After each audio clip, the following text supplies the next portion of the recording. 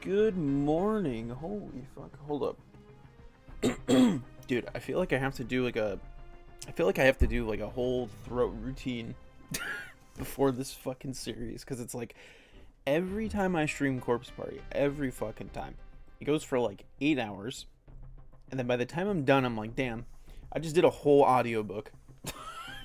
Like if you have this stream on in the background and you're not watching what's happening on screen, pretty much an audiobook for like fucking 8 hours, and it kills my throat by the end of this. So I always feel like I gotta prep my fucking voice beforehand. But anyway, sorry for the rant. Hello, hey one weird dude, how you doing? Yes, you are here, dude. I'm excited for this to finish this game because again we finished all 10 chapters and we still have 8 more extra chapters to go, and then obviously like after we do that, check out all the extras and stuff. So I want to do a little check-in really quick because I know people are going to ask me because we've 100% in every single game in the series, and people are going to be like, Yoshi, you didn't finish the fucking ending list. I'm gonna explain my experience with that really quick off stream. Hey, what's up, Inforged? Oh my god, I have not seen you here in a minute. How are you doing? I've really missed talking to you. How are you doing, Inforged? So I'm gonna go on a little rant right now. So okay, I have a couple of things I want to talk about before the game, but first thing I want to mention. So like every other Corpse Party game, right? You would obviously get the name tags and then the bad endings. So like the wrong endings are how you get every single ending in the game. So you could see right here, I went back on off stream. We now officially have every single fucking corpse in the game, every name tag in the game. So that means that the extra chapters are literally just for the fun of it. They have no collectibles in terms of name tags. So this is every single one in the fucking game. There's like over 200, I want to say. I don't even know. Now the other thing is like I said, like the other games, you have to get every single bad ending in the entire series or their respective games to get the additional star for the ending list, right?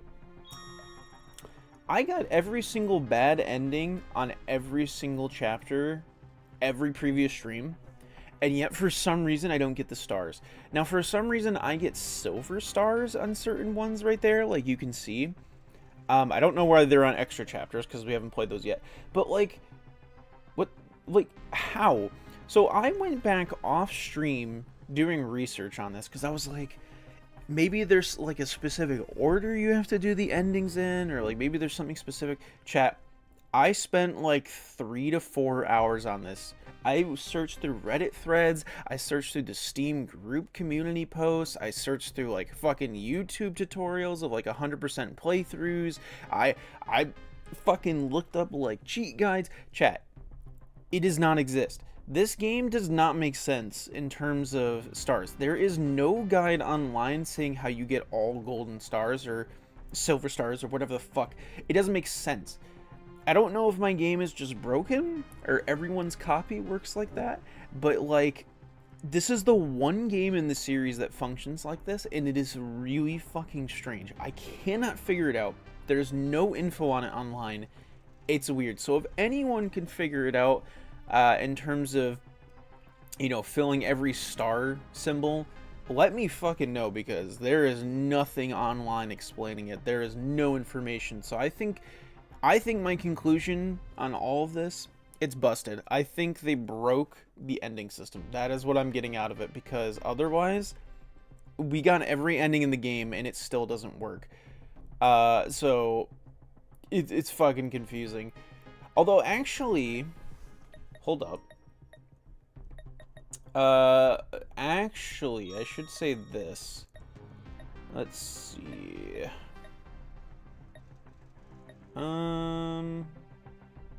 Okay, so I'm gonna reload back. I actually did miss one bad ending, initially.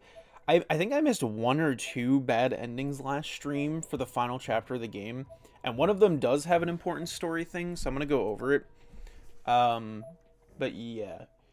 Yeah, I've been busy and will continue to be, but I've been well. Went to a concert last night, so I'll share some of that on Discord if you want. Oh yeah, for sure. Let me know how that went. Who did you go, actually? I don't know if you want to say who you went to go see, because you might dox yourself. But I hope you've been good, though. What was the other thing? Oh, chat. What perfect timing to play this game today when I retweeted it on Twitter, but they just announced for the first time ever, half the Corpse Party series will be for the first time ever physically released, and not only that, it'll be a 4-game collection coming out in August. I think for every system. I don't know if it's for every system or just Switch. But it also comes bundled for the first time ever a US release of all of the animes for Corpse Party. Honestly, really fucking cool. There's also going to be a CD included with every single soundtrack from the games, and I think the anime as well. And like, chat, that's pretty fucking cool. Like, what are the odds that gets announced right as soon as I'm playing this series for the first time? Okay, so I think for the first bad ending, I just need to lose. I never lost. I don't know how that's possible, but I just never lost.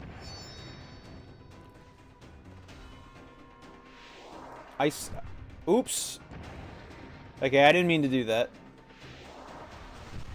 No. Stop being correct. No, stop it.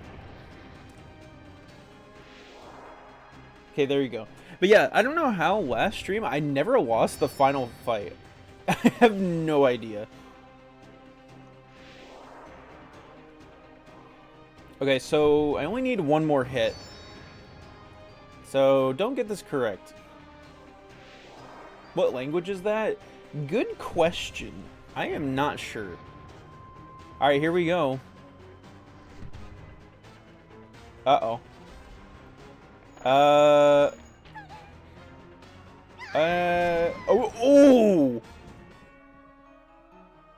Brother, she just exploded. Like, she just... Bruh. Dude, she just lifted her in the air and just blew her up. Just kapooey. God damn. Well, that was, yeah, I did not see that last stream. That's wild. just instantly. Kapooey. These fucking characters, dude. They never get anything good out of this series.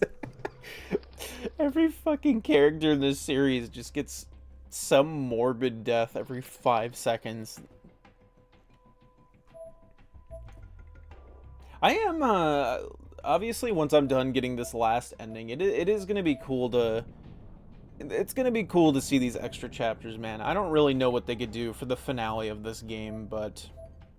Obviously, it's not in the base game, but, you know, still. Okay, so this time I cannot get any of them right.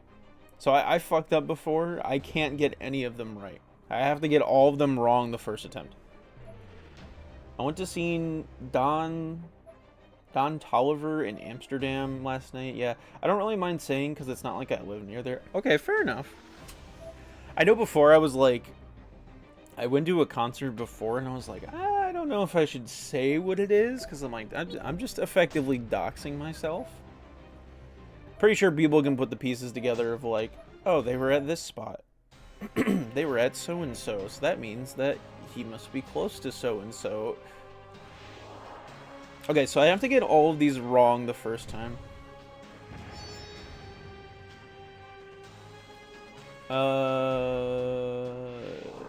How is the audio, by the way, guys? Is it too loud? It sounds really loud in my headphones, but I don't know. No, you fucking idiot! You weren't supposed to get any of those right. Okay. I mean, it doesn't really matter. We can still see what happens with this. Oh, wait, you can just do nothing? The audio is fine? Okay, cool. Wait, you can just sit there and do nothing? Bruh. I think I fucked up then.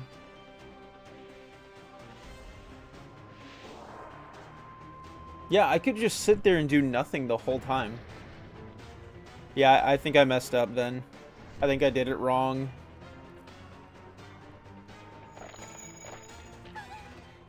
No, wait, it is different. Okay, so here was the ending. This is the ending I saw on a playthrough after the last stream, and I was like, oh fuck, this is an important one. Huh? I suddenly realized that my vision had gone completely dark. Bitch, it's completely white on the screen. What are you talking about, dark? Shinozaki? I turned around at the sound of Suzumoto's voice, and there she was, Mayu Suzumoto with a warm blue glow. Oh, it's everyone that's been forgotten, dude. Nyoho, Ayumi, we've been watching over you this whole time. Shinohara, Morishige, and Miss Yui were there too. Yeah, I'm really sad I missed this last stream. You guys, what's going on? Is this a dream? You've done so great, Ayumi. It brought tears to my eyes to see you pick yourself back up over and over again, never throwing in the towel. But isn't it about time now? Are you all alive? Shinohara shook her head. See? The marks on her neck from the noose that had killed her were still present and accounted for. We may not be alive, but we're all here, so we thought we'd pop in for a visit. So wait, they just realized she was gonna die and they're just like, hey, one last time, bro, we're just gonna come see you. This is black magic that allows someone to spend eternity with the dearly departed here, the land of corpses. Even Yoshi couldn't successfully cast that. Whoa, we're back in the school from the first game. Whoa. You know, I might even be able to hold class here. I never thought I'd actually be able to cast such a high-level spell. Wait, you didn't cast anything, though. Well, as long as I'm here... Oh, she went completely mad. And you know what Kishinuma did? Isn't that just the funniest thing you've ever heard? In a dark room surrounded by skeletal corpses, I stood and spoke with my friends. I was happy and content and lost myself to this sensation of camaraderie that I'd so missed. The morning never came. It was perpetual night here, but I barely even noticed. I was ready for this eternal existence with my dear departed friends. Dude, that is hands down one of the most sad endings in the game. Wow. Wow, that is one of the most depressing endings in the entire game. Just because she, you know, like they said, you could totally lose your mind going up against the Nirvana, but the fact that it gave her the illusion she was talking to her friends back at the school from the first game, and they were all just corpses, but she was imagining it for all of eternity. Bro, that's fucked. Yeah, chat, explain that to me. Like, why... Wait a minute. Wait a minute. Wait a minute, wait a minute. Have I been thinking about this wrong because the UI is shit? Does silver mean you haven't got the ending and the red means you have? Is it the complete opposite, but the UI is so dog shit they don't tell you that? Brother. There's no...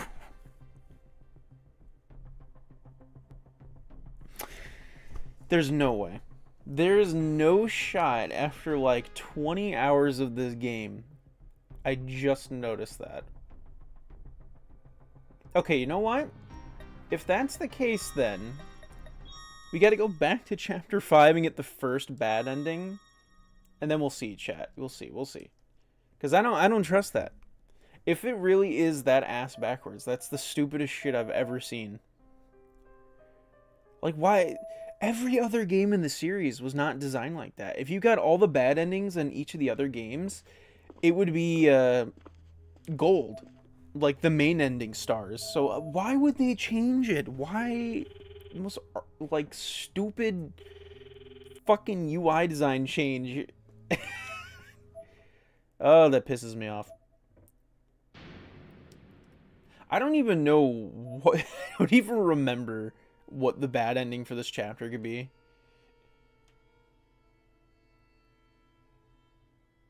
You good? Oh, okay. We're just standing there. The game was not progressing. So I wonder, is the bad ending dying here or something else? I don't know. I guess we'll see.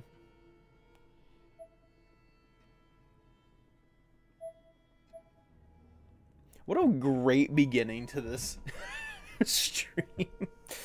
Fucking great. Go.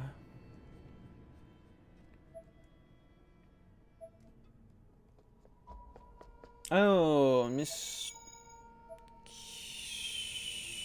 I kind of forgot her name. Miss... Not Miss Yui. Kyuhyun? Pretty sure that's it. Miss Kyuhyun? Alright, we're still continuing ahead. There is too much to skip here. Kind of forgot how long chapter 5 is, man.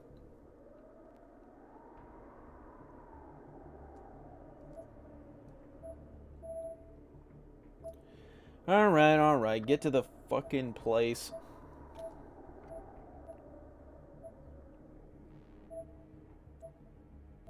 Well, I wasn't really sure. I wasn't really sure that there was going to be backtracking in this stream, but you know what, though? Fair enough.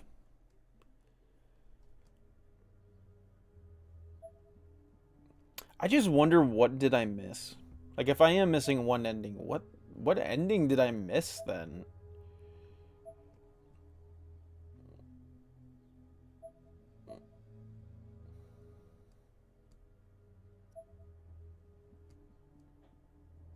You know what's crazy too? Because I thought about it like 20 hours after the game, or through the game.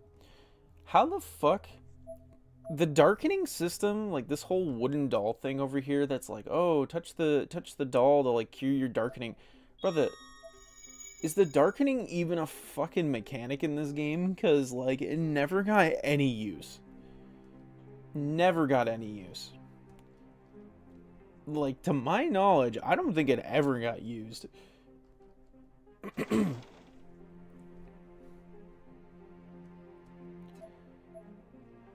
Alright, cool.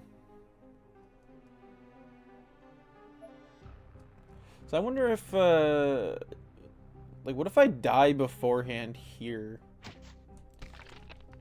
So supposedly, from what I looked up, those tentacle creatures that grab you, that's the darkening. So it's different, like they don't take normal health. But I'm sitting here like, bitch, how is that different? How is that even remotely different? This game sometimes, man. It's like I enjoy it for the most part, but then there's just some moments where I'm like, what the fuck are these decisions? Okay, so I may as well just save here. Because again, I don't remember where this bad ending is at all.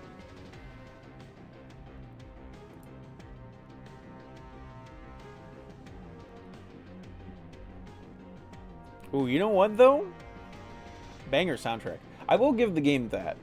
Very good soundtrack. I think it's probably the weakest out of all the games so far, but damn, it's still a banger though. It's called Corpse Party after all. We're having a party in here. We're having a fucking party in here.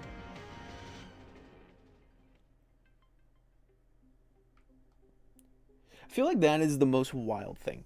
This is like a horror series, but you got to associate rave music with it. And it's not even because like the title of the series. It's just they just chose that. I don't know why they chose that, but it's kind of genius.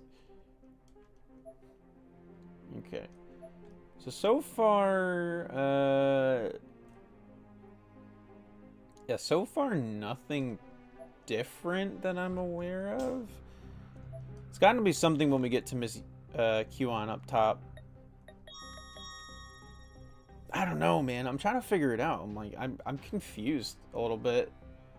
Like, what the fuck did I miss? Like, if the ending system really does work like that, I'm gonna be so pissed off. Ow. Okay, batteries. Okay. Also, this frame rate tank is fucking wild.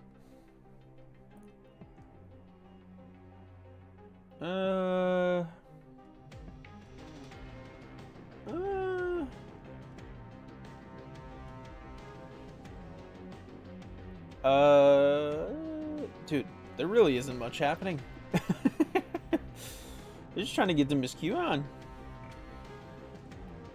Miss Q-on, get over here.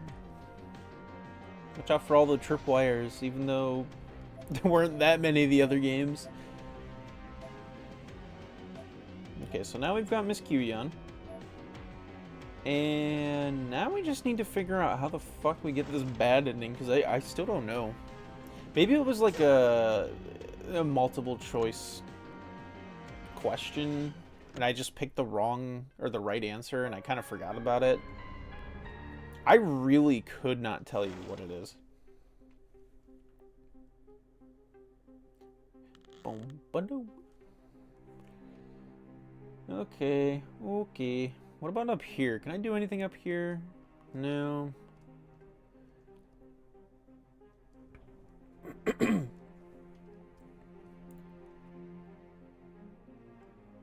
I will say, you know, another thing that's very strange, that this game does not have any footstep sounds. I think there's like footstep SFX like in cutscenes, but like there's no sound effects for certain things. It is so strange. Oh, there you go. Just spit up some applesauce. Alright, hurry up. Kill me. Oh, is it, the fuck? What the fuck? You know what? Just to make sure we save on time, I am gonna look it up. Because again, I didn't really want to backtrack this stream. Okay, let's see. Where...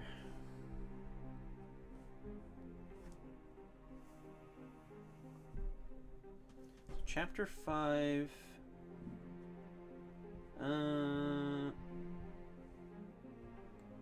Brother, what the fuck? Okay, so let's see.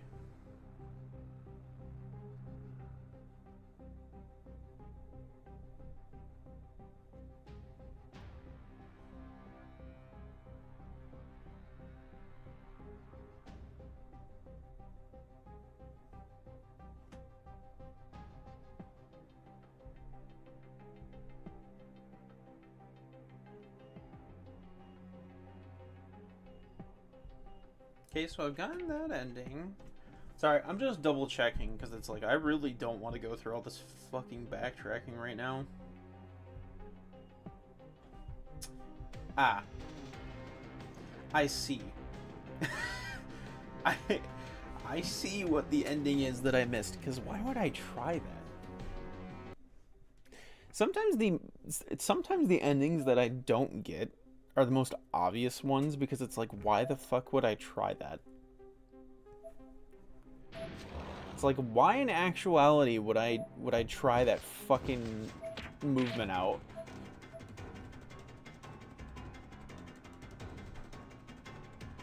Brother, what the hell is going on? Oh, I have to... I didn't realize I had to mash out of it. Oops. Whoa. Alright, move the fuck out of my way. Alright. Well, you guys are gonna see the ending that I missed last stream, I guess, because I'm fucking stupid, I guess. Alright, so watch this shit. This is the one that I missed. Pretty simple one, too, which is the craziest part. All you had to do was go inside the cabinet. God, don't they ever give up? I should try hiding. Yeah, okay, very smart idea. Very smart idea. Definitely not gonna backfire. Crap.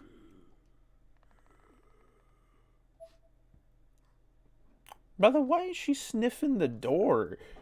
No, there's no way. She can't possibly be able to sniff me out, can she? Sir Knight? Sir Knight? You're there, aren't you? Won't you come out? The hell is she talking about? Who does she think I am? Won't you please help me? My body's been taken over by a demon. I'm being controlled against my will. Nah, fuck that. Don't open that. There's definitely a part of me that was ready to believe her. Please, I beg of you, come out. Oh, yeah, open the door. Yeah. Just open the door. Great idea. Sir Knight, I found you. Ooh. Okay. Yeah, so I missed that bad ending last time, but also... Wow. Did we ever even see what happened to Azusa the last stream? Oh my god, so it does function like that. So the silver stars show you which ones you haven't gotten.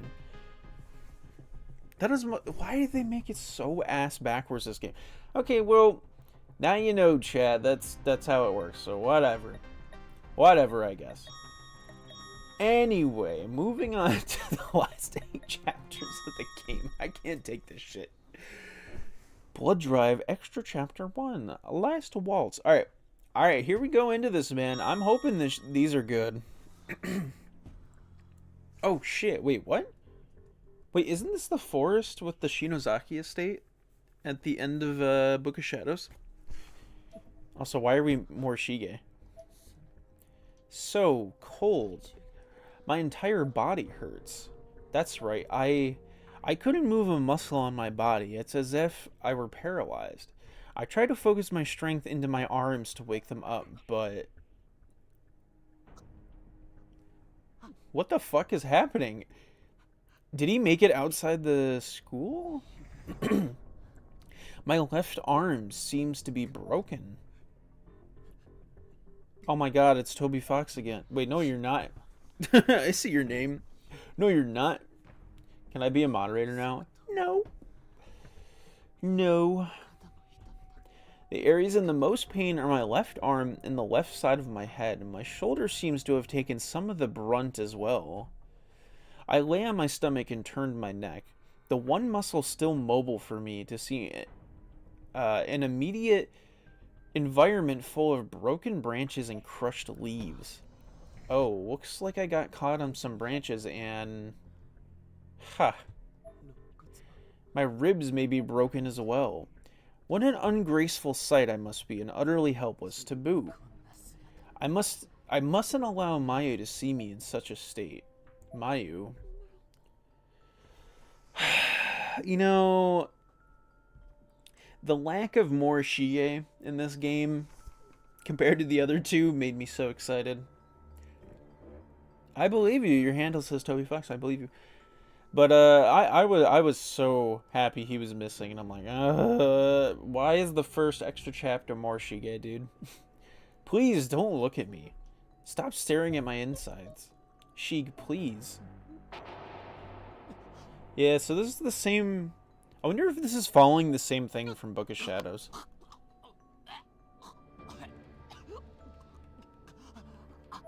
Ew, what the fuck is happening? Bro, get some mouthwash. What the hell is happening? That mournful voice playing over on my phone, so clearly Mayu's.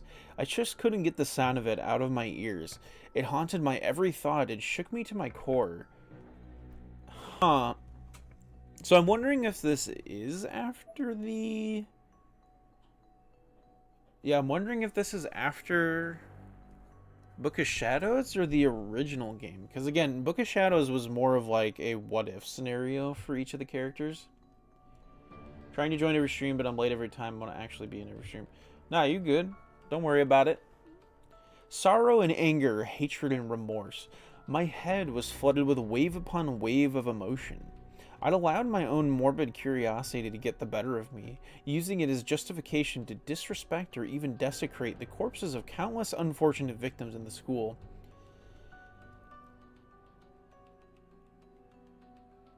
The morbid curiosity line is wild.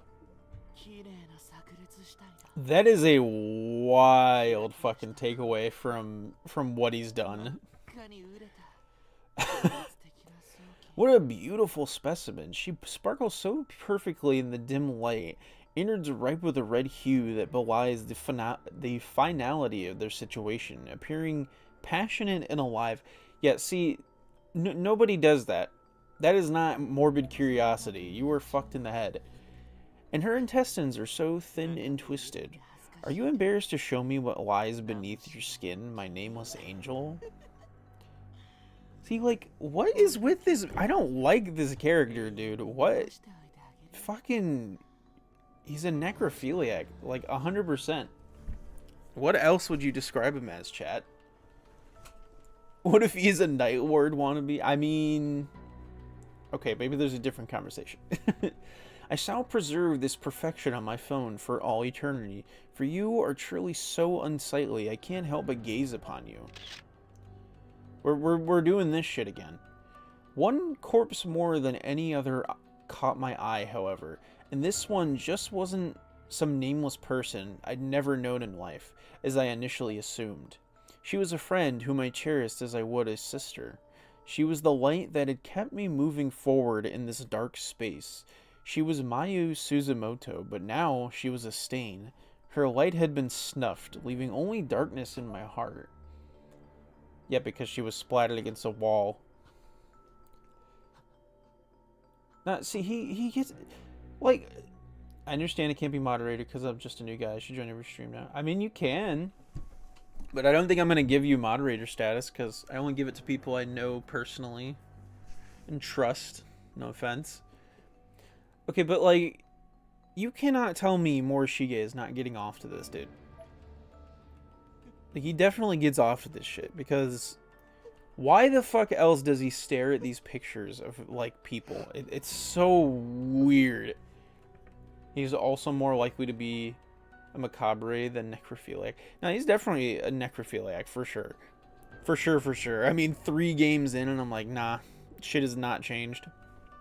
Mayu.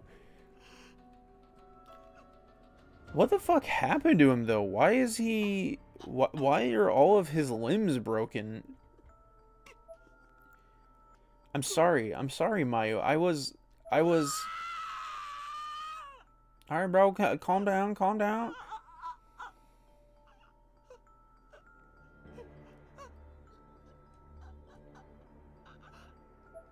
Dude, what the fuck is happening? I cried with every last bit of my soul, penetrating the ugliness of my own physical form as I lay there, bruised and broken and covered in my own vomit. The pungent stench of bile filled my nose. Mayu. So this is, I'm assuming, I don't really understand this, like, if this is tied to one of the other games, I don't remember. But this is definitely before he dies, right? I mean, that would make sense, his last thoughts being about her. The tears kept on streaming. I was sobbing so hard, and though and through possibly broken ribs no less, that my airways had backed up, causing me to break out into fits of coughing. A sudden gust of wind shook the leaves on the trees around me, chilling my body and soul and filling my ears with the sound of rustling leaves. My head hurts. I feel sick. Yeah, he's definitely gonna die, dude. I had to move. I knew that if I didn't, I would wither and die here. What the fuck? Dude, this game has some of those wild words I've never heard. Besmirched? Besmirched? Besmirched? Like, what is that word? Besmirched by my blood and the contents of my own stomach. I attempted to stand, but the pain was disheartening. Blasted. Dude, he's not gonna make it. Like, he's gonna die, dude. I reached 30 subs. Congratulations, that's nice. Hey, what's up, Bark Fargus? How you doing? I balanced myself on my right arm and with excruciating effort was able to forcefully climb back to my feet. Good God, man. I put my hand on the nearest tree, using it as a crutch with which to support my weight as I relearned the mere art of remaining upright under these new physical restrictions. Glancing back toward the school, I noticed a rusty tub next to the wall.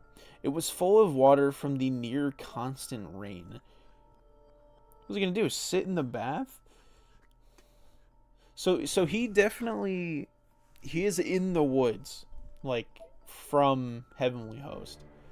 Every step I took brought with a new and more intense pain, but I took those steps nonetheless, approaching the tub slowly and methodically. Well, at least he's doing something? Question mark. I don't know if this is a good or a bad thing. Like, bro seems like he's gonna die any second. I squatted in front of it and pulled my face close to the water's surface. Cupping some rainwater in my right hand, I splashed my face, attempting to wash up as best I could. Oh wow, we actually get to see his face. Yeah, I don't know. I don't know about that, buddy.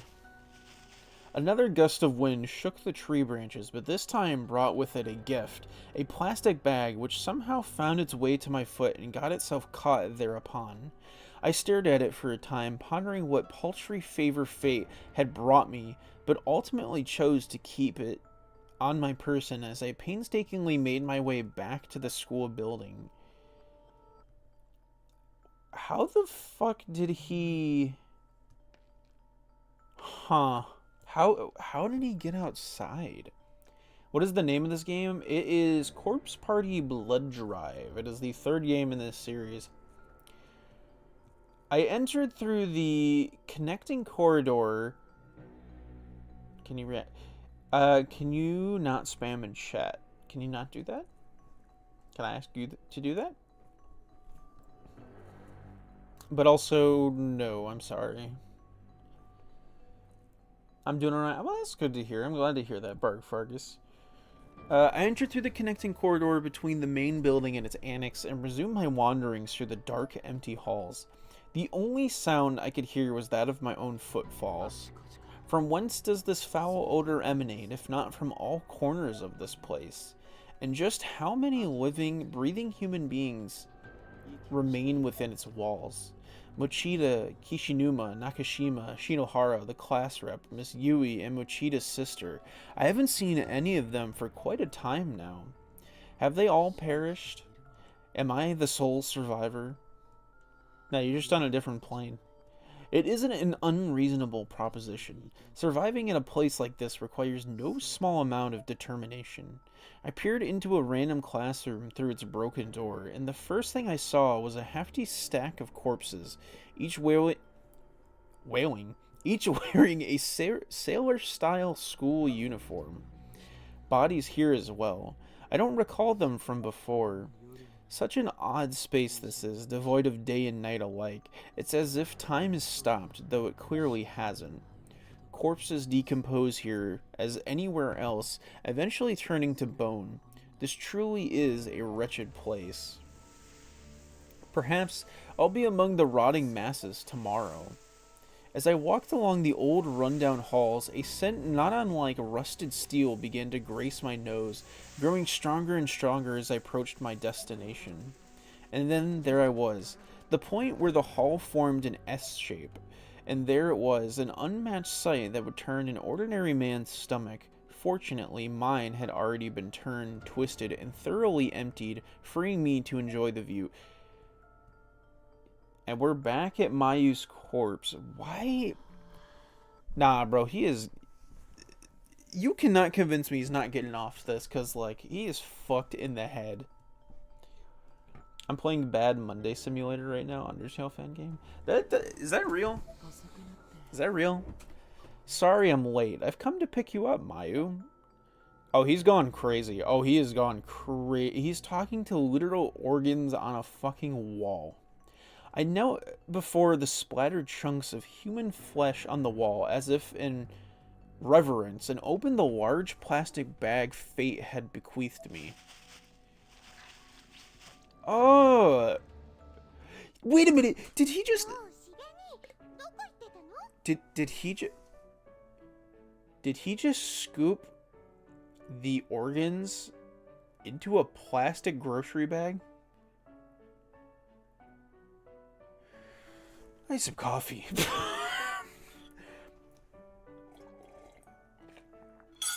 You know, I said the last couple of streams, the base game wasn't as gross as the other ones. I have a feeling these extra chapters are going to get so fucked in the head. Because so far, this is wild. Like, crazy grotesque compared to the base game. There you are, Sheik. What on earth kept you? Okay, so now we're back in the past when she was alive and they were both at school. I wasn't the only one waiting, you know. Teach wanted to see you perform too.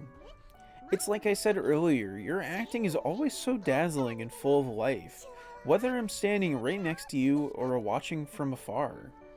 Heh, you flatter me. Not at all, I just don't want you to miss your big chance, you know? I'm sure there's a lot of crap to deal with, but, well, I just think there's an equal amount of good that could come of it too. And it wouldn't just be for you, but for those of us who feel energized when they don't, or when they see you act like me. So, come on, let's go. I know you can do it. I'm no hitting him. I'm on last attack. Alright, good luck. Good luck, Toby Fox of hit game Undertale and Deltarune. When I was young, I was highly prone to sickness, which resulted in me spending an inordinate amount of time home alone. My parents were so busy, they rarely ever had time for me. So I've learned that when I know my expectations aren't to be met, I'm better off expecting nothing from the very start. This guiding philosophy made it easier for me to cope with the time I was forced to spend by myself, and ultimately, I came to prefer my own company, willfully locking myself away. So he's very socially inept. Very, very bad illness when he was a kid. Generally, when one child behaves in such a manner, a responsible parent would exhibit some sign of worry, no? But mine did not. My father is a doctor, so his time at home was always at a premium. And in the rare instances we would talk, he would only ask questions of me as if I were just another of his patients. To me, he was less a father and more a physician. Bro, that's actually so sad. I rarely spoke and I never smiled, and this terrified my mother, whose interactions with me were always tentative and hesitant, as if she were dealing with some rare disease. This environment shaped me into the person I am, a person distrustful of his own parents. The only family member in whom I had full confidence was my grandfather. But after he passed away, I had no one. I withdrew completely until I met Mayu. If I hadn't met her, I may never have known the joys of acting. Oh, dude.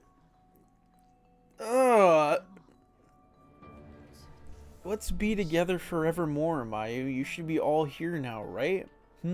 Wait. It's not here. Where could it be? Mayu, your hairpin is missing. Bro, okay. This is so fucked up. This is so fucked up. Where is it? Where did it go? Oh, the sounds, dude.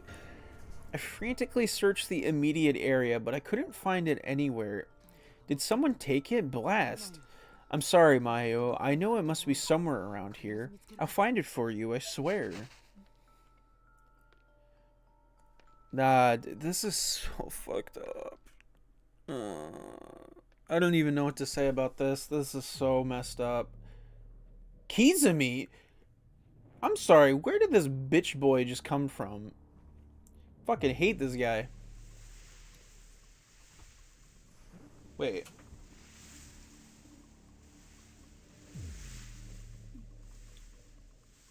Wait, did Springtrap just come out in Dead by Daylight? Brother, did he just come out? I'm beginning to think I'm the only person still alive in here. It hurts, it hurts. I don't want to die, I don't want to die. Help me. Why me? I did nothing wrong. Again? Die. Everybody just die. Damn it, it's your fault. It's all your fault. The hell it is. You're the one to blame. Everything's all your fault. Oh my... I think I remember this from Book of Shadows. Mommy, I can't stop the bleeding. I can't stop it. You're the one who climbed up there just because you could. This isn't anyone's fault. I mean, you climbed it too. But we fell because you pulled me. You're the one who pulled. Nuh-uh. Bro said, nuh-uh. Yo-huh. Children, in reality, are merciless creatures consumed with greed. Bro, I already know. With Kizumi as a character in this, I'm just like, bro is a fucking weirdo. The way they react when they've been cornered is what truly fascinates me. Okay, Kizumi, I'm gonna need you to kill yourself. Can you just kill yourself?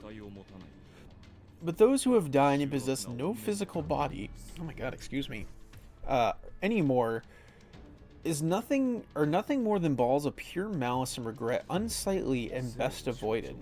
When the spark of life is attached to a body, only then is it able to shine its brightest and appear its most beautiful. I simply have no time for the dead. Bro is weird as fuck. Yeah, I'm telling you, like for the past other 2 games, Kizumi is fucking weird. He is a psychotic murderer who has like no empathy. As I approached the auditorium, I heard a voice echoing from within. Is someone there? I looked inside and saw a young man standing on the stage wearing the uniform of a different school. He held a plastic bag in his hand which seemed to be standing in for a coaster. Oh no. Dude, he's doing acting classes with her organs? Oh my god. This is so sad. This night on Northern Polaris, I do vow its distant glow alighting on thy cheeks. For you my deepest feelings to appean, my heart and soul cast at your worthy feet. 'Twas at that masquerade our love didst bloom, with reserve and faceless in our guise. Anon our families quarrel, but my fate is to be drowned deep in thy endless eyes. So song to song we danced, our warm embrace shook loose the last resistance of our heart, and when our lips exchanged the softest brush, it were a dream surpassing all man's art. Regret I bear for parting there with thee, when all my instinct was to steal away. Beneath night's cover, tarnishing our names, what need have we of names come break of day? This mad desire that burns within my heart, eternally full fit it seems to burst. Mayhap it burst long past, and now I stare upon thee with the eyes of one unmade. Oh, couldst I fly to thee this very night, yet in my flight perhaps thou were dismayed. The stars in their high seats burn bright this night, as though the future twixt us now to tell. Holy shit, this is long. We're really doing a whole play. My heart is restless, stricken with such terror, as visions of our failure might impart. Thou art my greatest love as blues the sky, yet fate grips me and thee to drive apart. Wherefore cannot we meet as lovers meet? Wherefore dost thou our hearts refuse to cross? Answers, I implore you, stars above. Why tormentest thou us with heart-hard loss? Jesus Christ, this is a tongue twist. Her hands, her feet, her lips, her being in whole is perfect. Eden sculpted by God's hand. The lily's purity exposed, laid bare that predators may force their way within. To call myself a guardian to possess another, as my own desire demands. Call it sophistry? Sorry if I'm saying that wrong. Or what thou'st willest. For all else I may be, I'm first a man. And as a man descent from Adam's kin, this impure flame is kindled here within. Alas, her smile was once enough to sate these demons howling, clawing at my breast. But daily grow these feelings, and those smiles which once could soothe me now confer no rest. What match is there for touch, for talk, for taste, to soak thee in like venom through the skin? If sorrow hangs thee, I'll attend thy side to lift thee up. Is wishing such a sin? I'd love thee even if 'twere from afar, or if all men deride me with contempt. If be my hands corrupt, I'll chop them off. If be my tongue corrupt, I'll scoop it out. If my eyes should defile you, out they come. All scent is naught if thou departest from me. On bended knee I beg of thee to spurn all others who could court you, turn and turn. If not, I pray thee one last favor grant. Allow my lips once more to touch thy hand. Wow. Holy shit.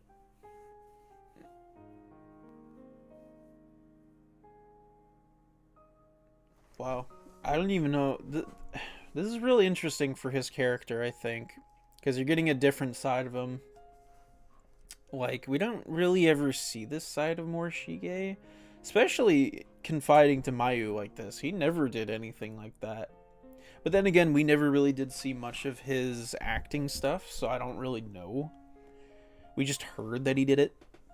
I'm the only one here right now because I checked participants and no one's here. I'm not understanding anything right now. It's sophistry. Yes. But also, no, there are other people here. I see the count. The man slowly, painstakingly dropped to one knee as his... I'm not even going to try and say that word. Suggested he would. He began drawing his lips toward the plastic bag until I made him realize he had an audience. Oh, for fuck's sake. Who's there? Brother, how the hell did it go from dark to light? Not a bad performance. I had no idea you were such a skilled bard. You're Yuya Kizumi, was it? You remembered my name, I'm flattered. I never imagined we truly would meet again, however. I suppose those of like mind have a certain bond in here. Don't lump me in with you, I'm not like you at all. Oh? Your knife, it has blood on it. Oh my, I forgot all about that. Ah, that's right. Your interests lie in taking photos of the dead with your phone, don't they? Sakutaru Morishige from Kisaragi Academy High School, if I'm not mistaken. I see, so you were watching me after all. Far be it from me to criticize your pastime. Getting excited by the sight of corpses is certainly unique. Okay, that sprite right there is wild. Well, I suppose there's no harm in you knowing. Taboos don't exist in a twisted land such as this. Very true. It's up to each of us how best to use the time we have left in here. And you've chosen to run around killing people with yours. Oh, come now. You speak as if I'm some kind of serial killer, but I only kill those who catch my interest. That's a serial killer. That is a serial killer, buddy. A rose by another name. I'm sure those who've caught your interest thus far would have no qualms calling you what you are. Heh, you speak as if this doesn't concern you. I see. Am I a person of interest then for your amusements? Let's just say you're a contender. I'm not the only one killing people, you know, and in the end, there's no difference whether you're killed by the living or the dead, is there? In fact, I suspect being killed by the dead is a far more brutal experience. Consider, for example, the girl who wore this hairpin in life. Ah, that's... Don't tell me you knew her. Would you give that to me? Ah, so this is a memento of the girl you love. No. Then why do you want it? Because. Because? Why should I bother explaining myself to you? I must have struck a nerve as I was suddenly being attacked. Not that he was particularly good at it, though. I had no trouble at all dodging. Watch it now. I wouldn't lunge at a man with a knife if I were you. I tossed the hairpin across the room, then grabbed Morishige's right arm and began twisting it. Oh. Let go, that really hurts. But if I let go, you're just going to attack me again, aren't you? Shut the hell up, just let go of me. And why would I do that exactly? My prey has been caught. It would be such a waste if I were simply to open the trap and return it to the wild so soon. I placed the knife against his cheek. Answer my question. The owner of that hairpin, what is your relation to her? Why do I have to answer a question like that?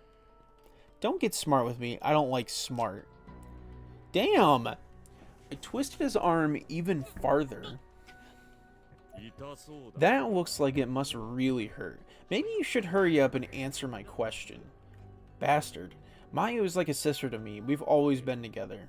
Oh, so that paste of a dead girl's name is Mayu then. Mayu's not dead. Huh? Mayu's not dead. She's not. Oh.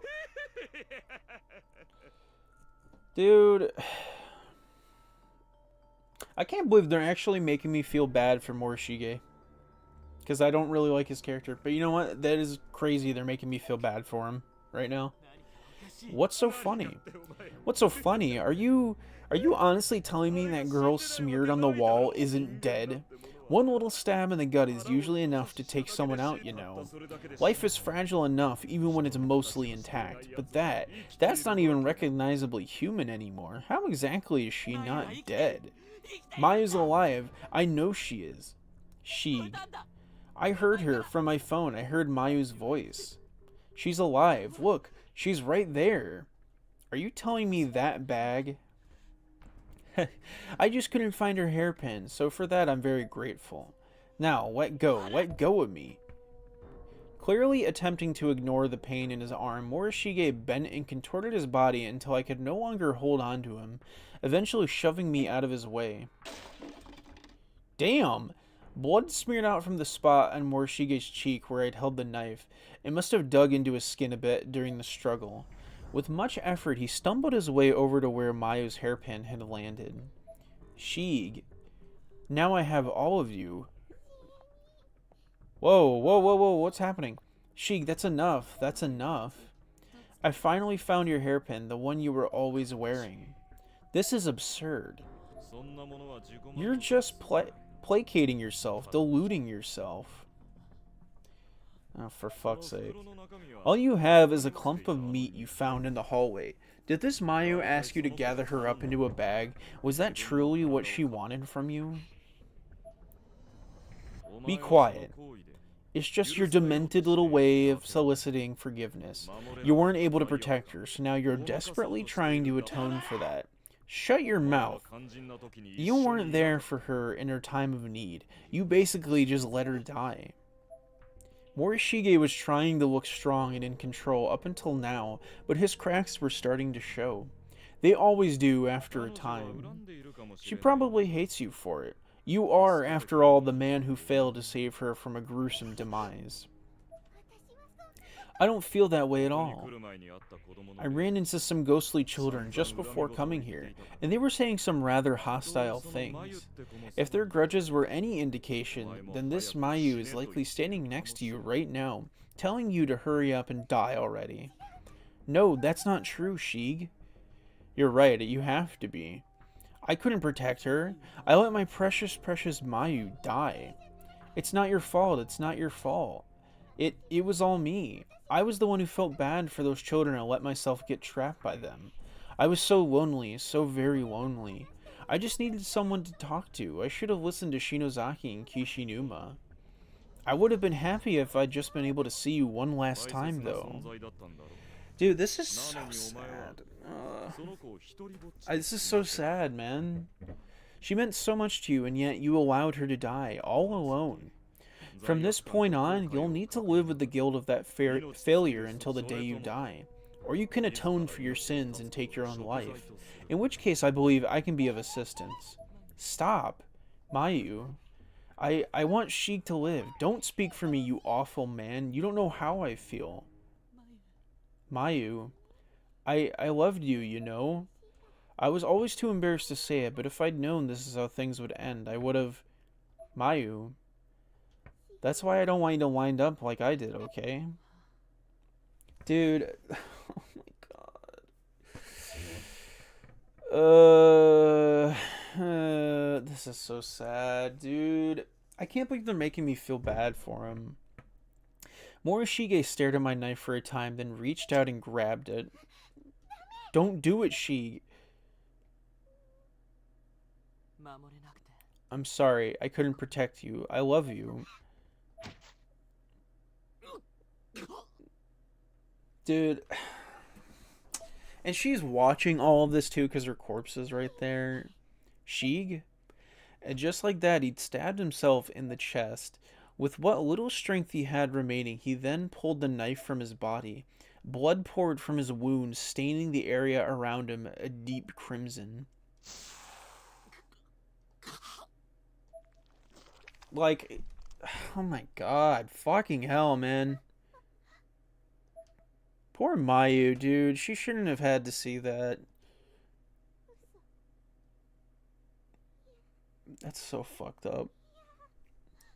Even dead, she can't find peace. It's like, bruh. Bruh.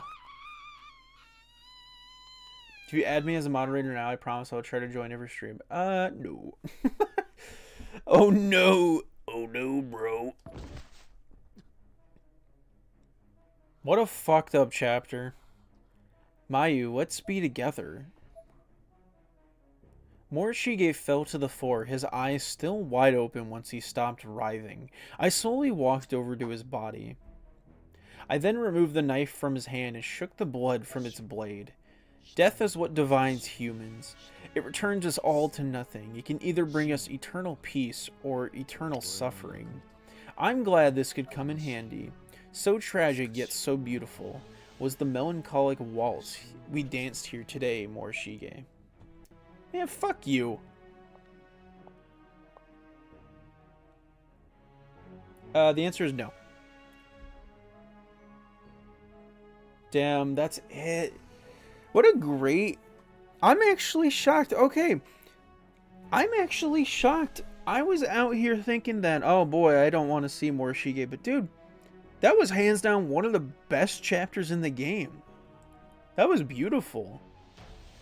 But like so tragic at the same time. Like that was fucking wonderful. Brilliant title for it as well. Like the whole Last Waltz title in relation to the, you know, the poetry segment. Hands down one of the best chapters in the game. That was fucking depressing, man. Good shit. Okay, that makes me... I have high hopes for the other extra chapters, because that was a good start. Okay. Chapter 2. Blood Drive, Extra Chapter 2. Martuba. Oh, wait, the Martuba? Uh-oh. Oh, shit. It was a few days before Ayumi would be released from the hospital. The setting was a dark, palatile chamber. Truly palatile at that, with various paintings and tapestries lining the walls, and ornate, vividly hued... Bro, these words are wild, bro. Candelabras dotting the room. I've never heard that word in my entire life. Along with a variety of human and animal-shaped objects placed here and there. What do they mean? Oh, Ayumi from the hospital. Yeah. Because she was in, She was severely injured after the end of Book of Shadows, so this is like right before the beginning of this game when she gets back from the hospital and goes back to school. Okay, okay, that makes sense. In short, these were surroundings rife with a sinister and supernatural mystique. Such was the nature of Martuba's tomb, the secret organization of black magic practitioners to which I belonged. And wait, is this her sister? No fucking way. And into these solemn yet stern environs echoed a low, deep female voice. We have determined the whereabouts of our holiest of objects, the grimoire plundered from our hands by those detestable Yagura. There was a slow, heavy cadence to her voice and a degree of uh, archaism to her speech that perfectly conveyed both authority and experience. This was not someone to be questioned. Surrounding me in this sacred space were numerous shadowy figures, each wearing a black robe. We looked an awful lot like the pop culture perception of devil worshippers. Ooh, truly. At long last. Damn those Yagora. The Book of Shadows. The weight of this news was evident by the sudden emotional reactions of those around me. I too was wearing the black robe, though the bits of pale skin peeking through would have made it easy to pick me out of the lineup. Lo, the radiance of our queen hath reached mine eyes from the depths of the schoolhouse manifested by the Nirvana. Oh ho!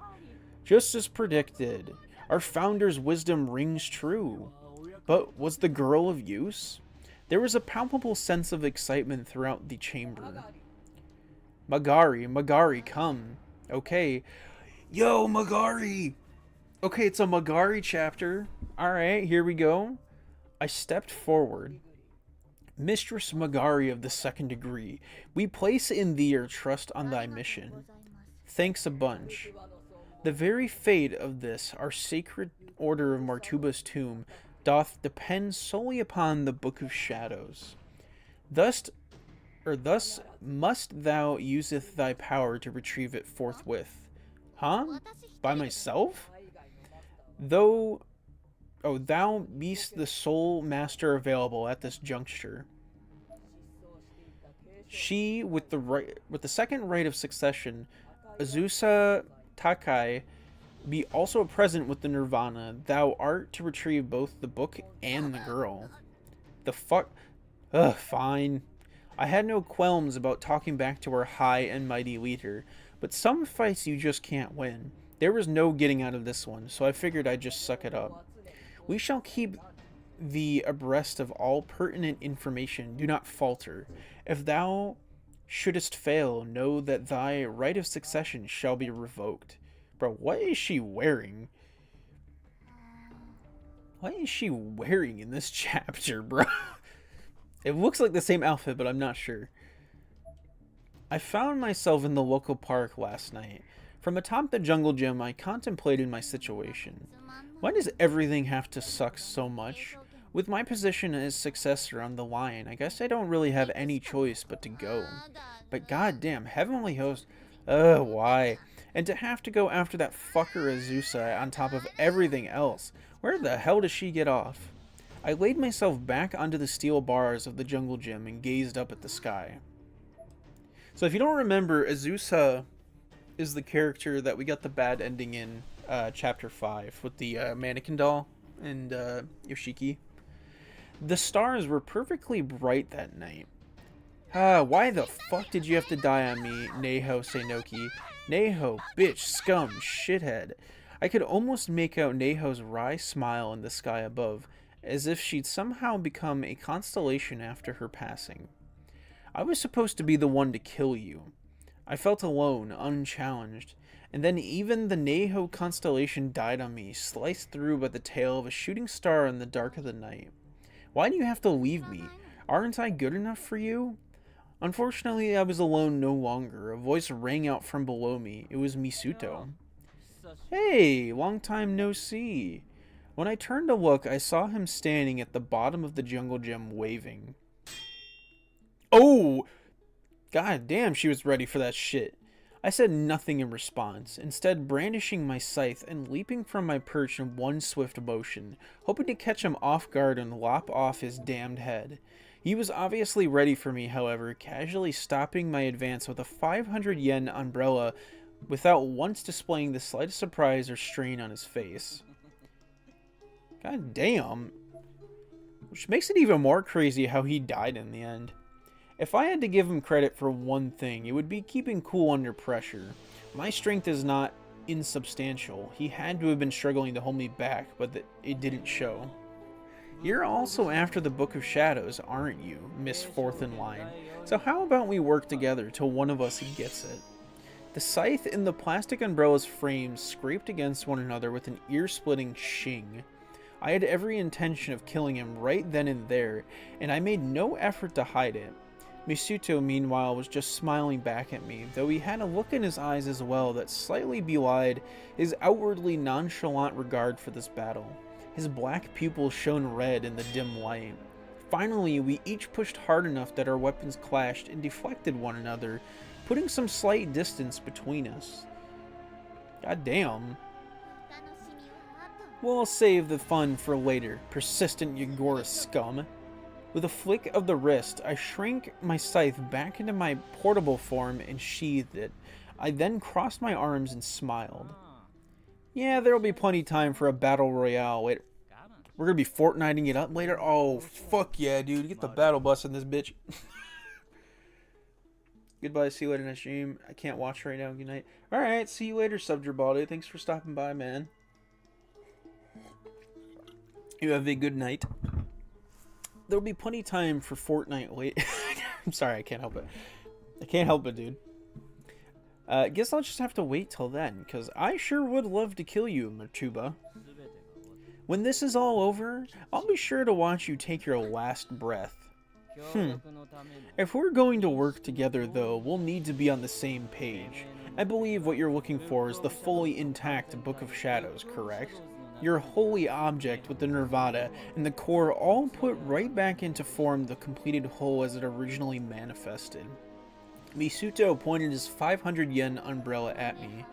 That Nirvana was awakened a long time ago by Yoshi of the Shinozaki lineage, which means the book can't be reformed by anyone but Ayumi Shinozaki, the successor to that line. Misuto huffed derisively. So I plan on sending Ayumi to the Nirvana to Heavenly Host once more. I'll get her to pay a visit to Makina Shinozaki's apartment. Misuto had his arms crossed as well. This was about as reluctant a truce as they come. Is that so? You do realize that if she dies, there's no one left to replace her. Of course I know that, which is why I'll be supporting her from the shadows, as much of a royal pain in the ass as that is. Okay. Oh my god, excuse me, dude. I'm dying out here.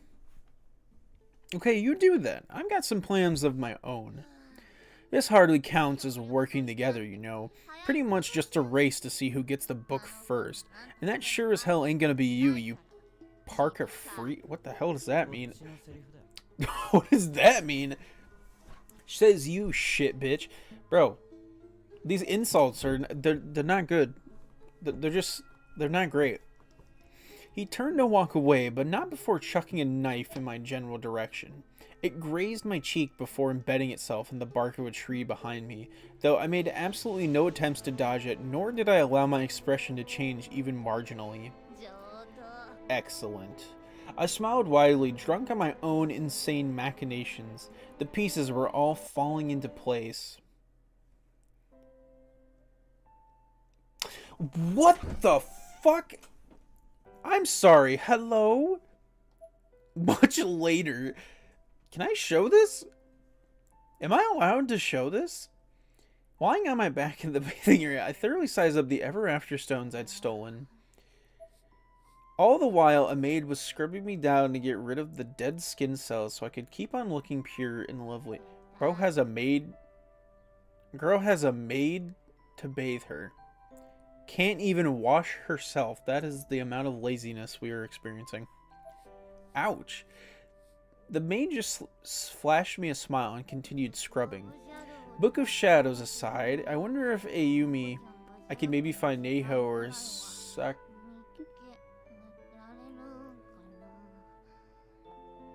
What the fuck is happening? That seems like it might be kind of fun. Fuck. The vehement scrubbing was making my body vibrate. What the fuck is happening? I wound up biting my tongue. Immediately a shot to my feet. That's it. Stop, you piece of shit. I bit my tongue. Not just yet. We still need to wash you down with hot water. I got so much off, you must feel like a new woman. Is my skin squeaky? It is. Prove it. As you wish. Brother, what in the fuck is happening right now? Sure enough, when the maid ran her fingers over my body, the resistance they found created a sound not unlike that of a freshly cleaned plate. Whoa, not bad for a scrub. Okay then, all is forgiven. I'm sorry. How lazy do you have to be that you need someone else to wash you? Like, hello? God, fucking heavenly host. I fell back onto my king-size canopy bed, sprawling out as much as I possibly could. On the floor nearby was a suitcase my butler, Waldo, had prepared for me. Bro's name is Waldo. Madame. Waldo was always so courteous and always kept an even tone of voice when addressing me. The preparations had been completed. I turned my head and looked down at the suitcase. Ah, damn it all, God. I slowly peeled myself off the bed to begin the arduous task of packing for my trip to Heavenly Host. Opened and ready for me, the suitcase contained a number of essentials that Waldo had pre-packed on my behalf. This sucks. It's awful. I hate it. Dude, she's such a fucking... she's such a brat. There was a canteen, some store-bought sweet buns, a black robe, some candles, matches, a knife, and a few other assorted survival items. This sucks. It's awful. I hate it. Oh my god, cry me a river, woman. Madame, I've also prepared for you some cosmetic water and liquid foundation, along with milk lotion if it's needed. He had 2 large bottles in his hand. I hate it. Of course. Okay.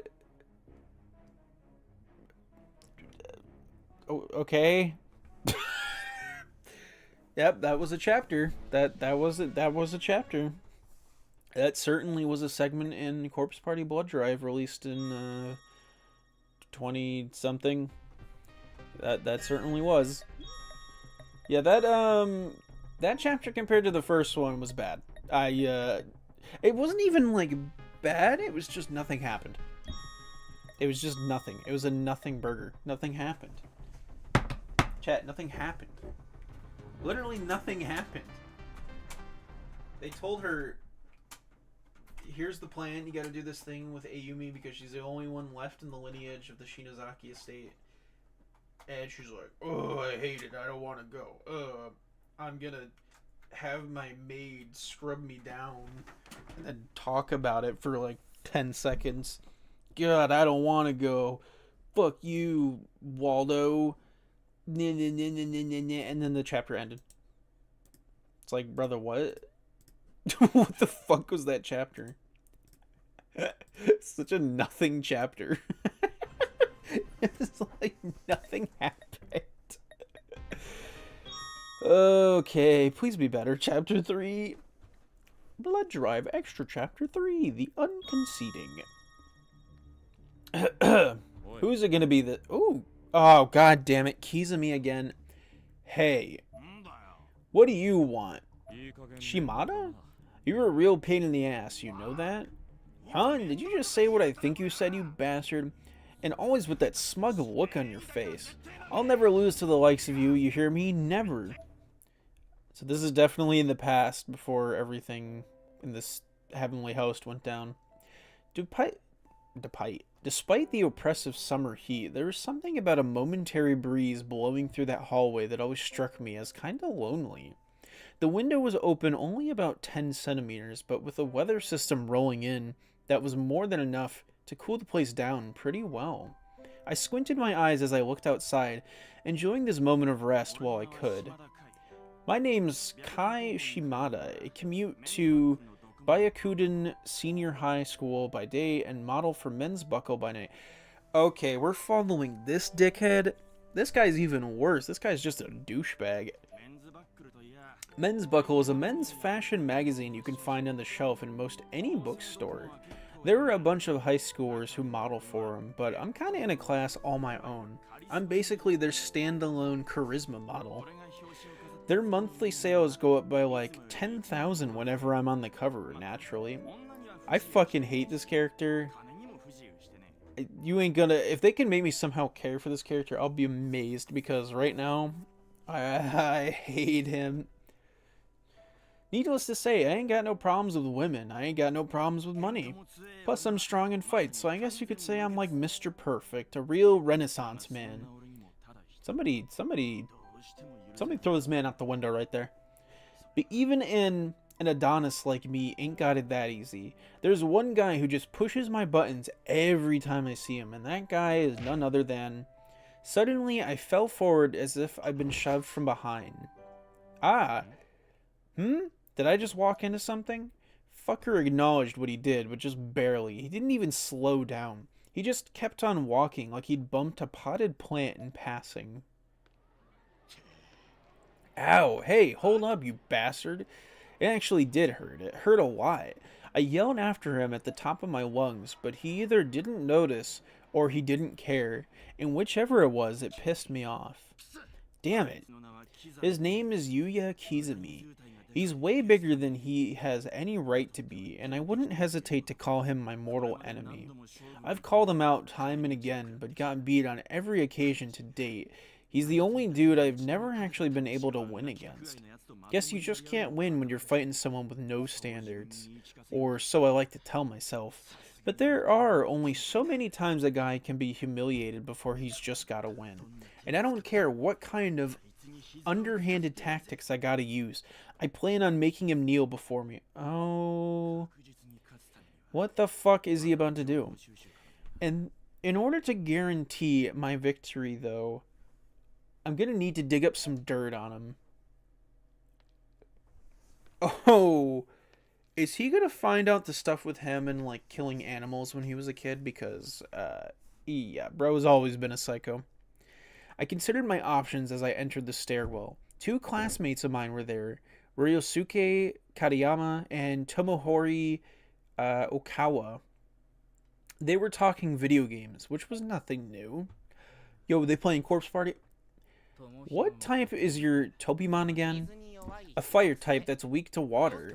What about yours, Ryosuke? Did they change his voice actor between games? Because he sounds different. Exact same. Man, doesn't anybody around here have any ground types? Weak. What's he weak to? That's it.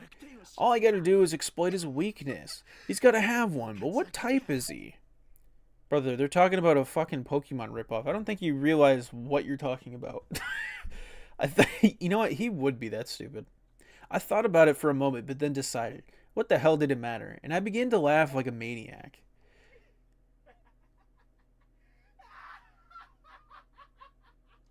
Okay. Alright. Well, alright. You have fun with that. Huh? What the?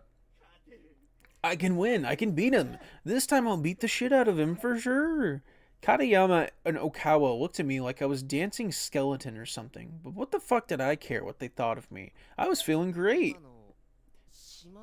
That was Shimada, right?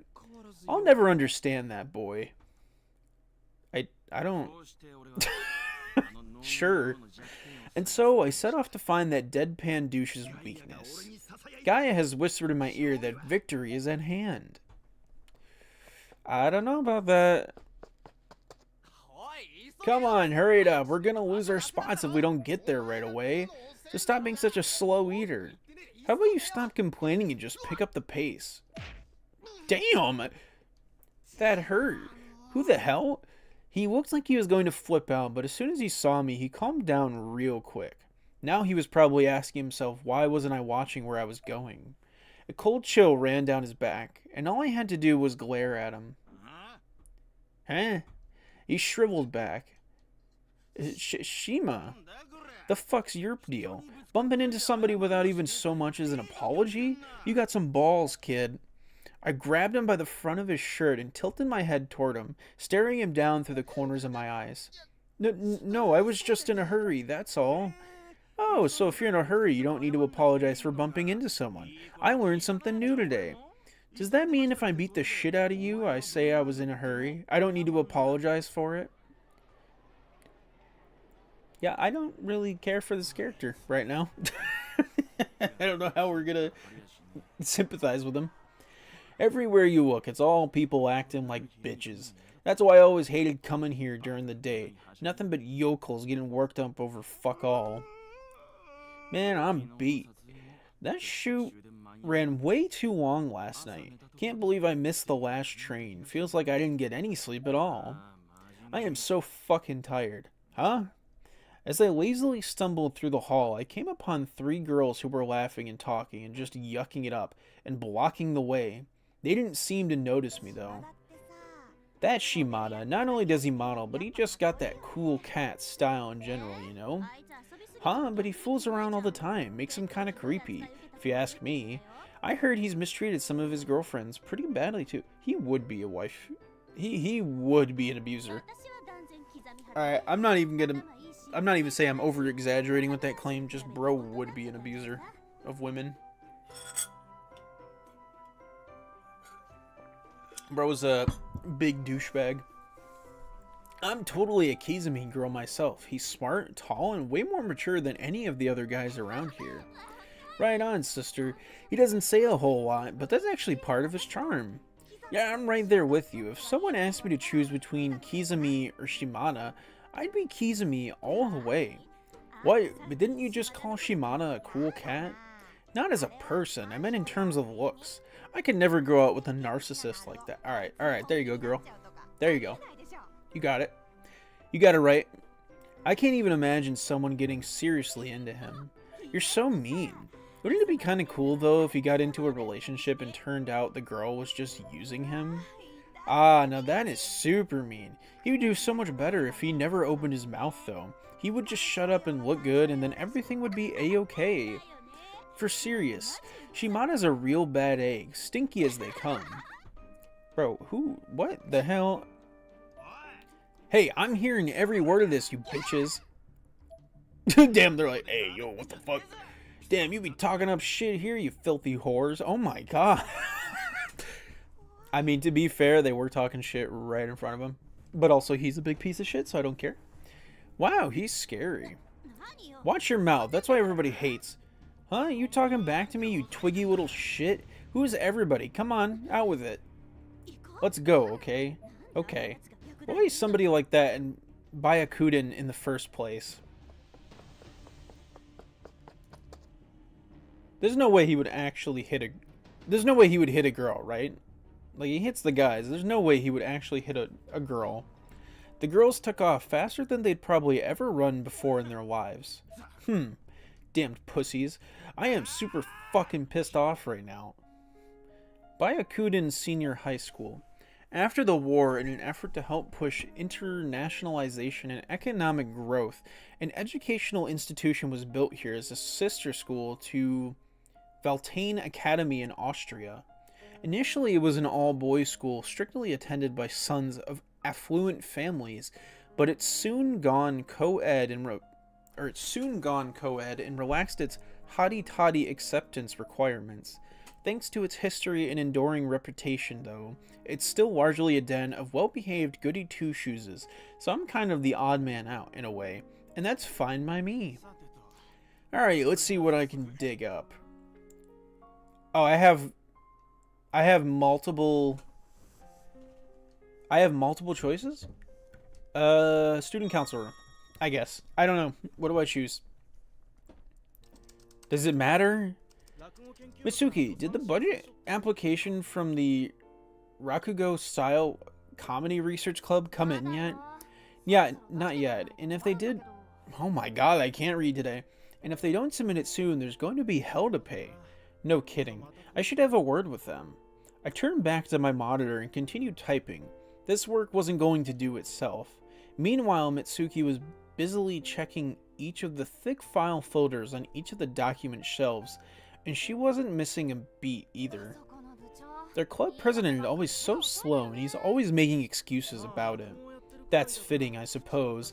Anyone who does rakugo has to be a master of speech in order to pull it off. Mitsuki stopped what she was doing at this, and just stared at me. I could feel her eyes burning into my head, so I stopped what I was doing as well and stared back at her. What is it? I was just thinking, if you told me you did rakugo yourself, I don't think I'd be the least bit surprised. Welcome, welcome, thanks for coming out. You know, when the times change, a lot of other things change with them. They say songs reflect the era, and then the era shifts as popular music shifts. But when I see a girl I thought I was cute back in the day, walking down the road with her granddaughter, all I can think is, who cares about the music? How did I get so old? What are we talking about? What? Why? What kind of image do you have of me? I just think you'd look good in a kimono, that's all. Huh? What? Is there something wrong with that? I tried to play it off. I didn't really want to deal with whatever implications there may have been here, if there were any at all. Oh, I see. Alright then. You also strike me as kind of a father figure, in a way. Damn. Bro, what the fuck? Can't be throwing out these accusations. Can't be throwing this shit out. A father figure? Fukuroi, hello? Is something wrong? Mitsuki waved her hand back and forth in front of my face. I'm a father figure? Well, you're really level-headed for a high school student, and you're always either reading or doing crossword puzzles in your spare time. Those are traits you find more often in someone's dad commuting to work than you do in a high school student, don't you think? That may be true, but Mitsuki, do I truly come across to you like such an old man? That's what I've been trying to tell you. Damn. Dude, the fucking music. So, that's it then. That's how it is. Just kidding. Huh? You may have the hobbies of a middle-aged man, but you're a wonderfully caring and reliable high school student council president where it counts. Mitsuki. Thank goodness, if I became the class dad, I don't know how I'd be able to live with myself. Wait. Actually, if I may ask, has anything bad happened to you recently? Huh? Not that I can think of. Why? Well, it's probably nothing, but you just seem depressed lately from time to time. Out of sorts, I suppose. If you don't want to talk about it, that's fine, but if you ever do want to talk about anything, I hope you know I'm here for you. Thank you, Fukuroi. That's what I mean about you being wonderfully caring. Well, I am your father, after all. And that's what I like about you. Mitsuki, you know, Mitsuki, Bro was about to spill his heart out, and then this motherfucker shows up out of nowhere. Fukuroi, I got something to ask you. Oh, and you're here too, Yamamoto? Perfect, I need a... Hey, what's wrong? As if he weren't distasteful enough to begin with, interrupting this tender moment with Mitsuki certainly did nothing to endear him to me. Kai, you know, what's got you in such a pissy mood? Actually, scratch that, I don't care. I need to ask you something. What is it? I'm actually thinking of inviting Kizumi to hang out, but I want to know what sorts of things he doesn't like so I can, avoid them. Something Kizumi dislikes? Let's see, I can't say I know of a single thing off the top of my head. I guess when he had to help out Kurosaki with his part-time job, he looked rather unsettled. What fucking kind of part-time job was it? Yeah, exactly. Part-time job, huh? What kind of job was it? It was at Tenjin Highlands Frightful Labyrinth School. If I recall, I believe he was... Wait just a minute here. Shimada, you've got a serious grudge against Kizumi, right? And now you're inviting him to hang out? Something smells real fishy here. I heard that. Caught you red-handed, didn't I? I didn't say nothing. You made a noise. I bet you're planning to set him up again, aren't you? Now, Mitsuki, let's not get too carried away. That's right, Yamamoto. It'll give you wrinkles on that perfect forehead, which will do no favors to your beautiful face. Though, I do still love the way you look when you're angry. Bro, I bitch slapped the fuck out of him. Shimada sneaked a quick kiss on Mitsuki's left cheek. Okay, now you really need to smack the fuck out of this dude. You...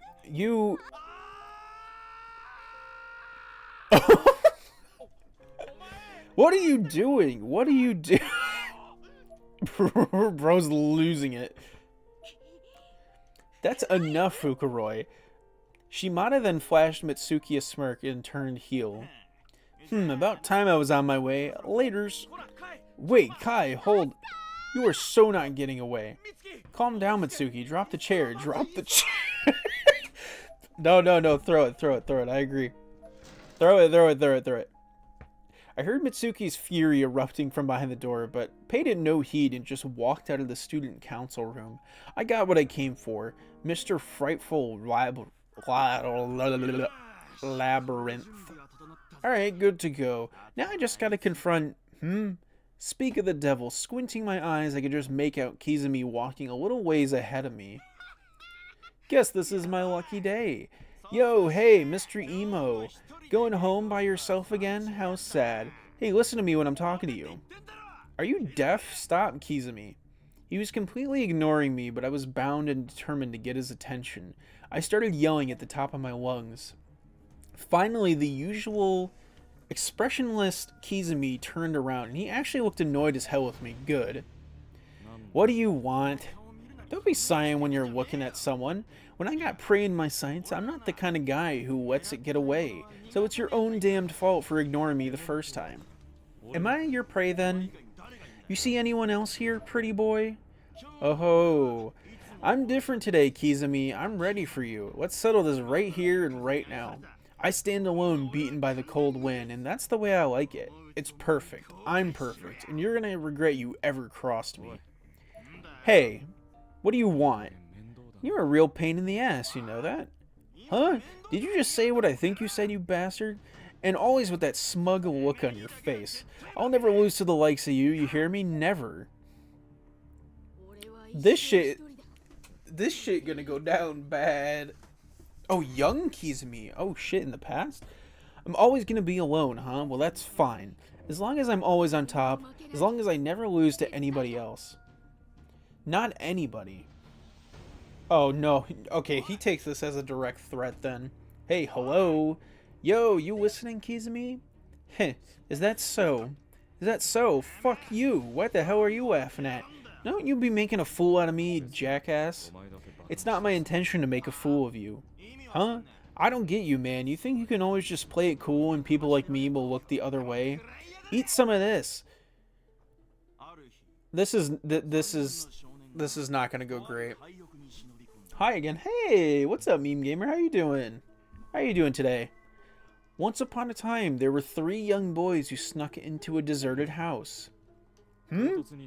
What's this all about now? Oh, he's trying to make up this story based on the fear of his. Oh, fuck. Just shut up and listen. The house had a thatched roof and had been totally empty for decades. The floors were all patched up with boards, the walls were in shambles, and there was tons of dust on top of the scattered broken furniture the former owners had left behind. Once they got inside, the kids split up. One went to the kitchen while another went to the bedroom, and the third went to go check out an old shogai board he'd seen in the living room. He quietly swept off all the dust from the board with his sleeve, and that's when he noticed the red and black spots all over it. They were blood stains. He gasped. His pulse was racing and his breathing turned erratic. He couldn't look at it anymore. He averted his eyes, looking up instead, where he saw a rope hanging from a ceiling beam with a loop tied into the end that hung down. Okay, alright, props to Shimada, like, coming up with all this, though.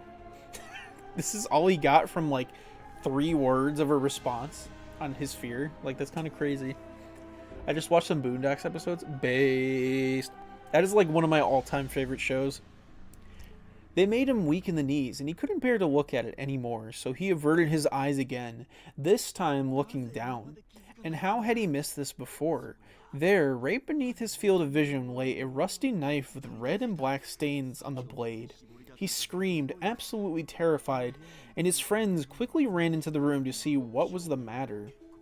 It didn't take them nearly as long to notice the bloody shogai board, the noose, and the rusty blood-covered knife, at which point they all froze in fear too. After a few moments in stunned silence, a creaking sound resonated from somewhere above their heads. The three of them looked up in unison, all terrified. The rope hanging from the ceiling began moving on its own, spinning in a wide circular motion. For a second, their minds all went blank. Then they just all scrambled at once to get the hell out of there, tripping over anything and everything that stood between them and the door. Safely outside, they thought they were finally out of the woods, but then crash. The deserted old house made an awful sound and collapsed in on itself before their eyes. They were shaking hard by this point, and they were all like, let's get far away from here now. But just as they turned to leave, they heard one last sound come from the ruins of the old house. It was the sound of that old rope creaking as it swung. And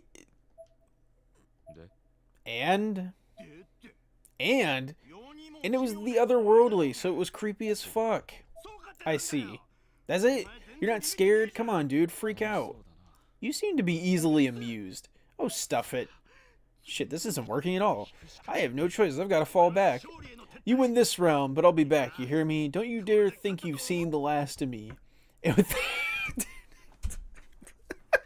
this dude is so fucking stupid. And with that, off I went. This guy's a fucking idiot. It's fucking... What did you think was gonna happen? He didn't even say he was scared. He just said that he looked perplexed. That does not mean scared. I stopped at episode 6. Damn. Yeah, you're gonna love that show. It's really good. Damn, yesterday was a huge pain in the ass. Does this guy even have a weakness, or is he, like, totally infallible? No, there has to be something that bothers him. It's impossible for there not to be. And I need to settle the score. Depressed and determined, I went to the student council room. Oh, hell nah. No, you ain't welcome back in here. Anybody home? And of course, when I opened the door, who should I see but Kizumi? He'd placed a chair by the window and had his eyes closed, but for some reason his forehead was all scrunched up like he was trying to think of something. When I called out, Kizumi opened his eyes and gave me a sharp glare. It was actually kinda intimidating, though I'd never say that to his face. Nonetheless, I backed off a little. What the hell? You wanna go, huh? Kai, how many times have I told you not to stir up trouble in the student council room? Huh? Why is the door open? Whoa, did I come at a bad time or something? We all turned our attention toward Kurosaki. No, Kurosaki, you came at just the right moment. Seriously? Sure seems like bad timing to me. There's totally a chill in the air here. It's from those two. Hey, don't talk about us like we're plagued or something. So, Kurosaki, what can I help you with? Oh yeah, I thought maybe we could all try some of this together. Is that? Yep, the infamous R2 yakisoba bread. It's usually sold out, but I managed to get my hands on some today. And I was thinking it might be fun for us to try our luck. R2 yakisoba bread. Bro, I cannot read today. It was actually written like R squared and stood for Russian roulette. They were small bread bites covered in fried soba noodles. Damn! Yo, this shit sounds good. Give me that. Only a few packs were produced each day, and for every 20 pieces, 5 of them at random were secretly infused with red-hot chili sauce. Strangely, this made it a real hit item. That sounds really fucking fun. That actually sounds really fun. Is that a real thing? I gotta look that up. Hold up. Is R2 bread a thing? That sounds fun as hell.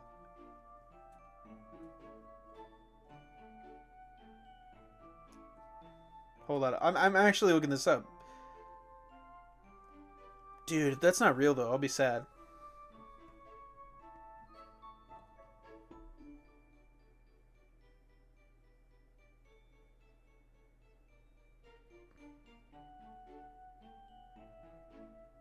Hold on, what was... Hold on.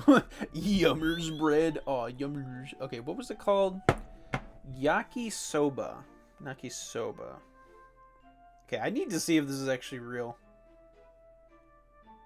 Yakisoba bread.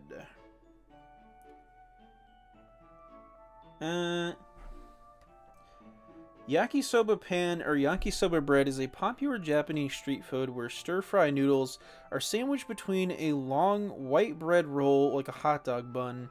It's a common and affordable snack, especially popular in school cafeterias, festivals, and convenience stores. Oh.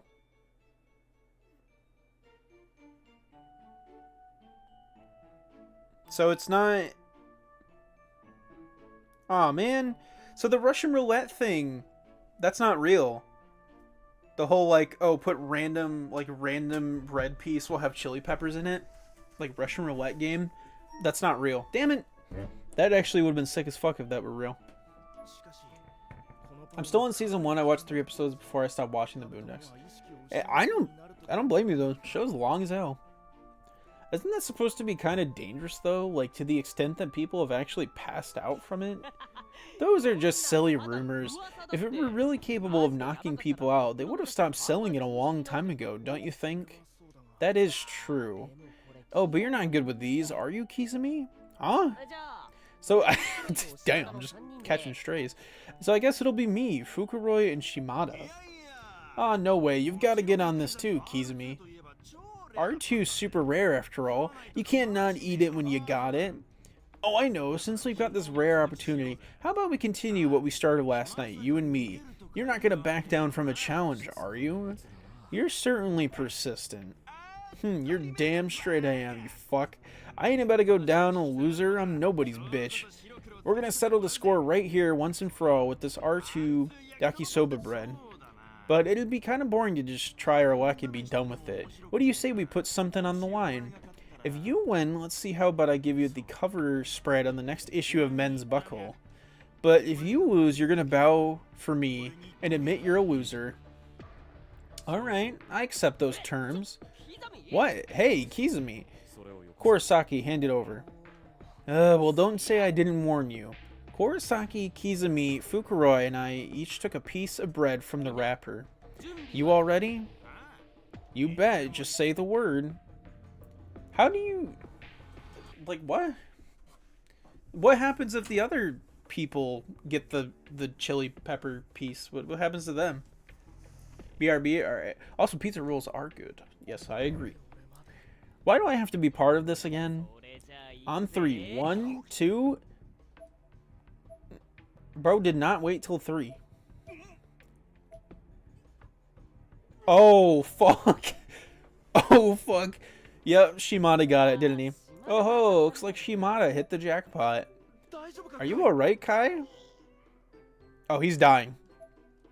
That was one of the chili pieces, alright. I did my best to hold in my screams, but there was only so much I could do. Something had to give. I mean, also try to get a firearm in Japan. What the fuck are you talking about? You can't really Russian roulette there. I mean, it's a different form of Russian roulette. You can do Russian roulette with other things than a gun, you know?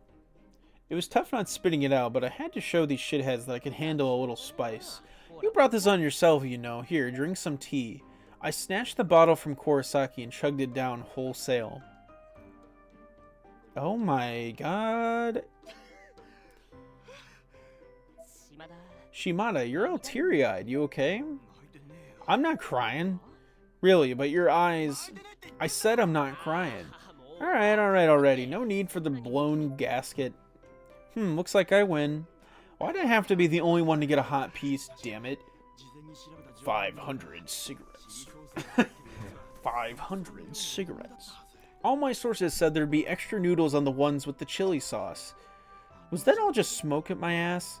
As I continued to mull over where I went wrong, Kurosaki got this concerned look on his face. He was staring at Kizumi, who suddenly had gone real still. Hey, you alright, Kizumi? Why wouldn't I be? Well, you're bothered by parsley, right? See, this is what happens when you push yourself. You don't look so hot. Parsley? Good crap. Kurosaki cupped his hands over his mouth, and Kizumi shot him a hell of a glare. So that's it, your weakness is parsley. Parsley! That's so lame. I may have taken some blows from the chili sauce, but you took some heavy hits yourself from the parsley, so I say this match is a draw. I don't think that's how that works. That's absurd. What's absurd about it, you bastard? I don't lose. I can't. It's not possible. Okay, bro, that is just false. Damn it, not now. Yeah? Yeah, sure I can. Okay, see you soon. What was that? You have work? Yeah, I'm getting called in for some gig that just came up. So I guess we'll just have to settle this another day. That's not how it works. Withdrawing me from the challenge is tantamount to losing. Huh? No fucking way. If it's from third-party interference, it doesn't count. So any loss on my part is null and void. Yeah, I can't help it if I'm busy. I'm popular, and I'm also out of here. No matter how much work you've got, Kai, just don't push yourself too hard. Remember, you're a student first. Alright, meme gamer, if you keep spamming, I'm gonna have to put you in timeout. Please stop doing that. I got it. Speaking of, if there's anything in the wings, Mr. President, I'll be sure to follow up. But for now, I'm off. Later. Loser. Huh? The hell did you just say? Well, here we go again. Kizumi can be a real sore loser. You two, if you're going to fight, take it outside. Fukuroi was basically facepalming, but me, I was ready to rip Kizumi a new one. And the cycle just continues. You really boil my blood, you motherfucker. I just want to puke when I see your face. I could say the same to you. You're a mongrel. All bark, no bite. You little... Who the fuck you calling a mongrel? Bye. Are you leaving? Are you leaving? I can't let you get away with that shit. I don't give a fuck if you cry like a punk-ass bitch. You're mine. All I hear is barking. I'll show you barking, you bastard. Let's go one more time. Fine, I'll be happy to show you which of us is stronger. You're on. You're going down. I'm gonna beat the shit out of you, you brain-dead fucker. Hey, Kurosaki, go buy us some egg bread. What? Me? Is that... That's not the end. God damn, this chapter is long, dude. Hey, did you see this month's issue of Men's Buckle? Huh? Not yet. Why? I saw this when I was walking past the bookstore yesterday. Ta-da! Yuya's on the cover. Isn't that amazing? What? Why Kizumi? Oh, I can answer that. For whatever reason, Shimada and Yuya wanted to test their luck, or to be more accurate, they along with Masato and Kensuke decided to take the R2 Akisoba bread challenge. But when they couldn't agree on a victor, Yuya and Shimada had a egg bread speed eating contest. And as usual, Shimada bowed out early. The difference is this time around they put something on the line. The right to be the cover model for this month's issue of Men's Buckle. That does sound like Shimada. I could easily see him making a wager like that without even thinking it through.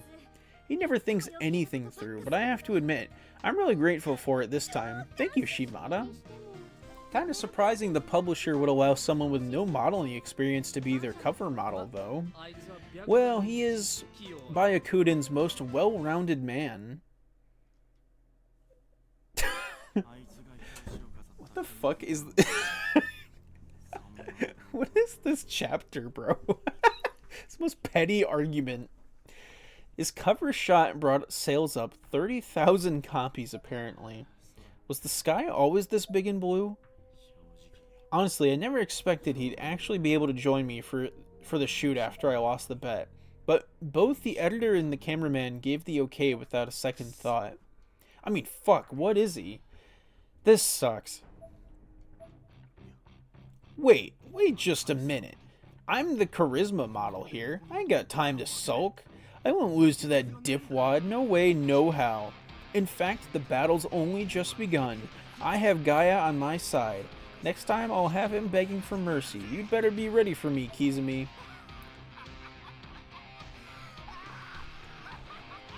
What the fuck?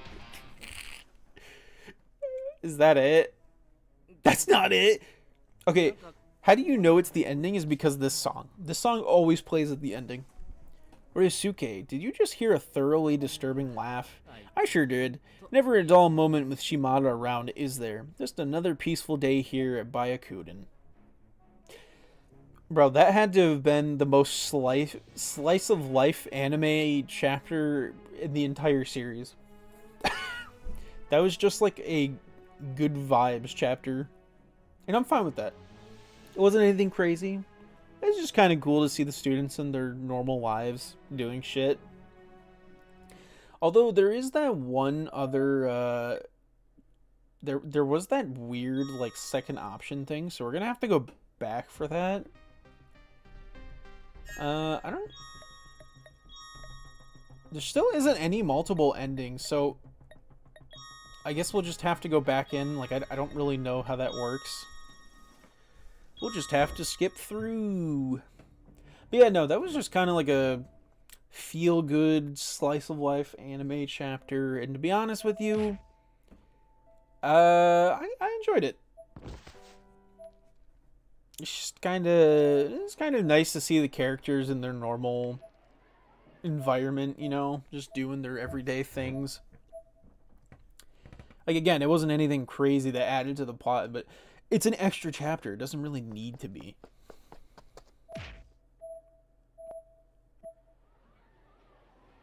Okay, so I'm going to skip ahead so that we can just go to... I think it's the library?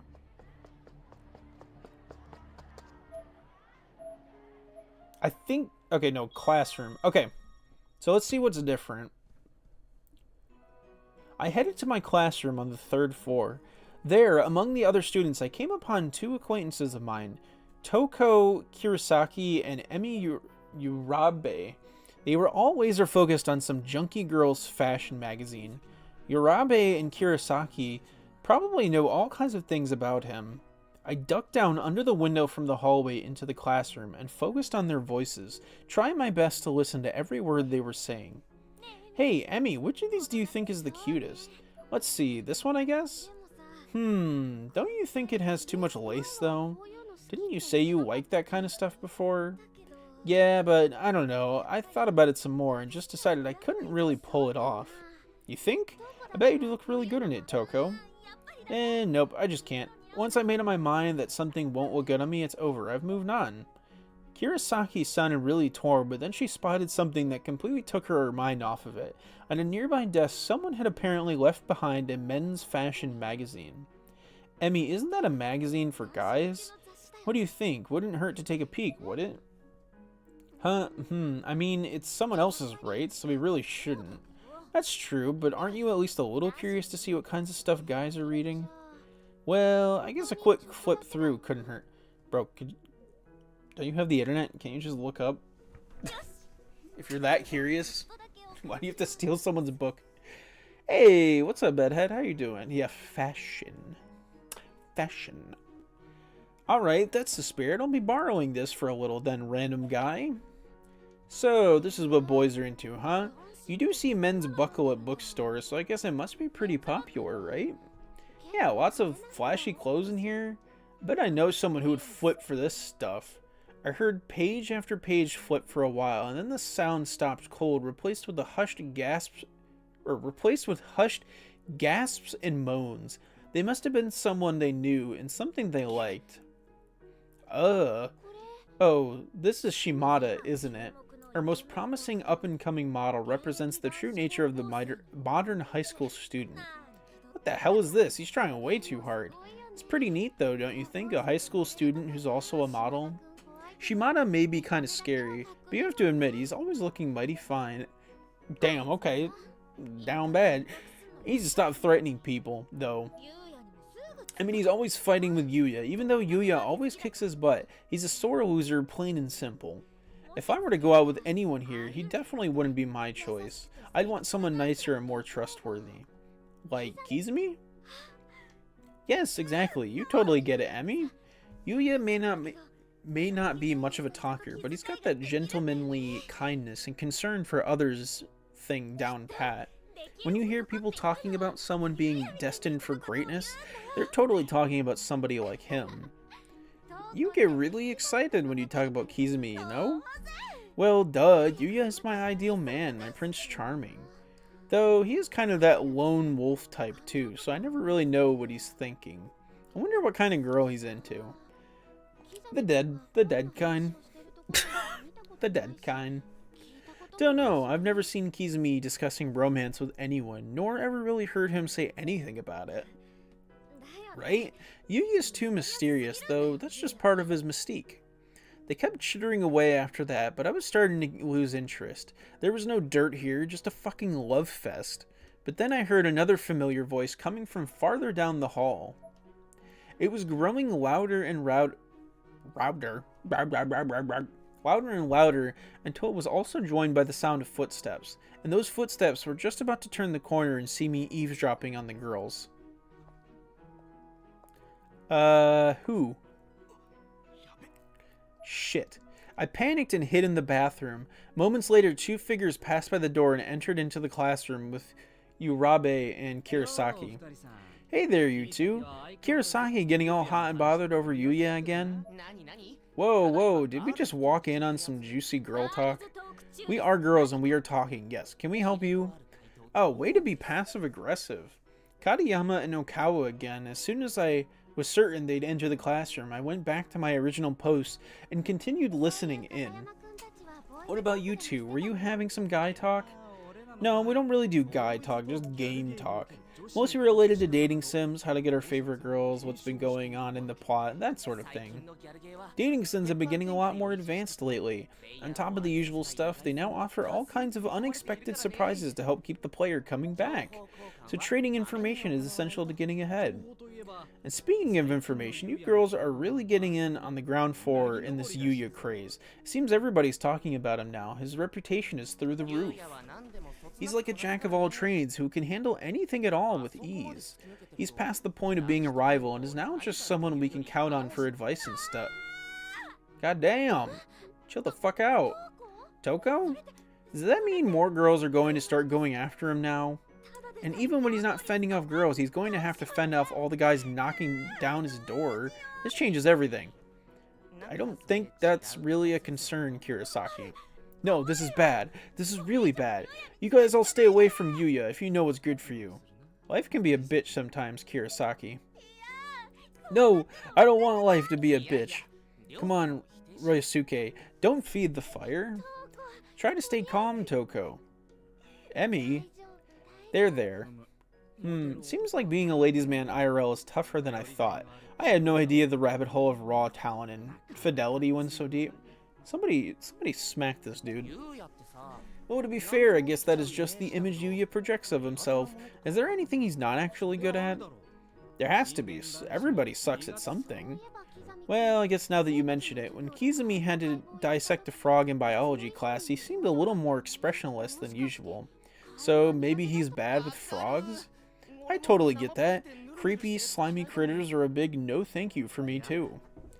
Actually, it may not be the frog, but the act of dissection that he dislikes. God, just thinking about cutting open one of those things just gives me the creeps. Is anyone actually into that disgusting class? No, I really think it has to be the frog. Maybe it goes deeper than that. I mean, I've never seen Kizumi touch any animals at all. So he's just not good with animals then. I passed him when he was walking a dog once though.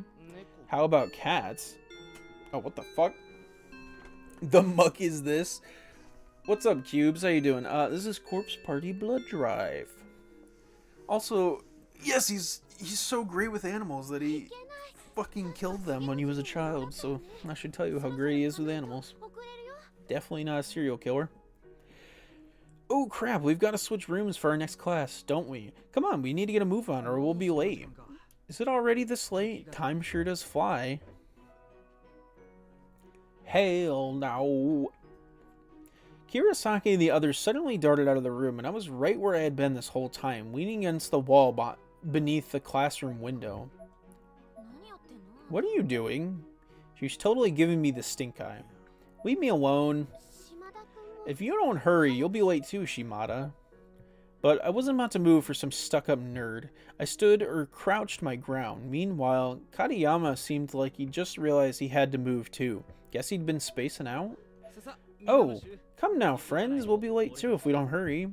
Huh? But damn, we've only got 3 minutes left. We might even have to run. Make sure you come too, Shimada. Didn't the bell just literally go off? How the fuck?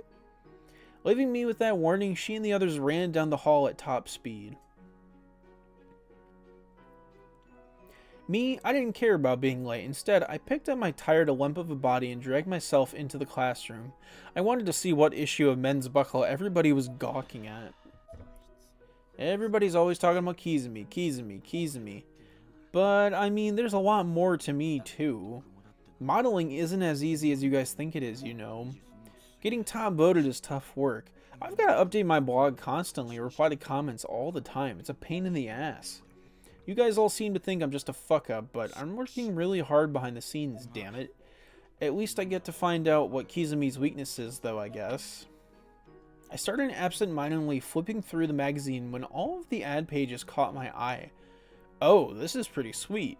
You can buy survival knives off the net. Damn, this one looks real nice, too.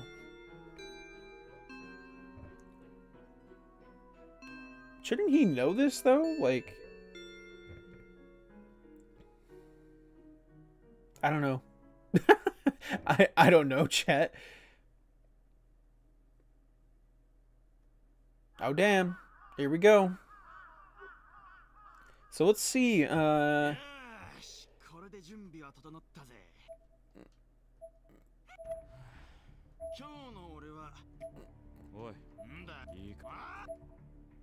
Alright, here we go.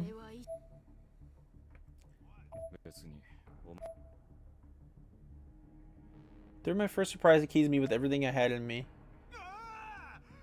Ah, you bastard, don't be catching that so easy. There is now a small green frog in Kizumi's right hand. Got him. What's this all about?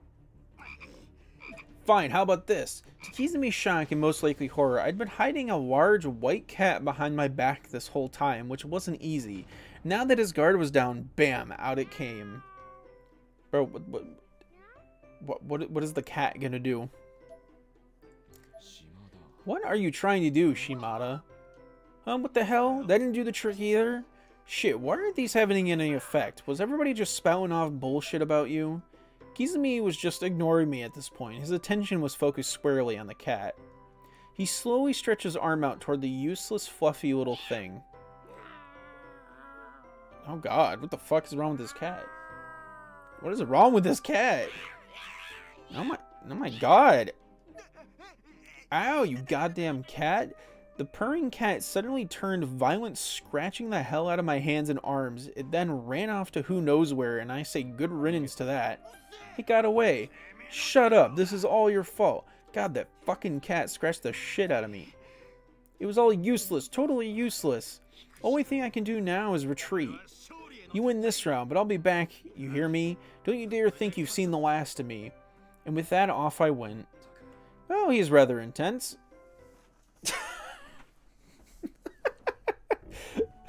This chapter is ridiculous.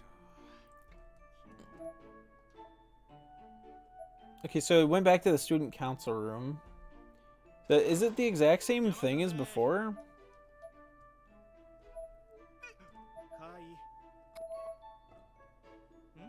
So it's the exact same as before. Okay. So now I'm just going to skip through it because it's exactly the same. That was cool though. I mean, it's nice that like there aren't different endings for these extra chapters, but it's cool that they even included like extra pathways to go on. They did not need to do that. They did not need to do that, but I appreciate it. Cool. Alright, skip ahead though. Alright, so that's chapter 3. So here's what we're going to do. We're going to finish chapter 4, because there's 8 extra chapters in total. And then once we finish chapter 4, we'll do the next 4, you know, through 5 to 8. And then, you know, we'll go on a short break after chapter 4, and then we'll finish the second half. And then that's it. Oh, and then extra stuff. We got to go through the extra bonus content. So, chapter 4. Memories like beautiful dreams. Blood Drive Extra Chapter 4. I am really curious how this is going to go. Whoa, wait, we're actually... Okay, I'm shocked we're actually going into the 3D stuff? Because I thought we were just sticking with the visual novel aspect. Through my hazy vision, all I could see was a red pair of eyes cutting through the darkness like flames. I could barely breathe, and I kept drifting in and out of consciousness. Whoa, I wonder why. Why at a time like this would that sticker photo I kept on my desk be the first thing to pop into my mind? I know they say your life flashes before your eyes before you die, but this was only a single page from my past, albeit a very dear one. That day was almost like a dream. I could hear their laughter in the back of my head. The sky was a beautiful crimson-purple fusion, and the sweetness of that cake from the cafe was still on my tongue as we entered the photo booth. How did things wind up like this? Did I do something wrong, and if so, when and where? It's a cool picture, though. Somehow the answers to these questions seemed less interesting to me by the moment as events from my past replayed themselves within me. It was like I had gone back in time. Oh, so we're having a flashback chapter. Because she doesn't die from this guy. We all know that. I finished a difficult work thing I did all day yesterday and since 9 today. Damn. Hey, good job though. That's crazy. That's wild. You got that grind going. And then all of a sudden, the sound of a door being thrown open brought me back to my senses. Wait, what? Sayaka, I came bearing gifts, Sayaka. Sorry to keep you waiting. Were you lonely? Were you crying because you didn't know when I'd be back? Quiet, Inumara. Dear Whittle Neho is sweeping. And what the fuck? Why are you talking like that? We wouldn't want to wake her now, would we? Damn! Got the shit knocked out of him. I heard every word and raised my head to survey the situation, though I first regained my focus by staring at the clock above the blackboard, which slowly registered in my newly awakened mind as indicating it was now 4 o'clock. I feel like I overslept. I must have been exhausted from working on that draft late into the night, but with the deadline fast approaching, I had little other choice. I also must have been out for a really long time, as I had absolutely no memories of anything from 6th period. I looked around me, but the only other people in the room were Sayaka and Inumaru. So, I'm not saying it like that. Sorry, Neho. Did we wake you? It's okay for you to go back to sleep if you want.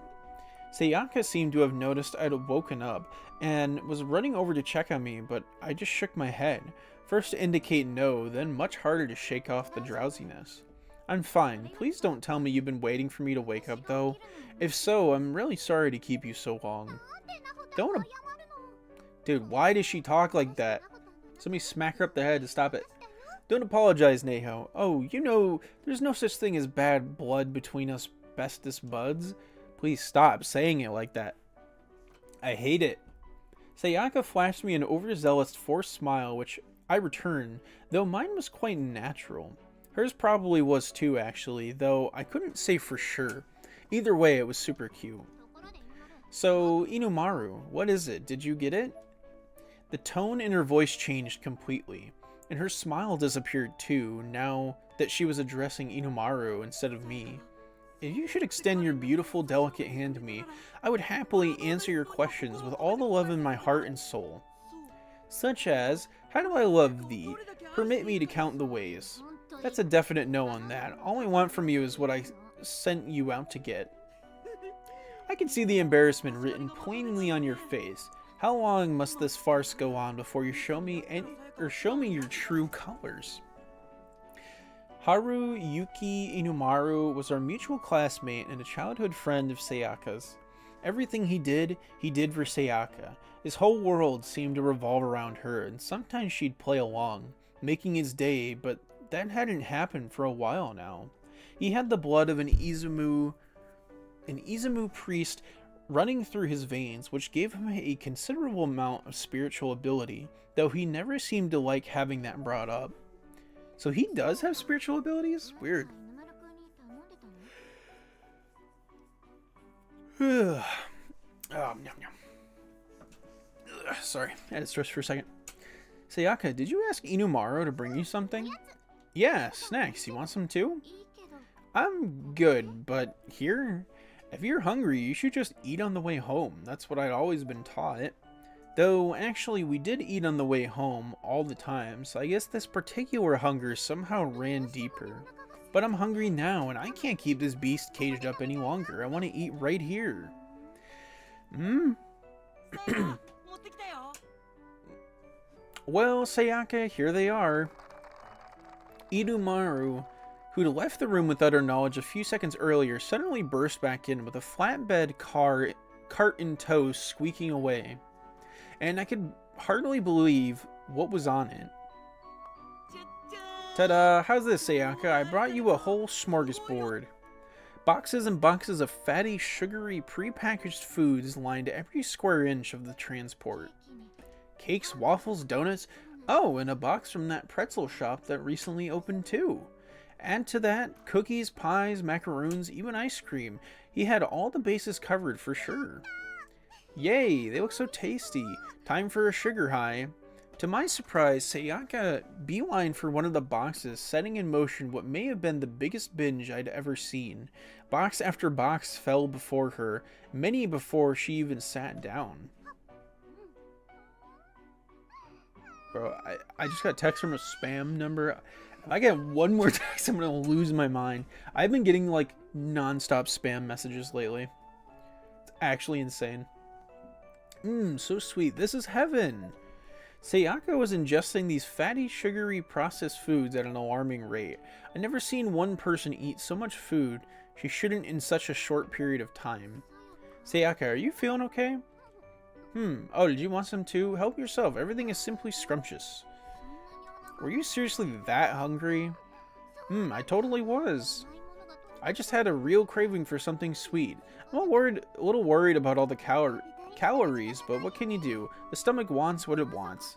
You're not planning to eat all of this, are you? I was legitimately scared by the sheer quantity of sweets still stacked on the cart. I mean, I loved candy as much as the next person, but I was practically getting heartburn just looking at this massive haul. Yeah, of course I'll eat it all.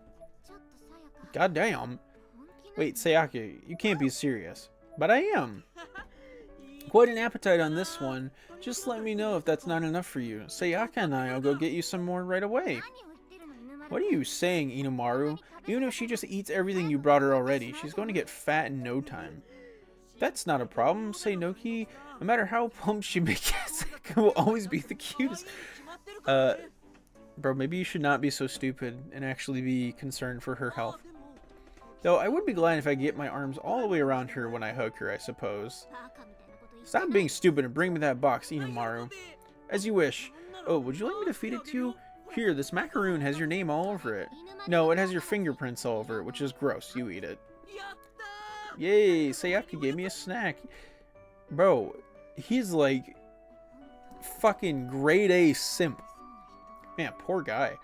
Bro was a massive simp. No wonder he fucking got the darkening from her dying in the heavenly host.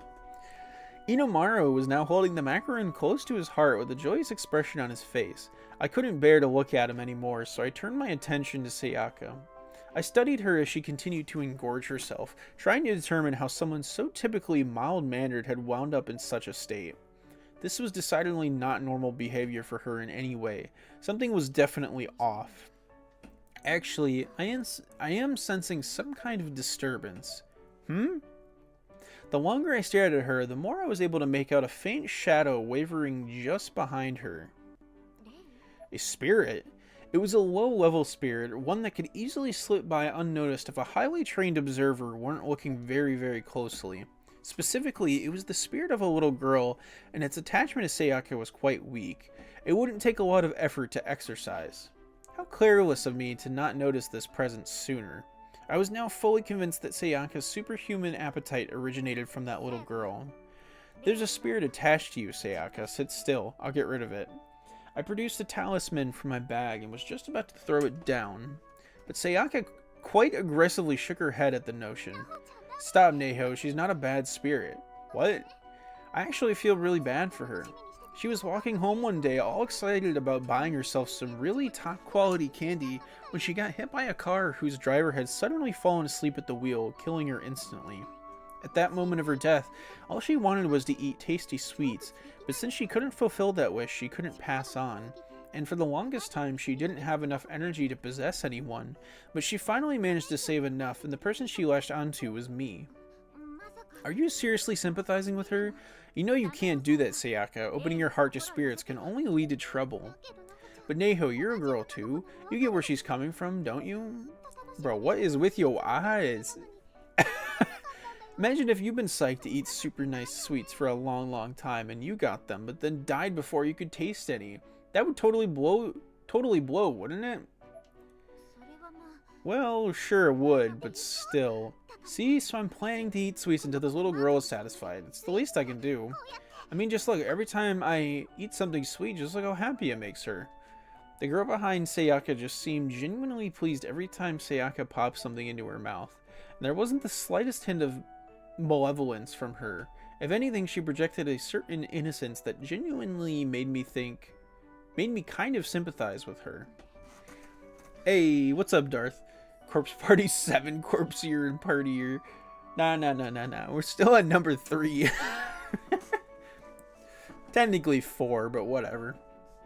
But still, I really don't want to see Sayaka get fat. One of my secret joys was admiring Sayaka's magazine spreads.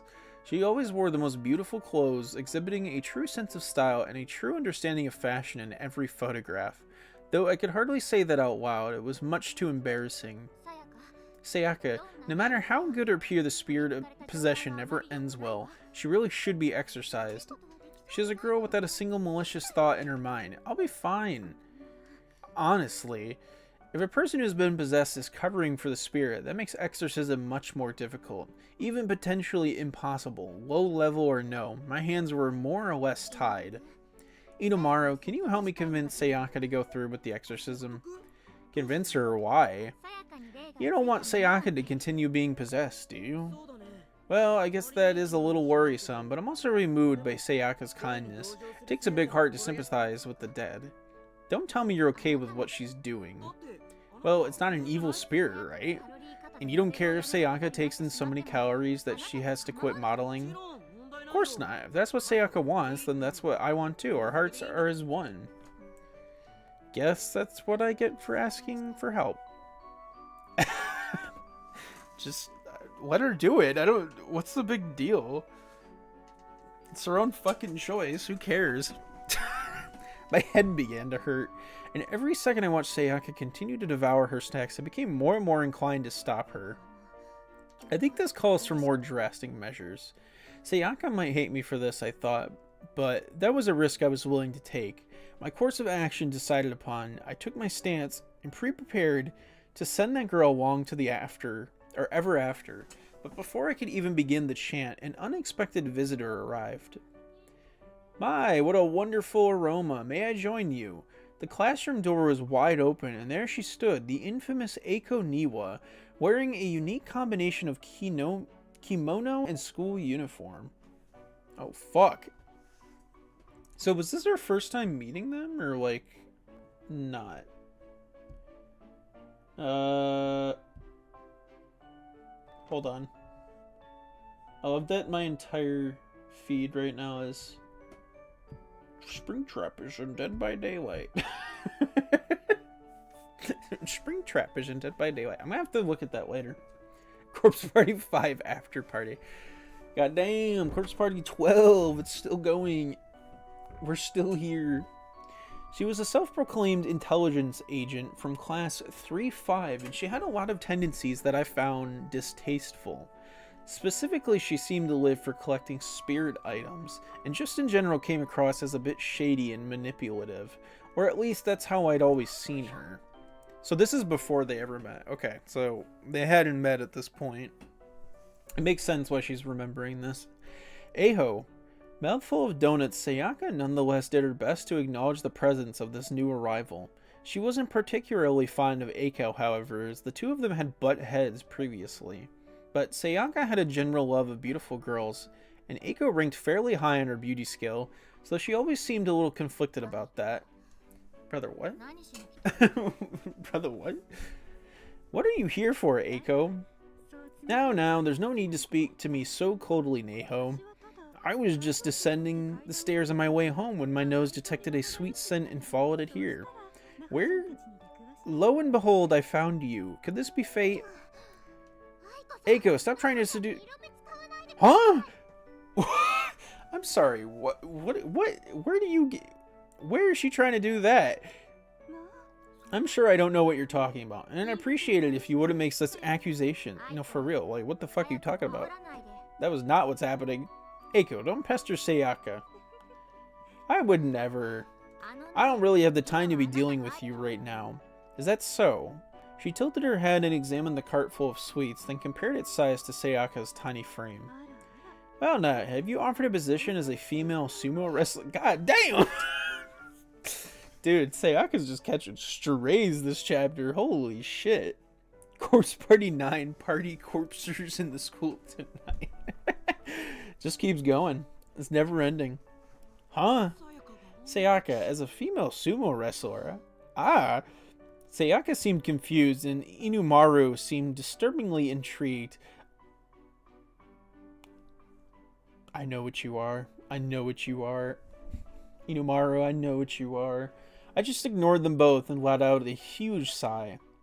Look, a little closer, Eiko. Can't you see there's a spirit behind her? Ah, now that you mention it, my, what a thin presence she has. She's possessed Sayaka and is forcing her to eat sweets on her behalf. I want to exercise her, but Sayaka's not cooperating, so things aren't exactly going well. So that's it then. May I take a closer look at her? Eiko cautiously approached Sayaka and observed the spirit's behavior for a moment. Eiko's possession was the collection of spirit items infused with deep hatred or malice. Passion, I'm sorry. So if this little girl wound up being a little darker than she seemed, Eiko would undoubtedly snatch her away on the spot. So you're a big fan of sweets, huh? I see. And how do you feel about dying in that accident? You must have a lot of regrets, I'll bet. Have you ever thought about killing or cursing the person who did this to you? Really? Well, have you ever wanted other people to end up the same way you did? Oh, I see. Eiko broke off the conversation shortly after this exchange and walked back toward me with slumped shoulders. It's no use, she won't budge. There's so much potential in becoming a spirit, but this girl just wants to eat delicious candy and she'll be completely satisfied. Can you believe it, Neho? She's saying she holds no grudge. That can be possible, right? And even if it is, there's simply no value to be had in spirits like that. Eiko had completely lost interest, and she didn't seem to care that the little girl had heard every word she'd said. The spirit was on the verge of tears, shrinking back behind Sayaka to distance herself as much as possible from this hostile new presence. If Eiko is that adamant, then I guess the poor thing really doesn't hold any ill will. I told you, I feel really bad for her. Please try to understand, Neho. Sayaka spoke with a bit of staccato, her lips sticky with apple pie residue. But Sayaka, if you keep eating like that, it's going to catch up with you. You think so? You're not going to let Neho exorcise the ghost because you feel sorry for her then. Huh? Yeah. I see. So despite how much Neho is hurt by your actions, you're going to side with the spirit. Huh? Again, what's the harm in letting the series just... Or, what's the harm in letting the spirit just be there?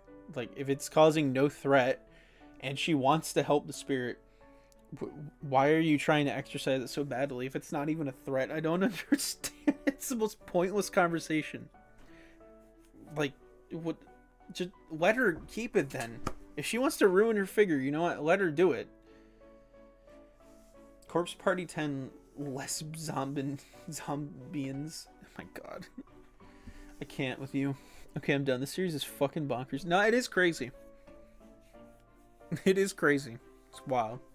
See, Neho, isn't Sayaka mean? Eiko smiled and sidled up. I was not done reading. Sidled up next to me. She was clearly plotting something. She took my hand in hers and wrapped her fingers around it delicately. Let's leave this uncouth girl who has no regard for your feelings and go on a date, shall we? No, you can't! What the fuck? Damn, we got a love triangle going on here. Sayaka immediately shot to her feet, knocking over her chair in the process. Good God. Ah, And just like that, she no longer had the slightest interest in any part of the mountain of candy that lay sprawled out before her. This sudden shift separated the spirit from Sayaka as if the cord had been cut on a kite.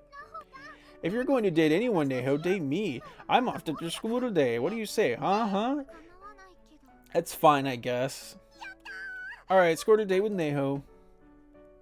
What about Inumaru? He's just standing there. He's not going to say anything about that. Sayaka hugged me excitedly and I was overjoyed. It's always nice knowing how much other people really care about you. But then for a brief moment, my eyes locked with those of the little girl's spirit floating in the air, and that's all it took. Crap. The spirit was quicker to act than I was to realize what I'd done, but the time I had, it was too late. She was already within me. Instantly, my stomach emptied. I was intensely, massively hungry, the hungriest I'd ever been. Actually, Sayaka, sorry, but let's hold off on that date for a little. Huh? I absolutely have to eat that. I flew over to Sayaka's chair and threw open one of the stacked boxes. Jackpot, it was full of custard-filled cream puffs. I grabbed one and just shoved it into my mouth with absolutely no regard for mess or manners. Oh my god, calm down. Calm down.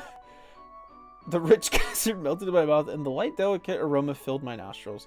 But rather than sating my appetite, this delicious temptation only made it stronger. So good. Oh dear, looks like your spirit has found its way into Neho now. What? Oh wow, you're right. Neho, are you okay? I had neither the time nor the desire to answer her question. I was too busy moving my hands and mouth, either eating sweets or formulating a game plan to eat further sweets more efficiently, but I couldn't exactly leave her hanging. I'm fine. After every bite, the girl possessing me whoa, I can't read today. Expressed pure absolute gratitude. I heard whispers from her to the effect of, "I'm so happy," and "thank you so much," and I immediately realized this could be a real problem. I totally get why Sayaka felt sympathy for this girl. The desire to continue eating no matter what made the spirit every girl's worst enemy, and the worst part was, you just couldn't say no to her. She was too relatable. Rarely had I ever encountered a spirit who elicited such sympathy that its host would choose not to part with it. This eclair is amazing. You don't want it anymore, Sayaka? No, I'm full. Actually, wow, did I really eat this much? The number of open and empty boxes was either astounding or sickening, depending on your viewpoint. I can tell you were enjoying your food, Sayaka, by the unrestrained, unbridled passion with which you consumed it. You're almost certainly going to gain a little weight from the experience too, and personally, I can't wait. I hope you'll allow me to touch you to feel that food, baby. What the fuck is happening? What the fuck is happening? No way, I'm much more comfortable being the toucher than the touchy. Really, Saga? Have you been holding back this whole time then? It's okay, you know, you can... What the f... Bro, this game's sus as hell. What the hell? Nobody's talking about you. Damn. Inumaru was quickly knocked to the floor. Sayaka then ran right past him over to me. Neho, don't eat another bite. I don't want you to get fat.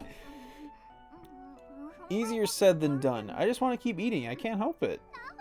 No getsies, fatsies for you, please. What is happening this chapter, bro? How long is this gonna go on for? We're just running in circles. I'm also a little concerned, but my hunger could not be easily sated. My hands just wouldn't stop grabbing candies and sweets and desserts, one after another after another. I'll be glad to exercise that spirit for you, Sayaka, if you want. But I feel bad for her. Isn't there any other way? Well, I could just remove the spirit from her, but if we leave it be, it'll probably possess someone else. As long as it's not possessing Neho, I have a feeling Sayaka wouldn't mind that argument one bit. No, that's a problem all its own. I'm just not sure what to do. Sayaka took contemplative stance, holding her head in her hands as she attempted to suss out a possible solution to this problem. And it didn't take her long to brainstorm something. I know. How about we appease her so she can move on? So let her continue to eat sweets until she's satisfied. That's going to leave us in the same exact situation. Yeah, you and Seinoki have both eaten a lot, but the spirit doesn't seem to be anywhere close to being appeased yet. I can't even imagine how much more you'll need to eat before she is. That's not quite what I mean. She died after buying some super fancy sweets, but not being able to eat them, right? So if we can introduce her to something really hoity-toity that she's never eaten before, I'll bet that would be more than enough for her to rest in peace. Oh, hey, that's a good idea. The spirit seemed to be in agreement as well. She was nodding furiously. Even she hadn't considered this plan previously, but she was clearly all aboard now. Well, were there any good high-end sweet shops nearby? I brought from nearly everyone in the area as a show of my love for Sayaka. Well, if none of that's doing the trick, then then I guess we just need to find something even more delicious. Neho, can you think of anything? There's a cat cafe. Let's save that one for our date. Bruh. I'm back from my Zen garden. Welcome back. Welcome back. Sayaka rejected my suggestion, not that it was particularly likely to appease the spirit anyway, since the true point of the cafe wasn't its sweets, but its feline companions.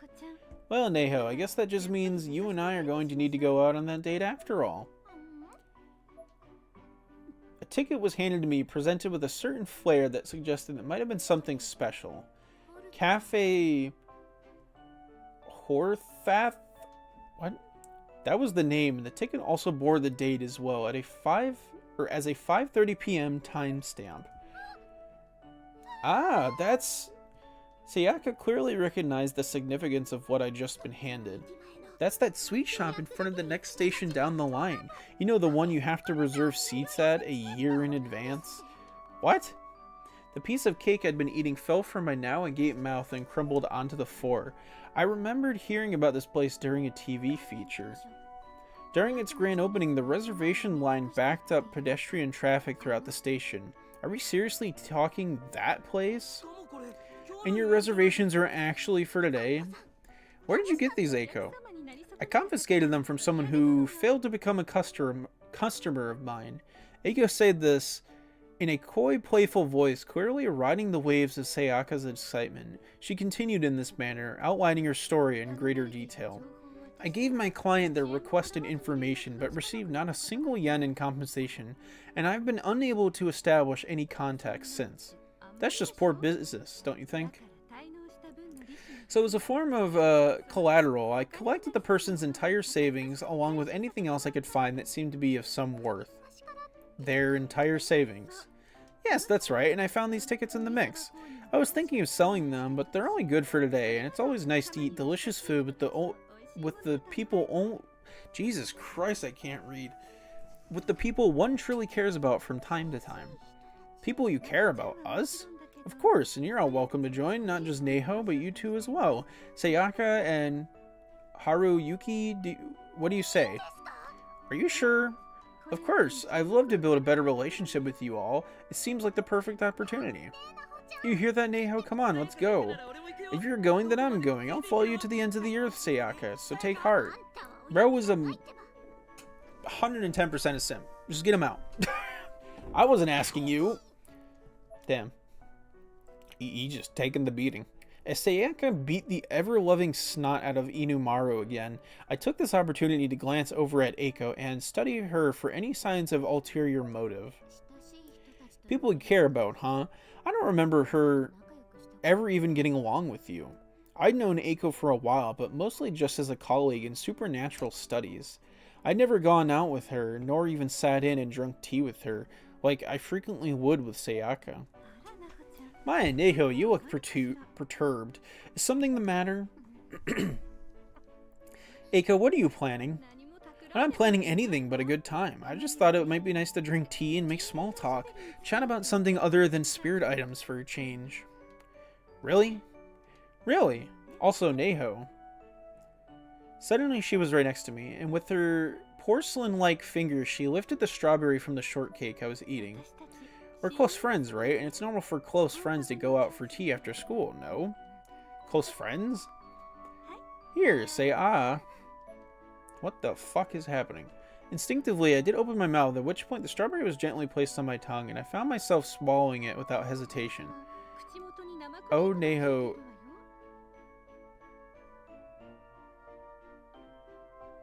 Things just got really... Things just got really sus really quick.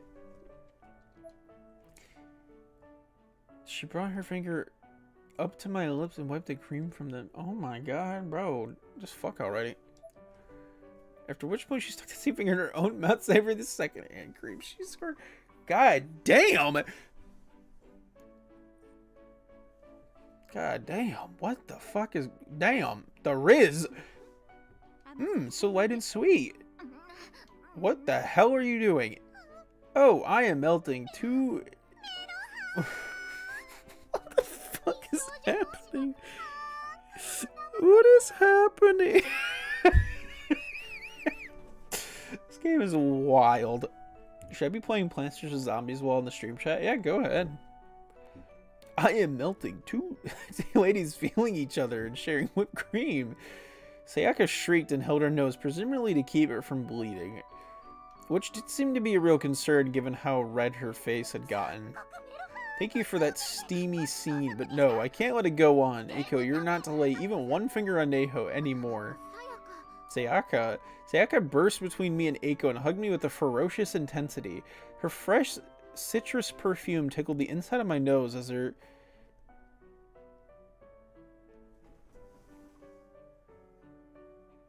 What is happening what is happening right now? I'm not even... What the fuck is going on? I'm sorry, Neho. But if I don't do this, Eiko's going to make you open up and say ah again. No, she won't. You two certainly do have a lovely relationship. You're making me jealous. Eiko's fox pouty voice was only making matters worse with Sayaka, and in turn was getting more and more fed up with the whole situation, which is about when I realized that my body had grown lighter. I'm not possessed anymore? My concern over suffocating to death on Sayaka's boobs seems... This chapter is wild. What the fuck? It seemed to have diverted my attention away from all the delicious sweets. And sure enough, it only took a moment of scanning the area around me to see the spirit girl floating freely, looking a bit concerned. She seemed to be trying to decide between Eiko and Inumaru, and later of whom was on the ground holding his stomach. Naturally, she chose to possess the Inumaru this time. Whoa, I have a sudden craving for sugar. Are we doing that? Are we going in a full circle on this shit again? He quickly shot to his feet and ran full speed toward the remaining piles of boxes of candy and confectionaries. This is so good. I'm totally to get fat from it, though, and that's really bad. Well, you love me even if I'm chunky, won't you, Sayaka? Neho, over here. You'll say ah for me, too, right? Come on, open your mouth. Here comes the airplane. Sayaka, why don't we do this somewhere a little more private? Now, there's no need to worry about that, Neho. You're not that shy, are you? Come on. Huh? Didn't you hear my question, Sayaka? Oh, I get it. You want me to diet with you, don't you? Guess I'll have to go buy some workout clothes. What could I wonder? I'm going to want to wear matching outfits. Bro, what is happening? Just stop talking. You're only making things worse. Damn. Watching you all is so very entertaining. I'm not sure I'd ever get tired of it. It just keeps going. We just keep going back in circles. And in this manner, the conversation devolved into pure anime tropes, remaining in such a state for the entire walk to Cafe Horthath.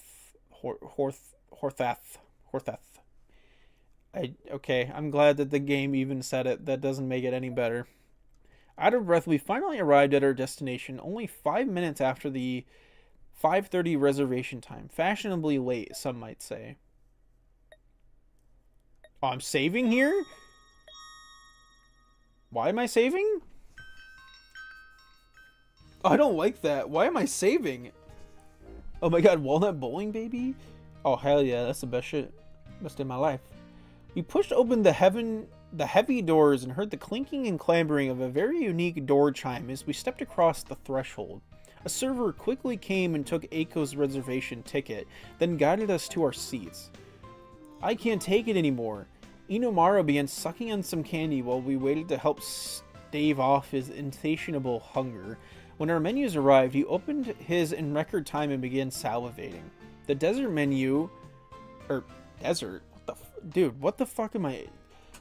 I can't read today, dude. I'm dying. I think I'm just dying in real time. The dessert menu, which represented the majority of this cafe's famous offerings, were filled with items that aroused our appetites.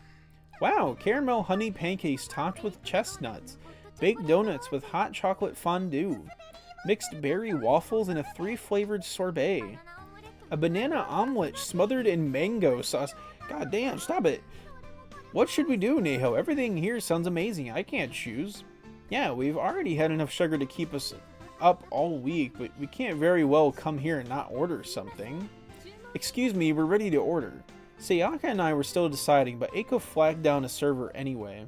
He was an elderly man with a very professional, very respectful disposition, and strangely, I kind of felt like I recognized him.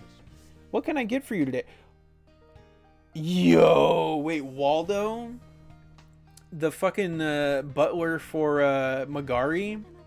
I'll have the no-bake green tea cheesecake and a white-flowered camellia and a roasted green milk tea, please. Very good.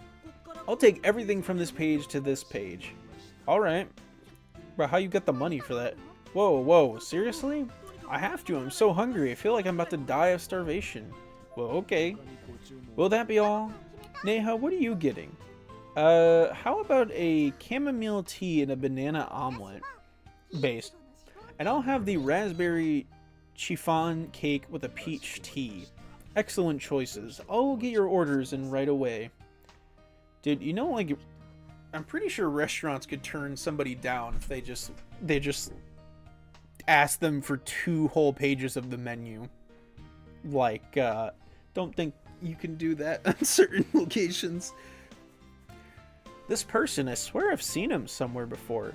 The server swiftly took his leave as I tilted my head, trying desperately to place him. This wasn't just someone I'd met once or twice, but numerous times, yet for the life of me I couldn't figure out where or what circumstances. Hey, doesn't our server look familiar to you guys? I posed the question to the table as a whole, but Sayaka and Inumaru just flashed me a strange look. You think? I can't imagine I'd ever forget a gentleman like him, but no, I can't place him. And I can't really remember anyone other than Sayaka. Well, of course you wouldn't. What about you, Eiko? I know him very well. Look over there, he's that girl's assistant, no? That girl? I followed Eiko's finger with my eyes and found myself face to face with a young girl wearing a...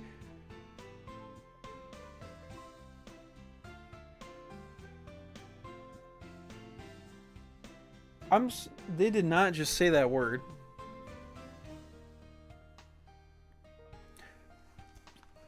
Hold on. Please tell me that word does not mean what I think it means. Hold on.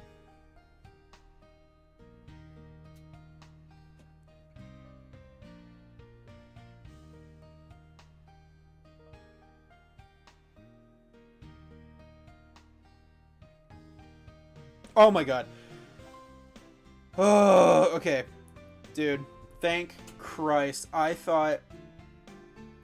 Okay, I'm not the only one who thought that word meant something bad, right? Because I was about to be like, oh, fuck no. I was like, oh, hell no. I was like, don't. Okay, thank God it's not what I thought. And found myself face to face with a young girl wearing a Lolita-style dress decorated liberally with ribbons. Thank God that is not the fucking word that I thought it was. Hello to you, Seinoki and her delightful friends. Ah. Huh, are you that transfer student? Magari Mizuki? Yeah. She studied our reactions for a moment, then got up from her chair and approached me. Mizuki had recently transferred to our class, though no one really knew much about her. Her features were doll-like, with perfect skin complemented by that adorable outfit. She was cheek-pinchingly cute at first glance, but beneath the surface, she was ruthless and cruel. Our server is Waldo Mizuki, Magari's butler. Intelligence indeed, Eiko Niwa. Very, very impressive that you even know about Waldo. She cackled and pulled over a chair from a nearby table. And suddenly she was now sitting with us like we were old friends catching up. What's the meaning of this? Why are you even here? Because I own this place. What the fuck? What? You lie. I don't lie, or at least I'm not lying right now. Let me guess. The person, the client that Eiko stole from, it was all a ploy for Magari to get them here, wasn't it? Let me fucking guess. It was all a ploy. Eiko, you knew this would happen when you brought us here, didn't you? I gave her the stinkiest stink eye I could manage, but she just shrugged her shoulders nonchalantly. I had an inkling, yes. What are you plotting? Why would I be plotting anything? Because if we'd known this place belonged to her, we wouldn't have come, so spit it out. So demanding. None of you asked who the owner of Cafe Horthath, it just sounds like horse ass, was, however, did you? That doesn't matter, you could have still said something. Sayaka puffed up her cheeks and stared at Eiko. Mizuki is seriously the last person we need to get involved with right now. I previously found myself butting heads with Mizuki over supernatural matters, and naturally, Sayaka had gotten pulled into the fray as well, but strangely, so had Eiko. Yet now, all of a sudden, Eiko had invited us to a cafe owned by Mizuki, which suggested to me that she had some nefarious plan in mind. If you're the owner of this place, Mizuki, then I guess that means you're pretty rich, huh?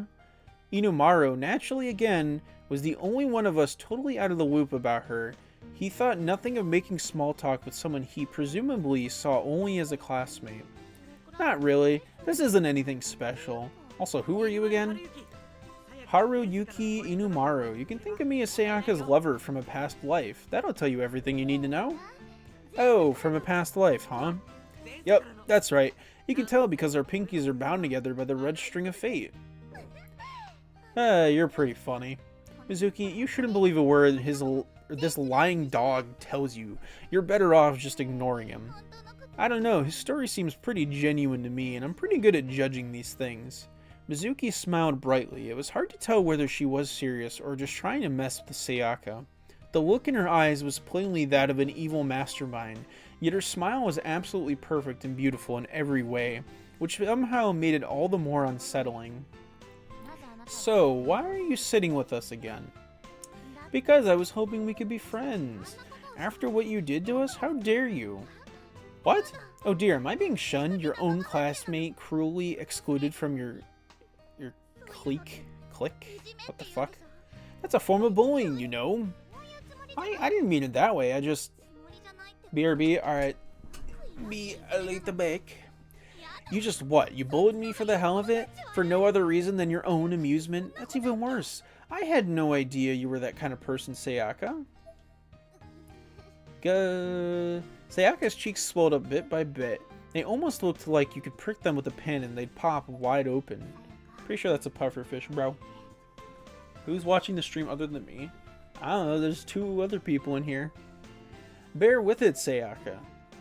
But, Neho, I don't like her any more than you do, believe me. She is your classmate though, is she not? In which case, it does seem a bit pitiable for her to get excluded. Seems you've got a good head on your shoulders after all, Eiko. Whose side are you on? That should be obvious, you needn't even ask. I'm on the side that will benefit me the most, and if Magari and I have a good relationship with one another, I might just be able to hear a little more about her spirit items. Besides which, I've always felt that tea never tastes quite as sweet as you've ousted someone from the table. Yes, it's all just as Eiko says. Why are you being so unfriendly toward one another? Inumaru was clueless, and it would take far too long to explain the situation to him, so I figured it was easier just to ignore him completely. I looked everyone else square in the eye for a second though, ultimately settling on Sayaka. She was in tears. If Sayaka is seriously crying, there's no turning back. I have to stand my ground here. I'm sorry, Mizuki, but I really think we're going to have to insist you not join us at our table. That's your final answer, then? I hope you're sure about this. Refusing the owner's favor means no banana omelet, you know. And Sayaka doesn't get to eat her scrumptious chiffon cake either. Can you live with that? Or else she crying over this shit. I think she'll be fine. If she's not a baby, yeah, she'll be fine. I'll be forced to cancel the orders from your other two guests as well, naturally. What? But I'm so hungry. You think I care? If you're that hungry, go shove some cheap-ass junk food down your face hole outside. That's a dick move, Mizuki. I didn't want to be this confrontational, but I didn't see that I had much choice. Besides which, it really was a dick move. We came all the way here, but because we weren't sucking up to the owner, we had to leave without eating anything. That's just unprofessional. I shouldn't have even been an option. Fine, you want to sit with us? You can sit with us. Really now? But only on one condition. I wanted to eat these supposedly legendary sweets, but Sayaka was too near and dear for me to just let this go on Mizuki's terms. So I decided to do some bargaining. If you can promise you won't do anything to get under our skin, then fine, we'll allow you to sit with us. Mizuki's eyes widened, a grin crept across her face. You mean something like this? She moved faster than my eyes could see. Suddenly, she had my arm, was pulling me close, and then before I knew it, I was feeling a continuous, warm and squishy sensation on my cheek. Did you just fucking kiss her? Nay, her cheek! No! How passionate. Eiko... I thought Eiko was better than this. Come on, man. That's really something. Is it normal for girls today to just kiss each other on the cheek? I have no idea, bro. Is it? Huh, Sayaka? Has the shock of this public display rendered you speechless, Sayaka? Personally, I'm shocked you haven't told us that you're melting yet. You poor thing. Damn, why is she being a bitch? Eiko, I'm not vibing with you at all right now this chapter. What is wrong with you? Though really, how long are you planning to stay like that? This was around when I finally came back to my senses. Instead of just a simple peck on the cheek, Mizuki had been sucking my skin this entire time, and now that this realization had finally dawned on me, I immediately pushed her away. What the hell are you doing? Get away from me. Ew, what the fuck is wrong? What is going on? Your cheek just looks so delicious, I simply had to have a taste. Finally distanced from my cheek, she glared ferociously at me, seemingly sizing me up to determine whether or not I was worthy of remaining in her establishment. Evidently, I passed the test as she finally raised her arm into the air and snapped her fingers, signaling to her butler. Bring them here, Waldo. Yes, ma'am. On Mizuki's command, the butler-cum-server arrived with a literal wagon full of sweets. Mizuki stood up, still smiling gleefully as various plates and teacups were neatly, almost ceremoniously placed in front of us. Whoa, they all look amazing. Is it really okay to start eating? I don't think I can wait any longer. Please go ahead. I give you my personal guarantee that the sweets here at Cafe Horseass, I'm just going to call it Horseass.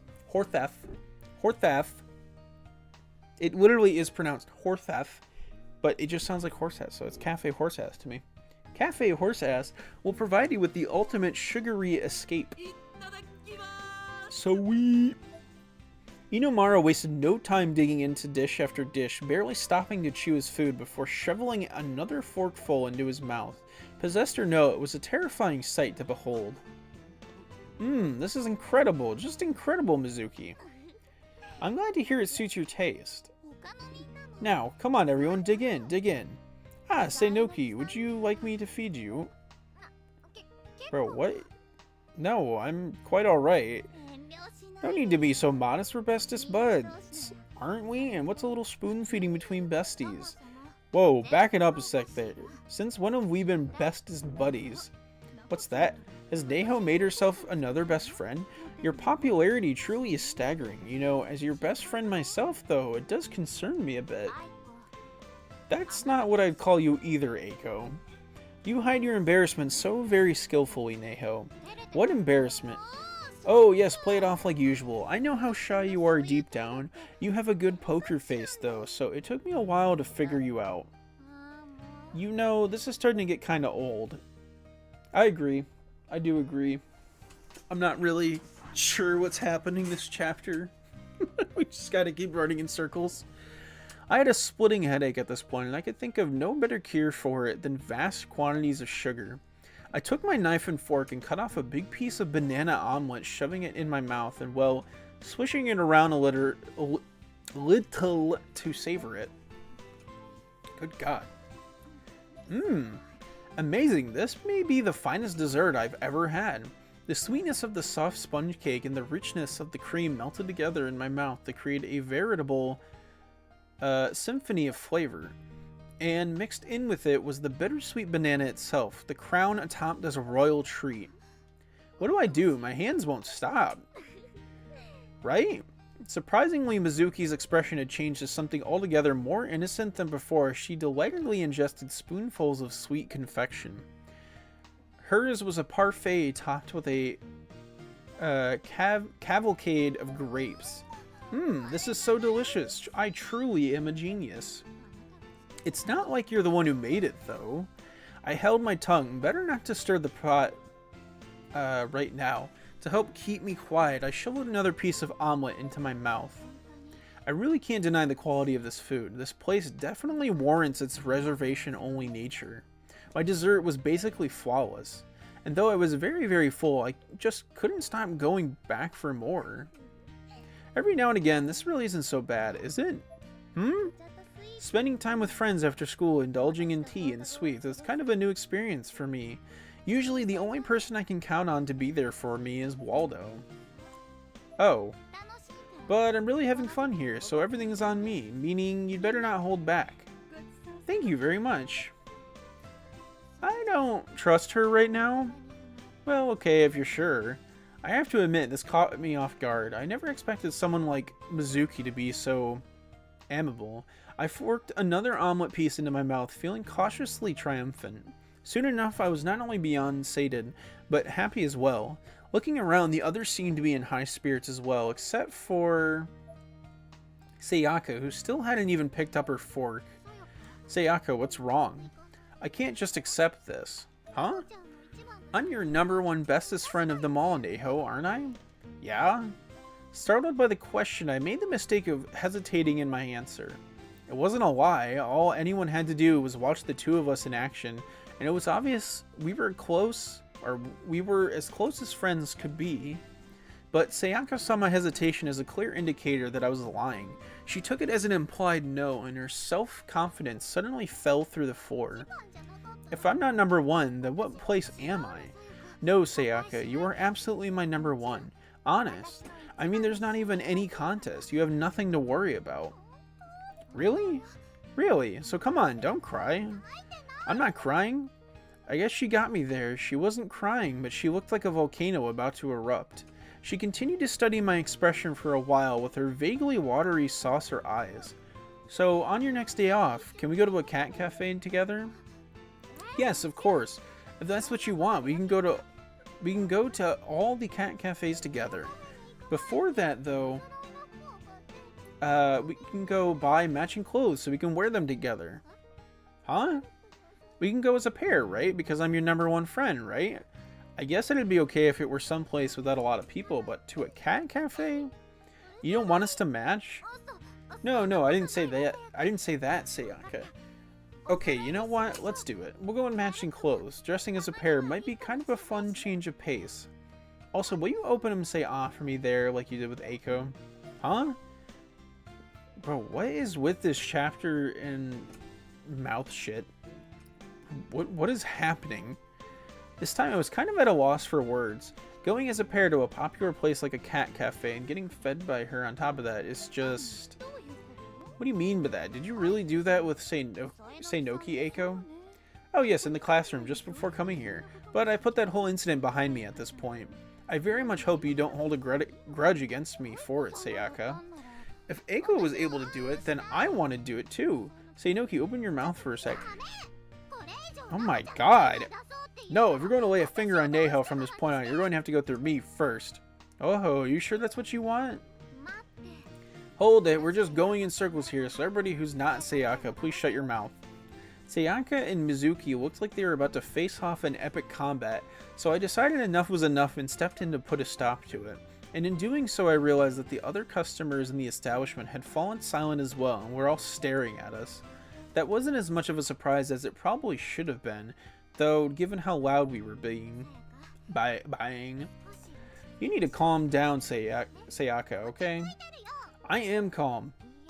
No, you're not. I can tell you're losing your cool. How about you eat some cake to soothe your nerves? See, doesn't this look good?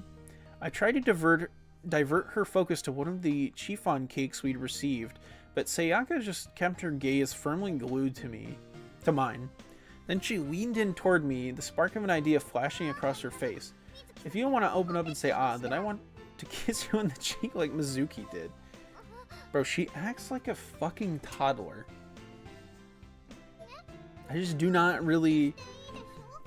I'm gonna say what I think. I'm gonna say what I think about this chapter at the end. Come on, Neho, that should be fine, right? Sayaka approached me quickly, and I instinctively shrank back into my chair a bit. Sayaka, please, get a hold of yourself. I am, and I'm going to disinfect my dear Neho's cheek. What was that? Oh, no. Are you implying my lips are anything but pure and perfect? Do you need me to kiss you too to prove it? I will not kiss anyone but Neho, and Neho can't kiss anyone but me. Sayaka, please quiet down. But Neho, I believe I have a solution to this dilemma. How about each one of us in turn feeds...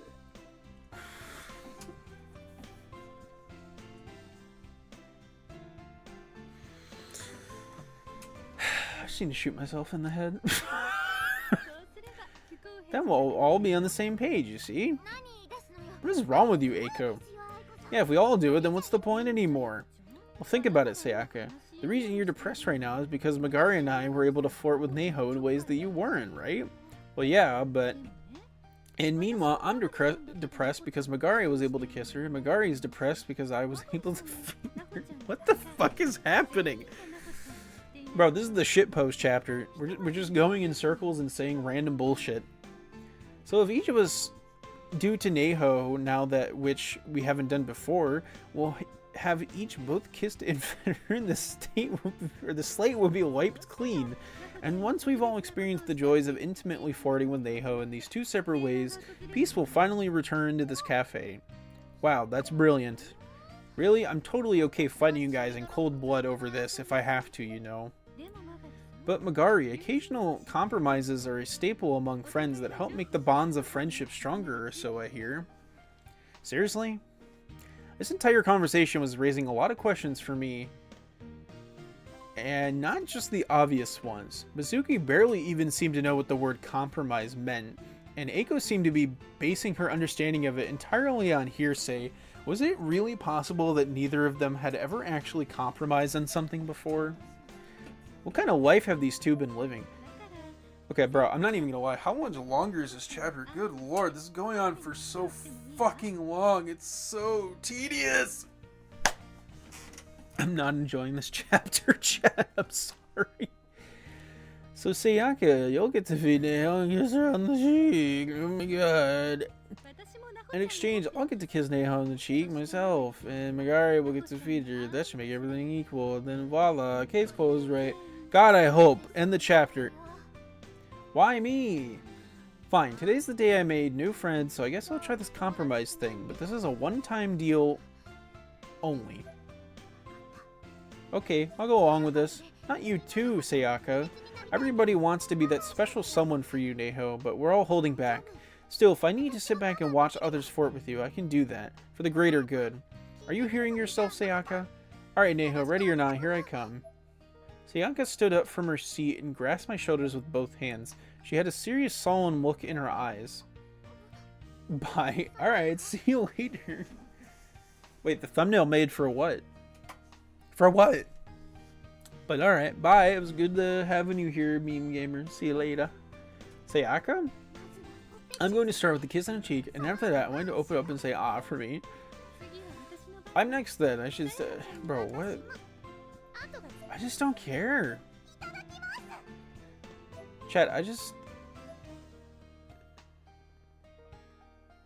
I just don't care. I just don't care. I don't care. I don't fucking care about what is happening on screen. This is the most fucking boring chapter.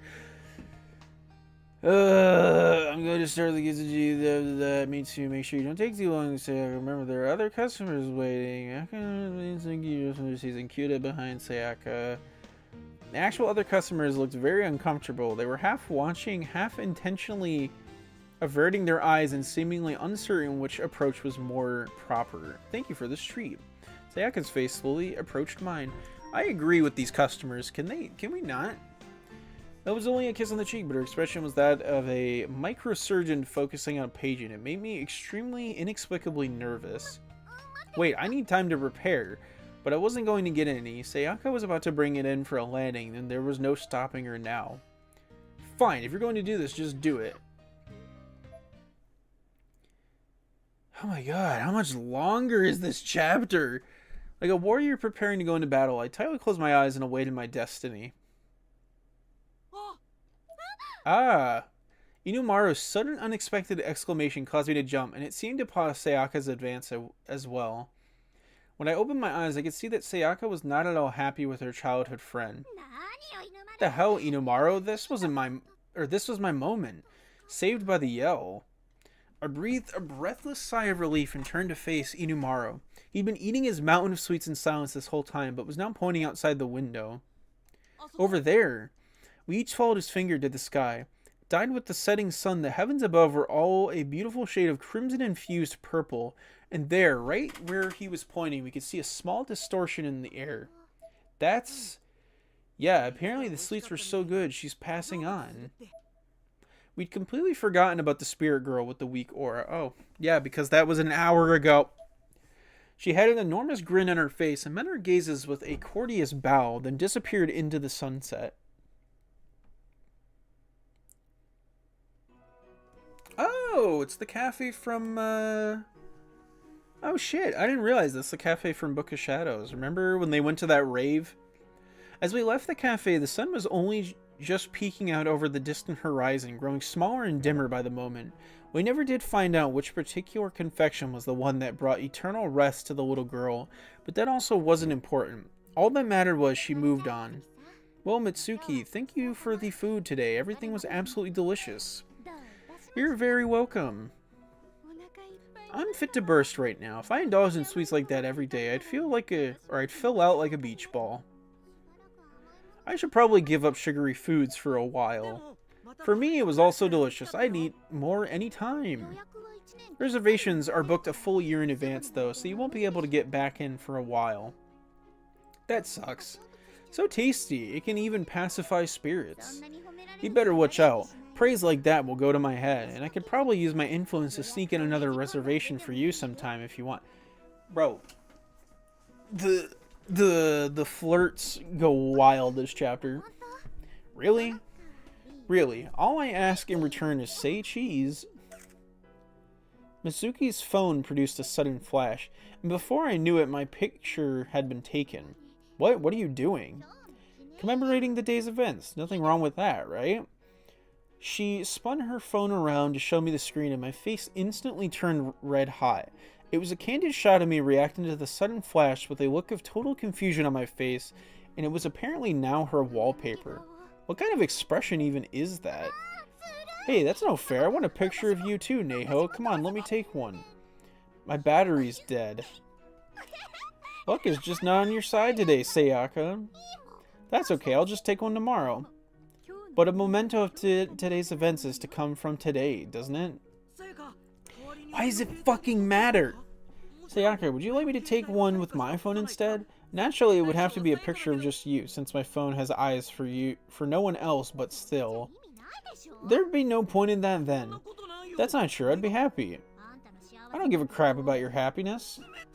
That's so cold. Oh, how could this happen? It's such an important moment. She'd put away her phone in disappointment, defeated and forlorn. This seemed to have been an oddly rough day for her. I don't think it would be good for Sayaka to spend much more time with Mizuki today. Well, I guess we'll be heading back now. See you around, Mizuki. Bye. Mizuki waved her hand in an exaggerated motion, then slinked back into the cafe. Phew, what an exhausting day. No fooling. You think? I had a lot of fun spending all my after-school hours with you, Sayaka. Dogs live such easy lives, don't they? Sayaka silently implied I'm done with you, elicited a wry smile from me. She was clearly too tired to care how her words came across.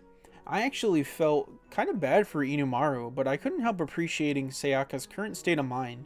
Maybe we were just a tad more... What even is that word? Simpatico than I'd given us credit for. Jesus Christ, how much longer does this chapter go, man? It's so long for no reason. I had a lot of fun, but it seems like you two weren't quite as entertained. How unfortunate. Wow, even without getting your hands on any new spirit items, you still managed to have a good time? Certainly not a bad one. Low-level spirits and goading from Agaria's side, I was able to spend my after-school hours with close friends, and that's something of a first for me. What, you've seriously never spent time with friends after school before, Eiko? I have not, but Eiko, you're so pretty, how can that be? Sayaka's compliment was met with a slight smile, though it could have just as easily been a pained smile for all I know, since I'm sure there was dredging up some memories Eiko would rather not thought about. Sayaka's comment definitely came from a place of pure innocence, however, in her mind, good girls always drink tea and spend time with their friends after school. It's only natural. I'm usually busy gathering information, and that doesn't leave me with such time to socialize after class. Dude, we're just going in loops. This whole chapter is just saying the same fucking 5 things in loops. It's just so fucking boring. I also really came in contact with common folk who can't see spirits. What? Sayaka stopped dead in her tracks. This seemed to shock her a lot more than it should have. Her expression was almost cartoonish. Eiko looked back at her, quizzically tilting her head a bit. Mai, did I say something strange? No, I get it now. Eiko, as of today, we're friends. Huh? You're okay with that, right, Neho? We'll be both friends with her. I don't fucking care. Good for you. Move. Just keep going. Sure. Given my long, turbulent history with Eiko, I wasn't really sold on the idea of counting her among my friends now. And my response wasn't exactly brimming with positivity, but I was kind of put on the spot, so I think it was as fair a response as could be expected. I didn't want to upset Sayaka after all, but the question was, how would Eiko react to this?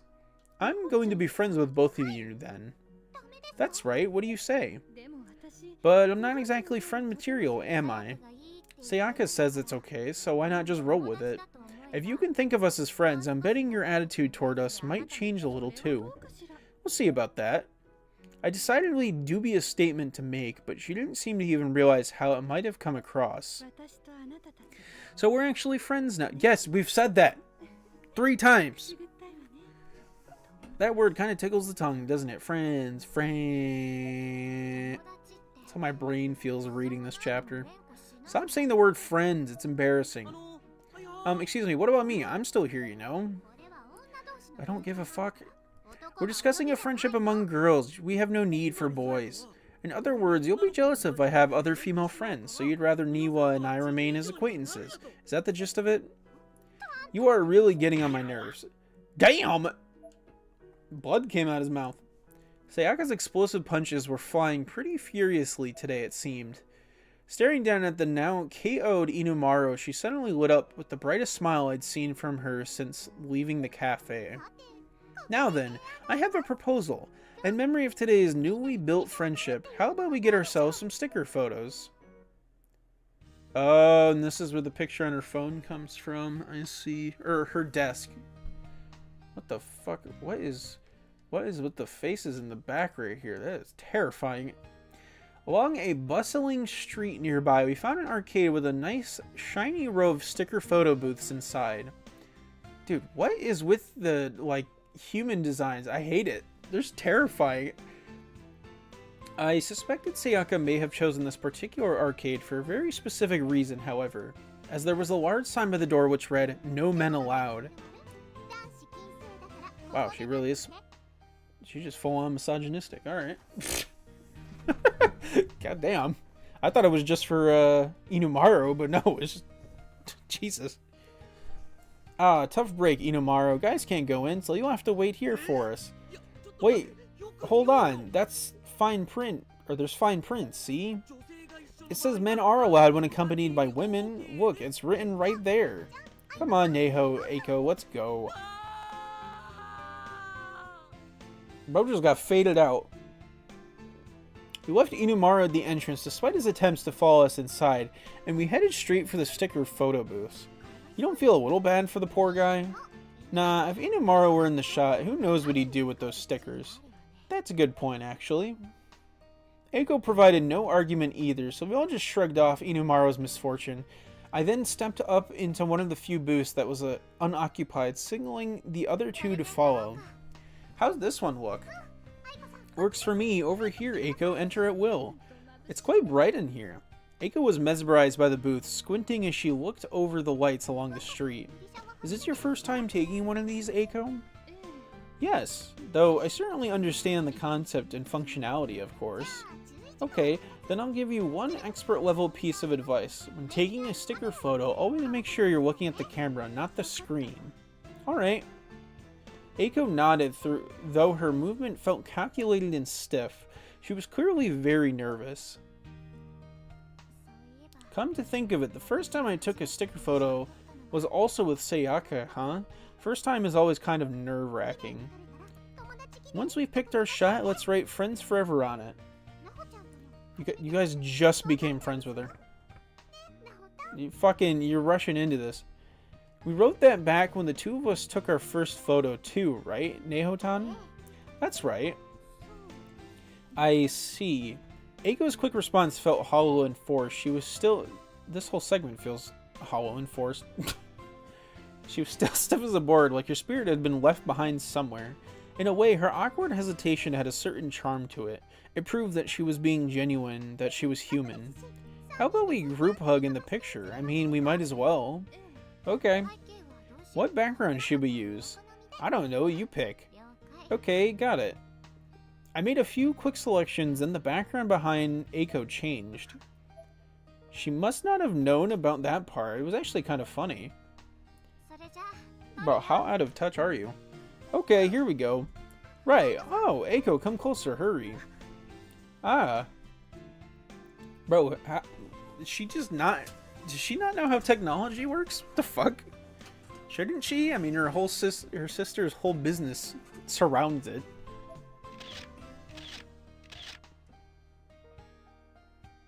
And there you go. There's the picture. There you go. After several flashes and clicks, an image of us was displayed on the monitor.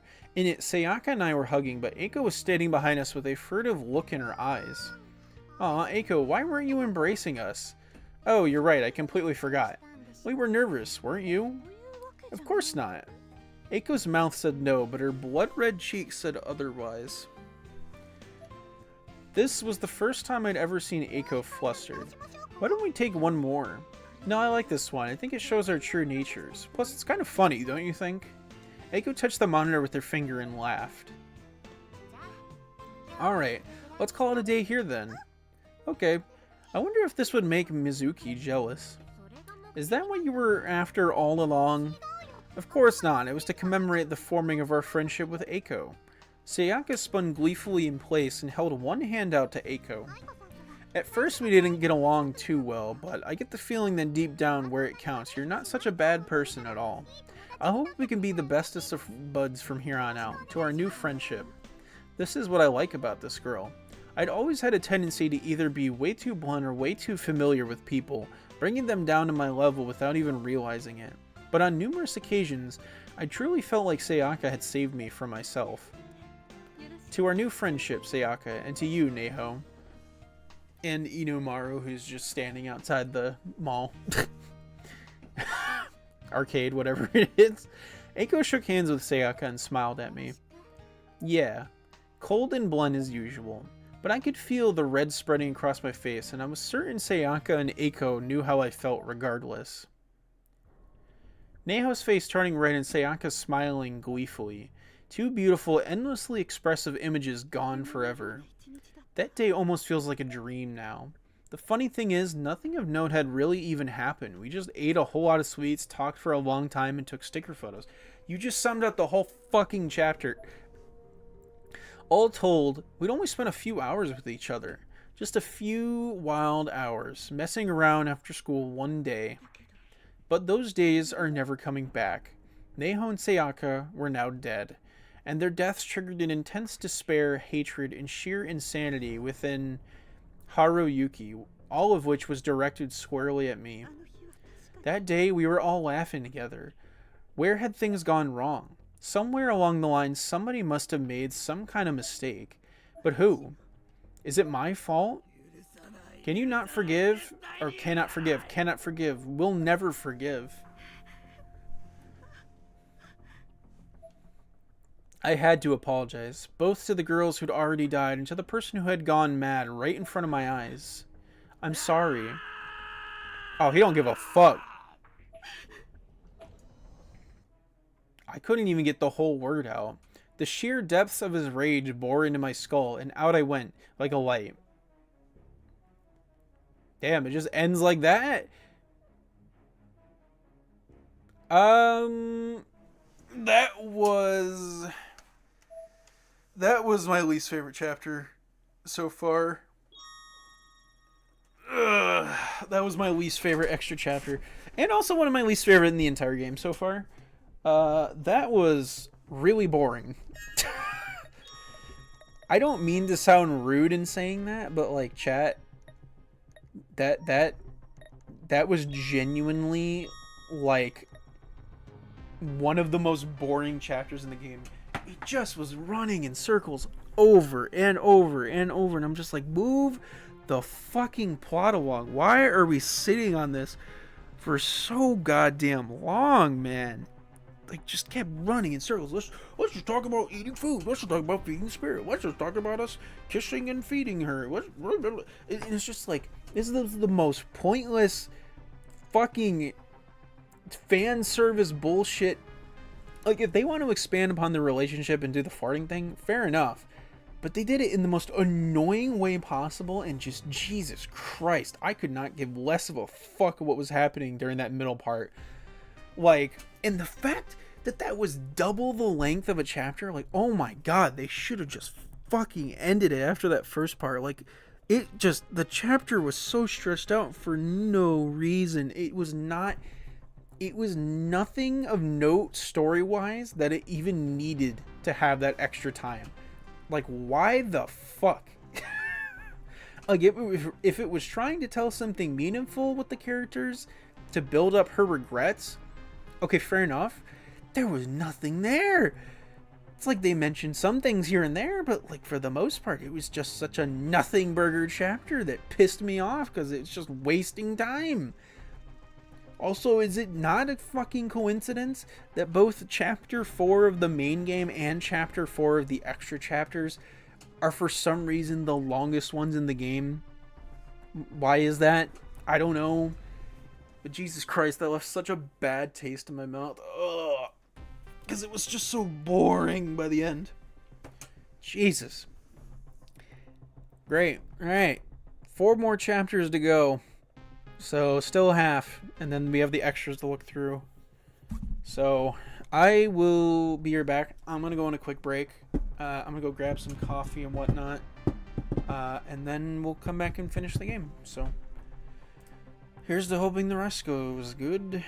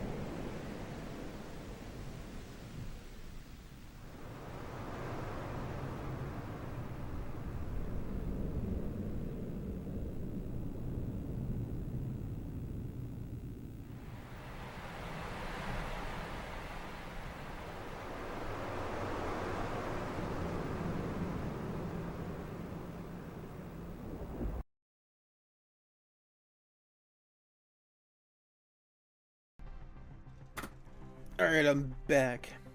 Dude, should I start doing what singers do? They start having to, like, prep their fucking throats every time before they sing. So they go, La Figaro, Figaro, Figaro. No, should I start having to sing like that?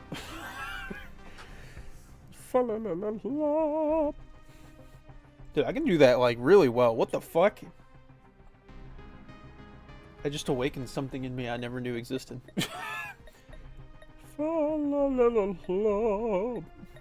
What the heck? Dude, what? Okay, anyway. Before I become an opera singer and quit doing streaming, let me continue. Okay, extra chapter 5. I'm really hoping with these last 4 things get better. Not saying like every chapter was bad, because again, there were 2 chapters in there I thought were very good. I thought chapter 1 and chapter 3 for the extras were good. Chapter 2 and chapter 4, 2 is just a bit lackluster. Like, it wasn't like bad, it was just like nothing happened. And then chapter 4, I was like, good God, it was boring. So I was like, okay. Please don't let the others, you know, be bad. Just like, please, I'm begging. Alright, here we go. Final 4 of the game. Blood Drive, Extra Chapter 5, Threading the Needle. I don't like the sound of that title.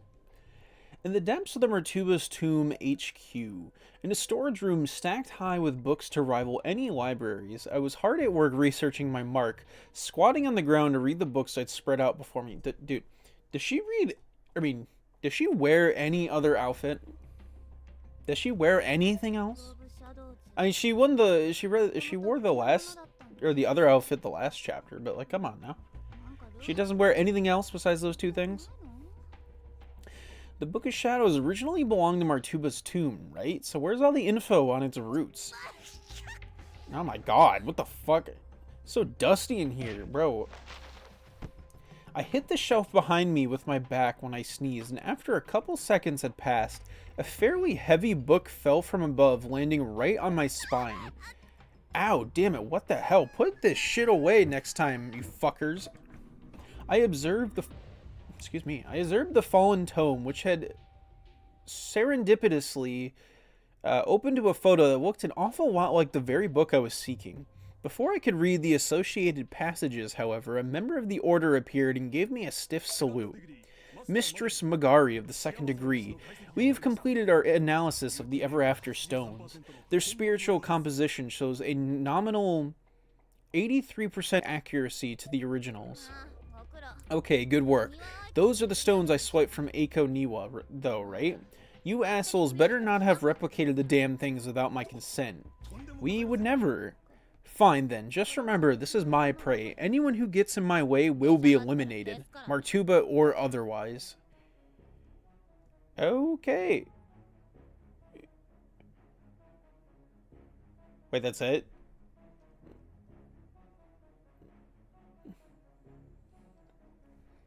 What? What?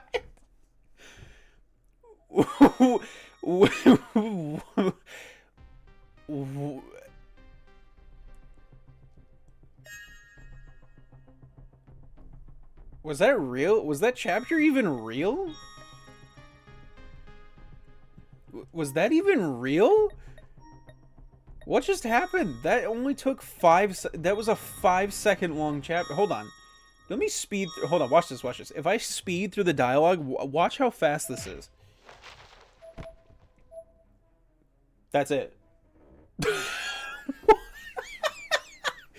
What? That's it? It's like literally 5 lines of dialogue. That's not even a chapter, brother. That's not even a... I'm not counting... That doesn't... I guess I have to count as a chapter because the fucking game counts it as... What? Okay, whatever. Chapter 6, I guess. Blood Drive Extra Chapter 6, Separation. Can it be longer than 5, please? Because what the fuck was that? What? I remember I was leaning against a wall in a small basement room with indirect lighting, and Hino was sitting in a chair across the room from me holding a coffee mug. A beautiful silver bracelet on her left wrist caught the light, sparkling majestically. Thank goodness the test results were negative at least. Oh? I swear to you, Hino, I'll track down every member of the team that assaulted you and tear them to fucking ribbons. Those pieces of shit have no reason to live. They don't deserve to breathe the same air as us. All they do is mass-produce little fuckers just like themselves. God damn it, this world just needs to die, and I'm gonna crush it myself with my own 2 hands. Misuto.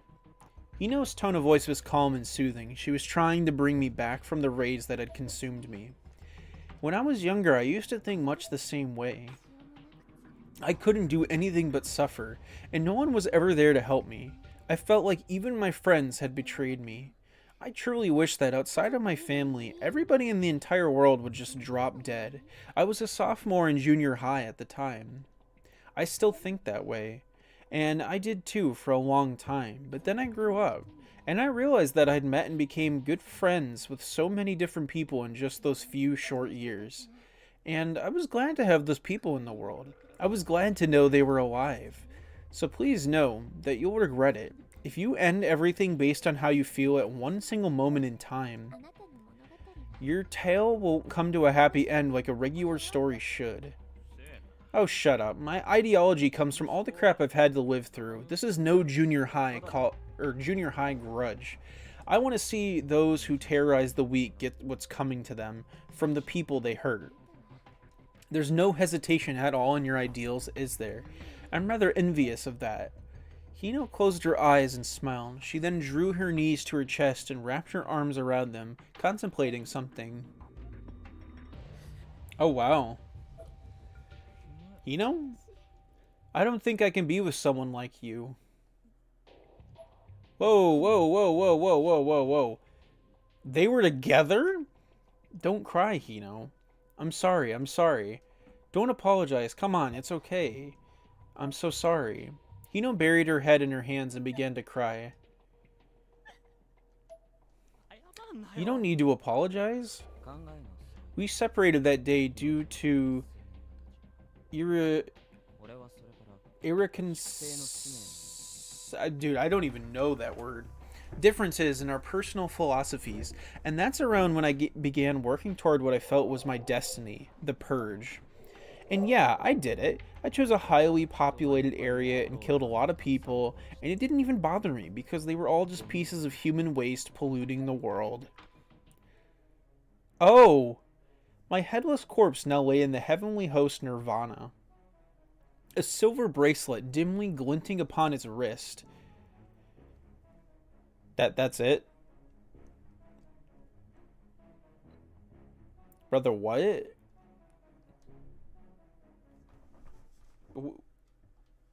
Why, what? Huh? Brother. Okay, like, Chapter 5 was for sure worse in terms of length, but, like, that's, like, second worst. What do you... Huh? What? Why? Why is it... First of all, it's like, oh no, Hino reacted bad to his ideology of killing people because he wanted all bad people to suffer. First of all, we already knew this shit, but, like... Huh? It's like, oh, he had this silver bracelet from her. Okay? Did that need to be a whole ass chapter though? Like, that wasn't even a... I don't think that's a chapter. That's just like a little mini lore dump. It's like, I don't even know what that means. Were they in a relationship? Because I know they were partners, or like he was her associate, but like, I don't, like, were they together? I have so many questions. Like, what the fuck? Chapter 5 and Chapter 6 are not chapters, bro. They're just little lore dumps. It's so weird. I wouldn't even call them lore dumps. They're just little tidbits. Little tidbits of lore. Okay, Blood Drive Extra Chapter 7, Satsuki's Heart. Okay, so beating this chapter will unlock Chapter 8. So here's to hoping whatever the fuck happens in this one is actually interesting. I don't have any clear memories of my childhood, but I do remember my parents being kind. Yeah. It was dusk, and the room was completely unlit. It was so dark inside that we could have been entertaining guests, and I'd never have known it, because I'd never been able to see them. I felt alone, but I knew I wasn't, and I was determined to get my mom's attention. Mom, I'm hungry. Assuming she hadn't moved since the sun had started setting, my mom was probably still sitting at her small kitchen table, leaning her elbows on it and cradling her forehead. This was the third time I'd informed her of my desire to eat, and finally, this time, I could hear her start to move at the sound of my voice. Though this was my home, it had always just felt like an empty void to me. Yeah, it's telling from the visuals, you know? The correlation is crazy.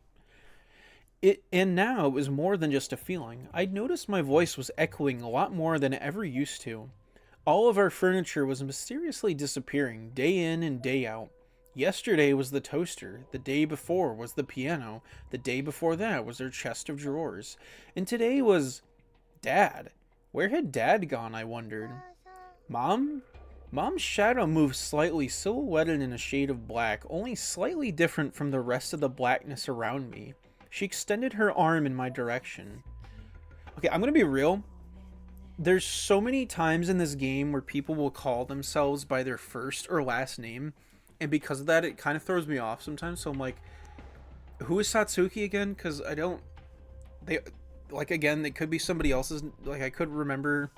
I don't know if this is their first or last name, and I could only know them by the first or last name, you know, specifically, whichever. So I'm a little lost. Who is this again? I'm sorry, Satsuki. Her tone, like the house itself, was dark. Maybe it just sounded that way because of the general mood in the room. Hopefully that's all it was, I thought. Mom, the lights won't turn on. I'm sorry, Satsuki. Whoa! Suddenly my field of vision shook violently and my surroundings began flitting by like shooting stars. Flashes of light were whizzing to and fro as the barely discernible ceiling pattern above me was phasing in and out of existence. The legs of the table I was sitting on began to melt away. I saw Mom's face for a moment, and then there was this strange march of frying pans flying through the air, which was especially strange since we only owned one frying pan. My entire face began to swell and go into convulsions, and my ears were howling, Jesus Christ, and ringing. I could barely hear anything anymore. The areas under my nose and ears were all wet and cold as well. Was that snot? Earwax? What was I feeling? Satsuki, I'm sorry, I'm so sorry. See? Whenever this happened, Mom would always hang back and rest her head for a bit, but then would hug me with the kindest, warmest, most sickeningly sweet embrace. That's why I love them. I love frying pans. I love what they represent to me. I'm sorry, dear, but this is all I have. Mom gave me some potato chips. They weren't exactly my favorite brand, so their flavor was kind of iffy, but it's the thought that counts, right? There were cartons and cartons of potato chip bags all throughout our house, and they were all for me. I was the only one who really ate them, and whenever I did, Mom would always seem to be a little happier for some reason. So frying pans were my favorite objects, and potato chips were my favorite food. Satsuki, in 3 days, you have a very important role to fulfill. A role? What's a role? It's something joyous. You are to be reborn through the incomparable wisdom of the Archbishop. You'll be one rank higher than ordinary humans. Huh? I don't remember. Once I remember who Satsuki is, I'm like, okay, this will start to make sense. What? Satsukin, what's up? Oh, Mizuhara. This was Haru Mizuhara. I'd known her since grade school. I still wasn't sure how to react when someone called out to me, though, so I just stared at her blankly. What is it? Well, aren't you Miss Gloomy again today? Can't you at least give me a what's up every now and again? Whatever. Satsukin, this weekend, we have to hit up land. We just can't keep talking about it and not go. I can't do weekends. I have meetings. For crying out, why not leave all that religion crap to your parents? You at least want to go with me, don't you? Aha, I knew that face. I knew it well. I know how much you love those Maki pants that I bought you from there. I do want to go, but... Ignore your parents, girl. Ditch them. Give them the heave-ho. Heh. Mizuhara was genuinely really funny. She had a certain sense of timing about her that made it hard for me not to get sucked in. I didn't usually laugh as a rule, but this girl could really bring it out of me. Honestly, wouldn't it be nice if people could pick and choose their parents? You could be so bright and cheery if you weren't always cooped up in Darksville.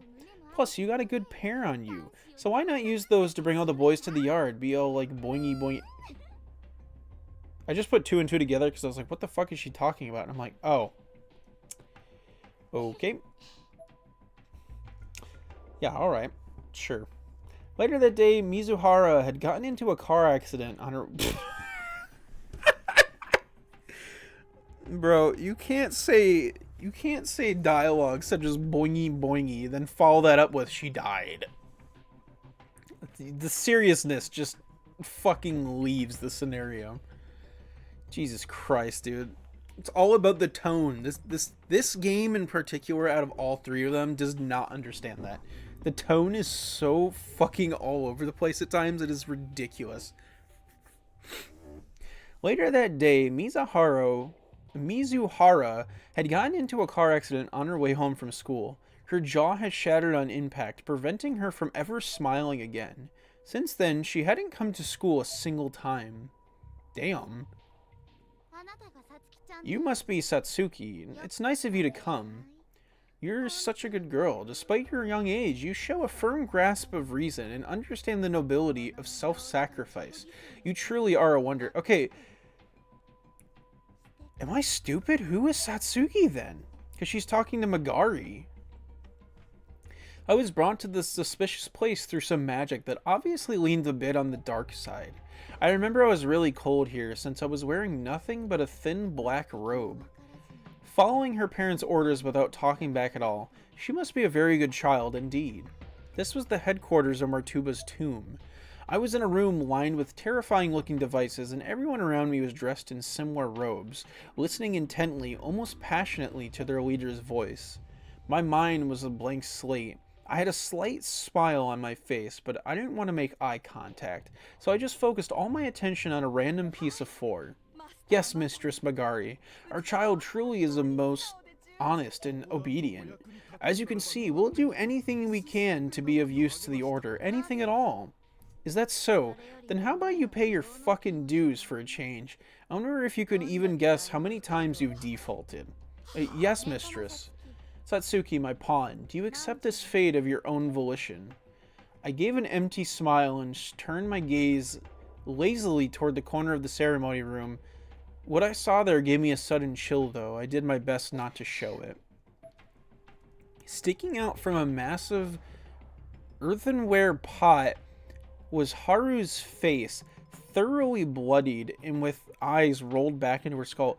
Wait, her friend? At the school? Wait, what? Ignore your parents, girl. Ditch them. Streams of drool and blood alike had stained her lifeless chin.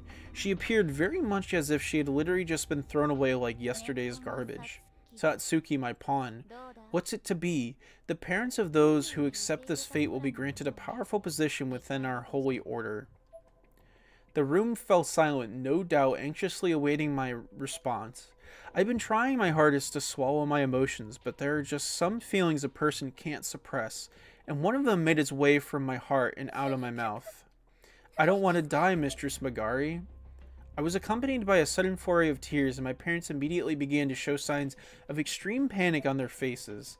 They looked at me as if I just committed the greatest affront known to man. They were afraid, but also disgusted. Their stares were cold and accusatory. This is a transformation experiment, right? I don't want that. Alright. This simple affirmative statement was followed by one quick flick of the wrist, and suddenly my parents were now missing the upper halves of their bodies. Jesus, fuck. It required almost no effort. My parents each now lay in 2 pieces, making a squishy, slimy, awful sound as they died. That's just what I was hoping for from you, Satsuki. Live on for your friend, Mizuhara. You can live under me. I'll take you in as my pet. I'll even prepare replacement parents for you. Bro, what? Who is Satsuki, dude? Am I just stupid? I don't remember. Now then, let the spiritual surgery begin. I am Satsuki Mizuhara, and I have just been born on this day.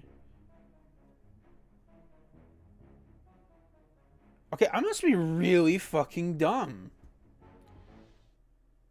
Chat, I must be really fucking dumb. Like, I bet that would... if I remembered who the character was, I bet that would be, like, actually really fucking cool. I'll say this, that was better than the last 2. But what the fuck? What is... Hold on. Okay. Who is Satsuki? If they don't show it, I'm gonna be so confused.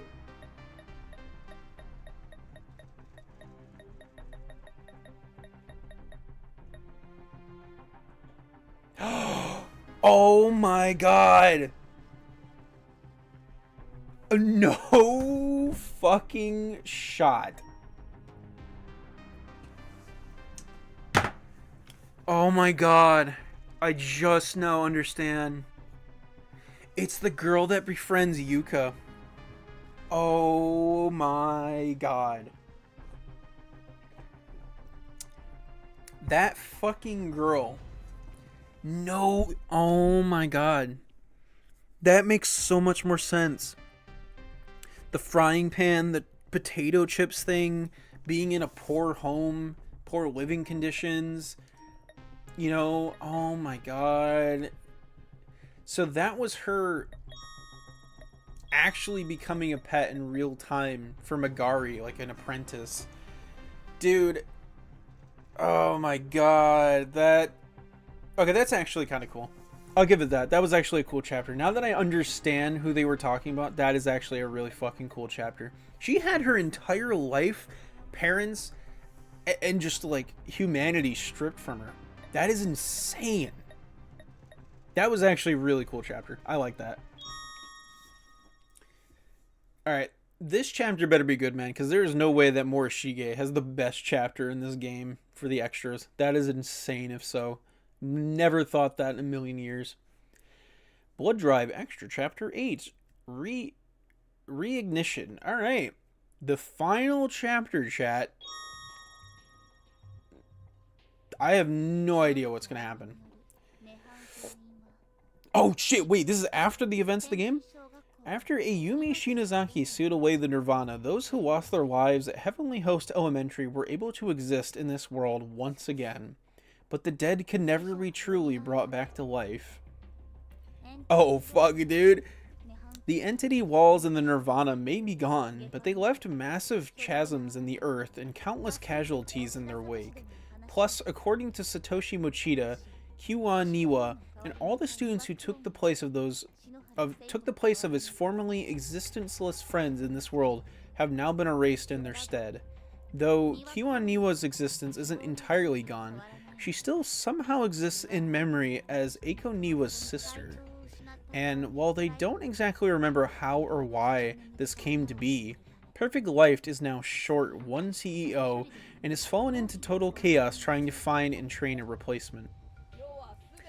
I mean, we are not really shocked by that, right? I mean, with Miss Kyuan dead, it's like, how the fuck is that company going to continue? We are shamans. We have witnessed the entirety of history. When Queen Himiko fell during the Yomataikoko, we were there. When the wall fell during the Eastern European Revolution, we were there. We hath begun resurrected time and again, standing proud as the era's shift. We and we alone have moved this world. Praise, for we resurrect her here again, a pleasing omen of the earth's newest impending shift. Ungordon souls, thou hast failed in thy past life and must now bear witness to our revolution. Whoa. So with with Miss Q-on's company falling apart, the Martuba are like coming full force in, dude. This is our gospel. Behold the child. Last night a miracle was born unto our order. The mother be not known, but a birth at such an age, 'tis surely the second coming of God. This child has the potential. This child shall one day grow to be our successor. Let us all praise this child. Who fucking... What child? Once the cleanup efforts from the Nirvana incident had more or less become old news, I decided to pay the order a visit and see what was up. Damn, this place sure went south. It's been forever since I last came here, but look at this place. Damage everywhere, holes in the walls and floors, a neglected flag slanted on its pole, a mess all around. Mistress Magari, I'm pleased you've come back to us safely. One of the few remaining members, and there were so many before. I wonder where they all disappeared to. Not that I should have ever trusted them to keep their shit together in the first place when the apocalypse came knocking. I was kind of mad at myself for being surprised at all. Don't know who this person is, but he's looking at me kind of nervously. Where's the founder? Well... When one of the several entity walls sprouted near the Order's HQ, our founder apparently panicked and fell down the stairs and died. Oh my god. Selfie, are you okay? That was loud as shit. So, is the reason there are so few members now because everybody died? Mostly. There were several others who ran away in fear as well. Even among the elites? I'm afraid so. Huh. I turned around and walked out of the room.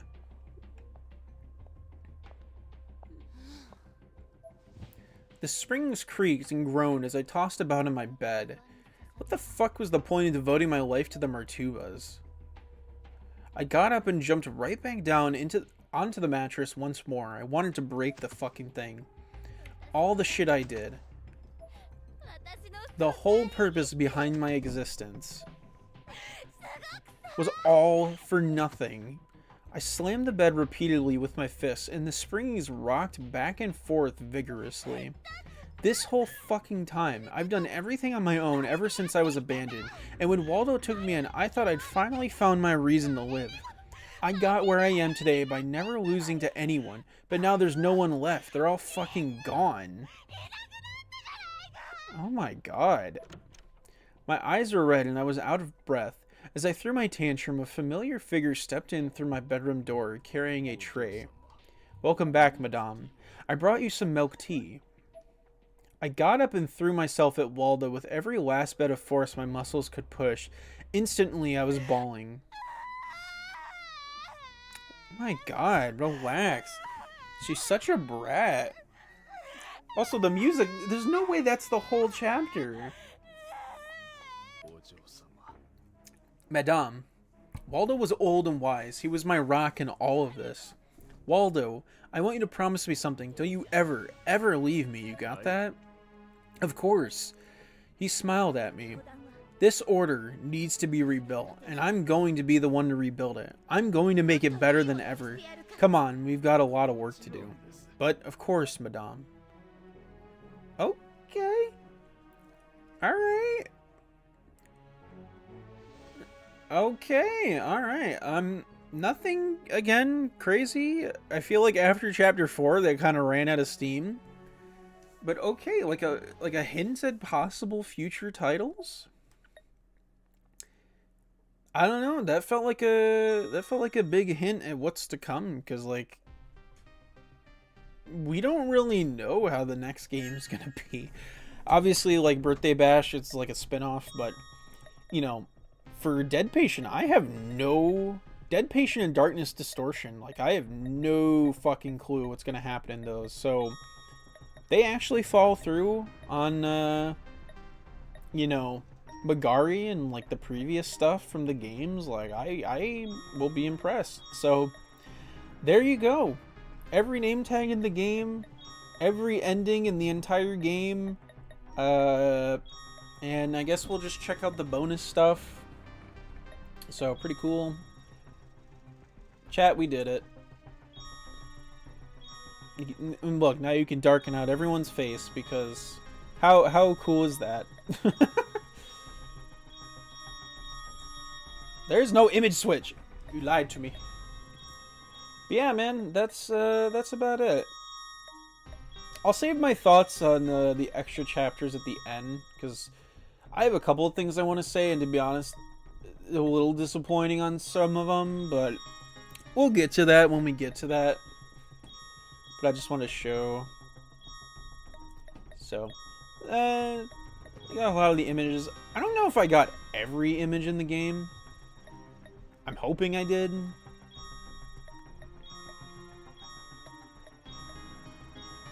Some of the images I don't think I'm going to show, but for the sake of showing I got everything, I will show it. I will show it because you know what? Oh, God damn! Me and the red. Me and the red. Hey, yo, Sachi, what the fuck? Get out of there. It's actually cool as hell that some of these images have multiple versions to go with them.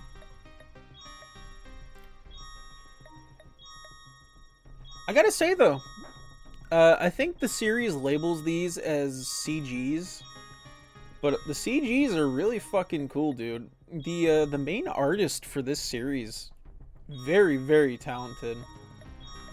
Their art style is very appealing. And it's remained consistent throughout, so, like, you know it's good. I already looked at that one, my bad. That's a cool-ass fucking... That's a cool thumbnail right there. Wallpaper. Like, dude, the artwork just goes so hard, man.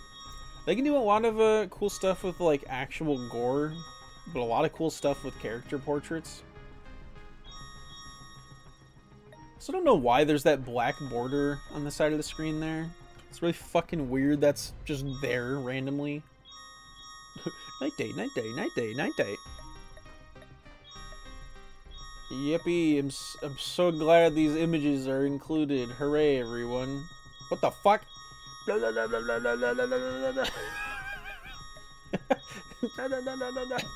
my god, get away from me. It's the only way to make those pictures better.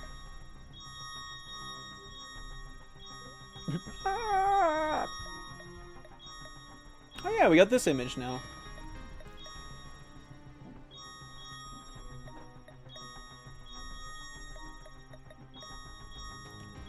Swish, swish, swish, swish, swish. Oh my god. Dude, that's Smash Ultimate. That's World of Light. No fucking way, that's just World of Light, dude. Chat, no way, World of Light.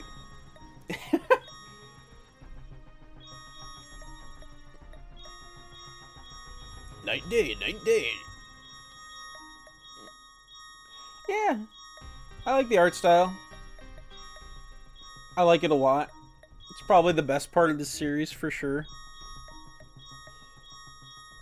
Like, the artwork in this goes hard, man. All of these could be fucking wallpapers. Well, okay. Not all of them. There are some that I'm like a little sus. But for the most part, yeah, a lot of these could go on fucking wallpapers, dude. They're really well done. Like, tell me that shot does not go hard as fuck.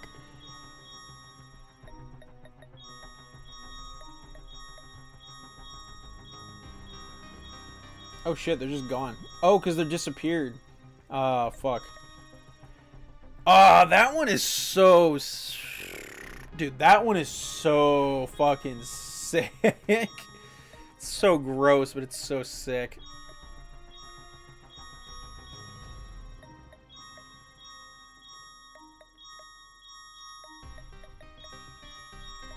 And then there's like all the... What, I don't know what you fucking call them, the MVs or something. That's everything for the Gallery of Spirits. And then obviously there's all the soundtracks if you're... And like, if you want to listen to all these, you can. Again, you can. It's the entire soundtrack. I'll just show that I have all of them. There you go. See? There you go. Got all of them. Then there's the EVP machine. I'm going to be real with you. EVP machine is so fucking massive that the game literally lags. The game cannot even function. So I'm just going to scroll through. I guess we'll make something. I don't know. But yeah, the game fucking lags on the screen. Okay, so Yoshiki, Masuto, Neho, Yui, Ayumi, Sachi, Sachiko, Hino, Yoshi, Seiko, Mayu, Zusa, Naomi, Eiko, Kyuan, Magari, Satsuki, Satoshi, Yuka, Sakutaru, and that's it. So I guess we'll just put like some fucking random, you know what I mean? Just put some random bullshit.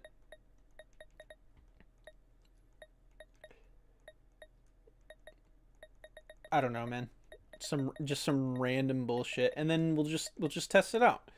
Because you know what? We did get all these things. I don't know what they do, but we did get them. All right, let's try it.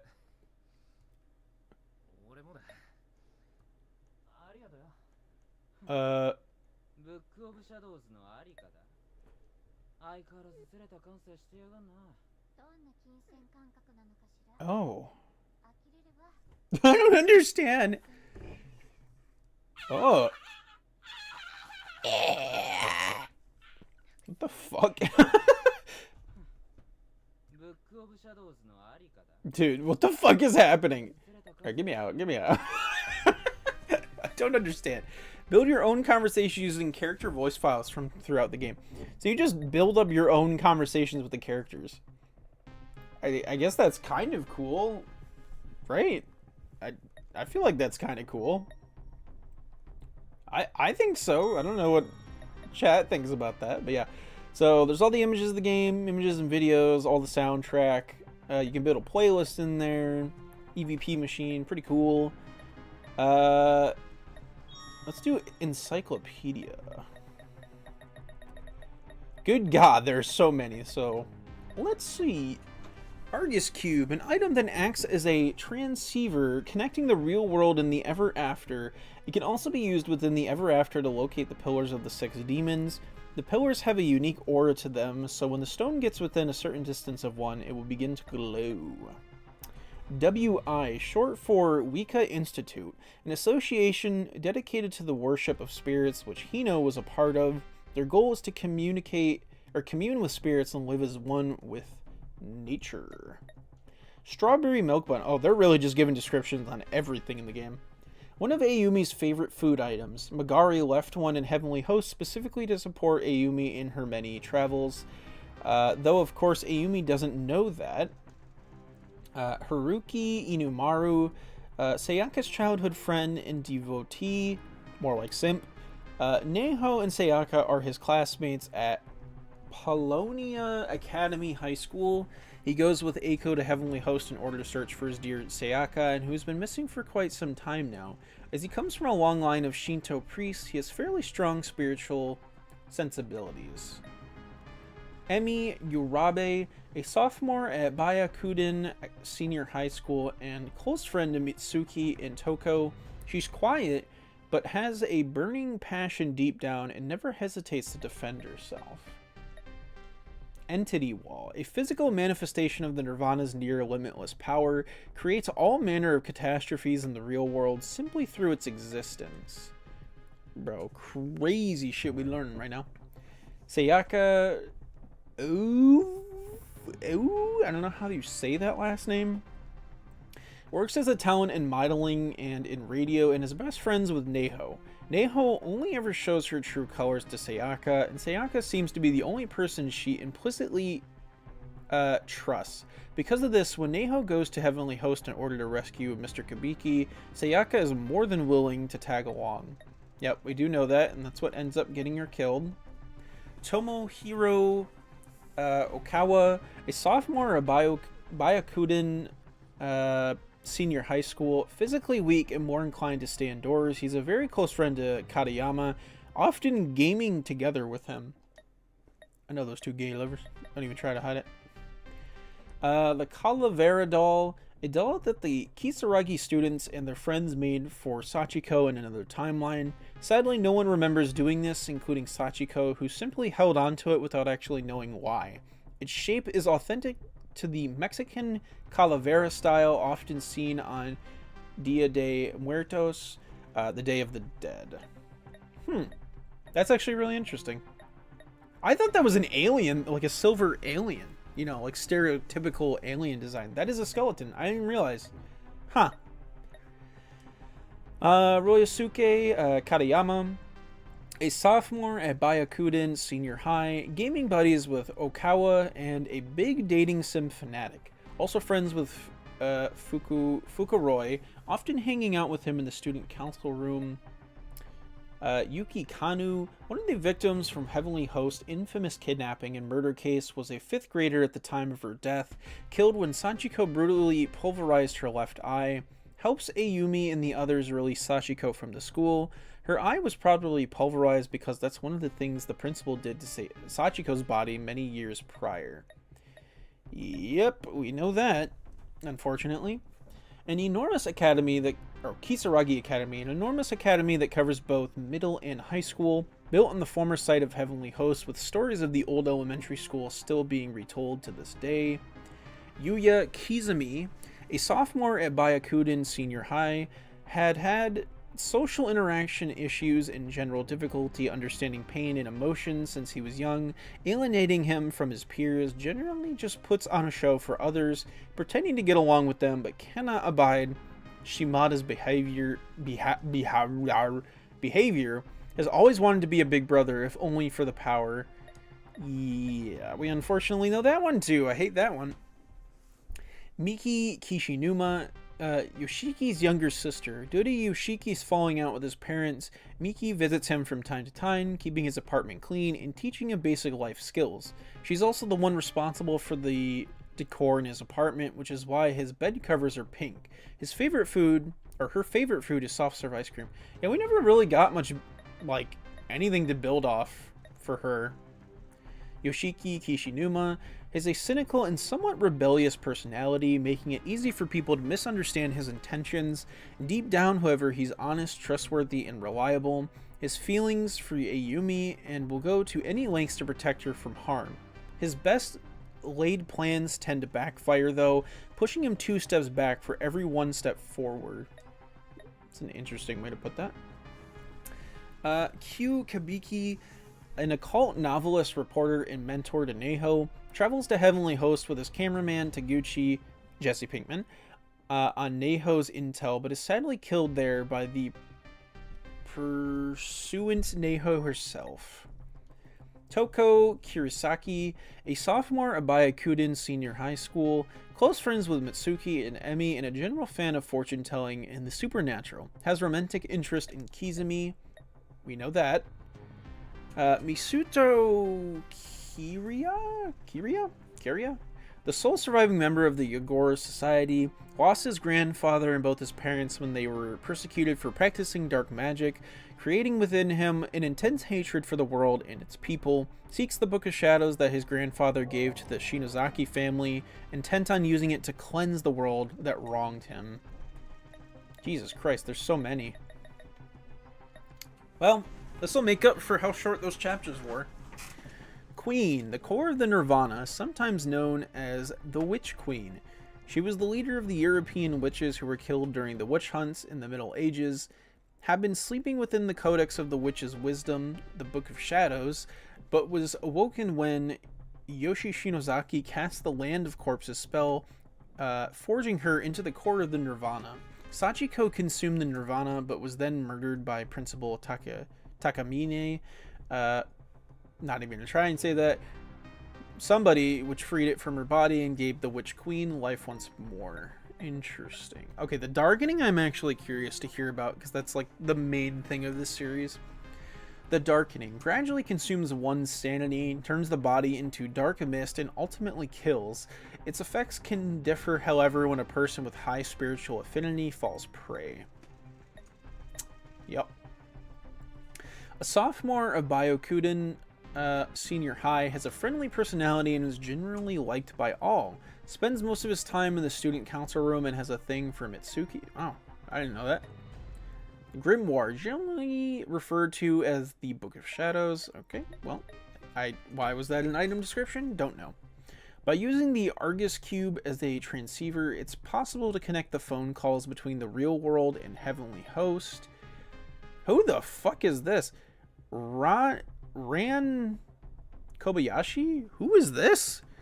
A sophomore at St. Cruz High comes to Heavenly Host with her wife, Azusa. After getting into an argument, the two became separated and are never heard from again.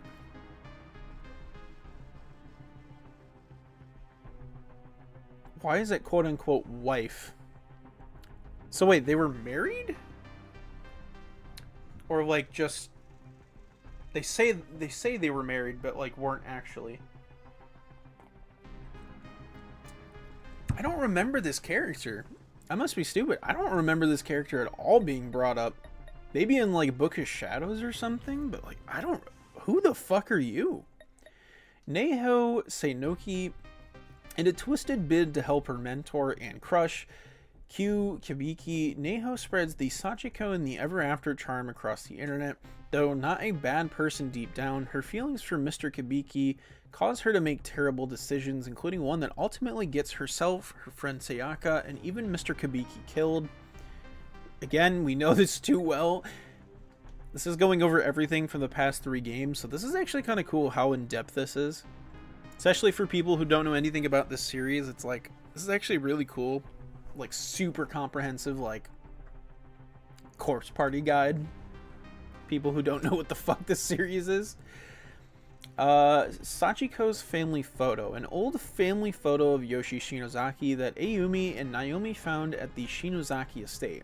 As a way to protect Sachiko's father from the destiny that awaits all Shinozaki men, Yoshi intentionally scratches his face from this photograph, thinking it might be enough to trick the spirits into believing he no longer exists. It's actually a sick... You know what? That's actually a cool as fuck plan. Unfortunately, it didn't work. Ever After Stones, another method of ingress to and egress from the Nirvana, originally fashioned by Mikina Shinozaki in an effort to stop Yoshi Shinozaki's ill-advised use of magic. Sachiko Ever After, the shit that started it all. A charm that supposedly links those who perform it in an eternal bond of friendship, according to a blog post anyway, which proves quite popular with girls in middle and high school. In actuality, it's a dark magic ritual called Sachiko in the Ever After. Created by Yoshi Shinozaki to visit the land of corpses, it's later co-opted by Neho. Oh, Miss Yui. I miss Miss Yui, dude. Yui Shishido, TA for Kisaragi Academy High Class, 2-9. Kind and beloved by her students, she loses her life in Heavenly Host and is erased from existence. Miss Kiwan fills her role now. Okay, well, not anymore, bitch. Not anymore. Ayumi Shinozaki. Her high spiritual sensitivity stems from her lineage, renowned for its psychic powers as well as its curse. Ayumi feels responsible for the loss of her friends, having been the one to suggest performing the Sachiko Ever After ritual originally, and she'll do whatever it takes to atone for that sin, even at the cost of her own existence. True. Sachi Shinozaki, Sachiko's vanishing twin who died in Yoshi's womb. Her body was absorbed by Sachiko, but 2 of her teeth remained and had to be surgically removed. They're not even going to mention the fact that, like, the teeth are what caused her to even be able to get in Heavenly Hosts. Like, hello? Sachiko Shinozaki. A child who swallowed the Nirvana, proving her spiritual ability stronger than anyone else's in the Shinozaki family, is released from the curse by Satoshi and company. Seihai Shinozaki. Sachiko's father, like other Shinozaki men, he was adopted into the family, but succumbed to their curse and died at a young age. Dude, it just never ends. It's just death. Hino Shinozaki, Ayumi's sister and a member of the WI, dies to save Ayumi in the basement of the Shinozaki estate. Misuto considers her a mentor, but the relationship may run deeper. Wait. May run deeper. So they definitely were... They were definitely a couple then. So they hinted at it in that one chapter, but like that pretty much confirms, yeah, they had like a romantic relationship going on. That honestly kind of shocking for how much of a dick he is. Makina Shinozaki, Yoshi's aunt, tries to stop Yoshi from creating the Nirvana, but had gotten along well with her until then. Holds on to Sachi's teeth after they extracted from Sachiko. Yoshi Shinozaki, Sachiko's mother, her husband Seihai dies from the Shinozaki curse, so she creates the Nirvana and tries to relocate there to be with him forever. Problems arise, however, and Sachiko winds up swallowing the Nirvana, regretting her actions.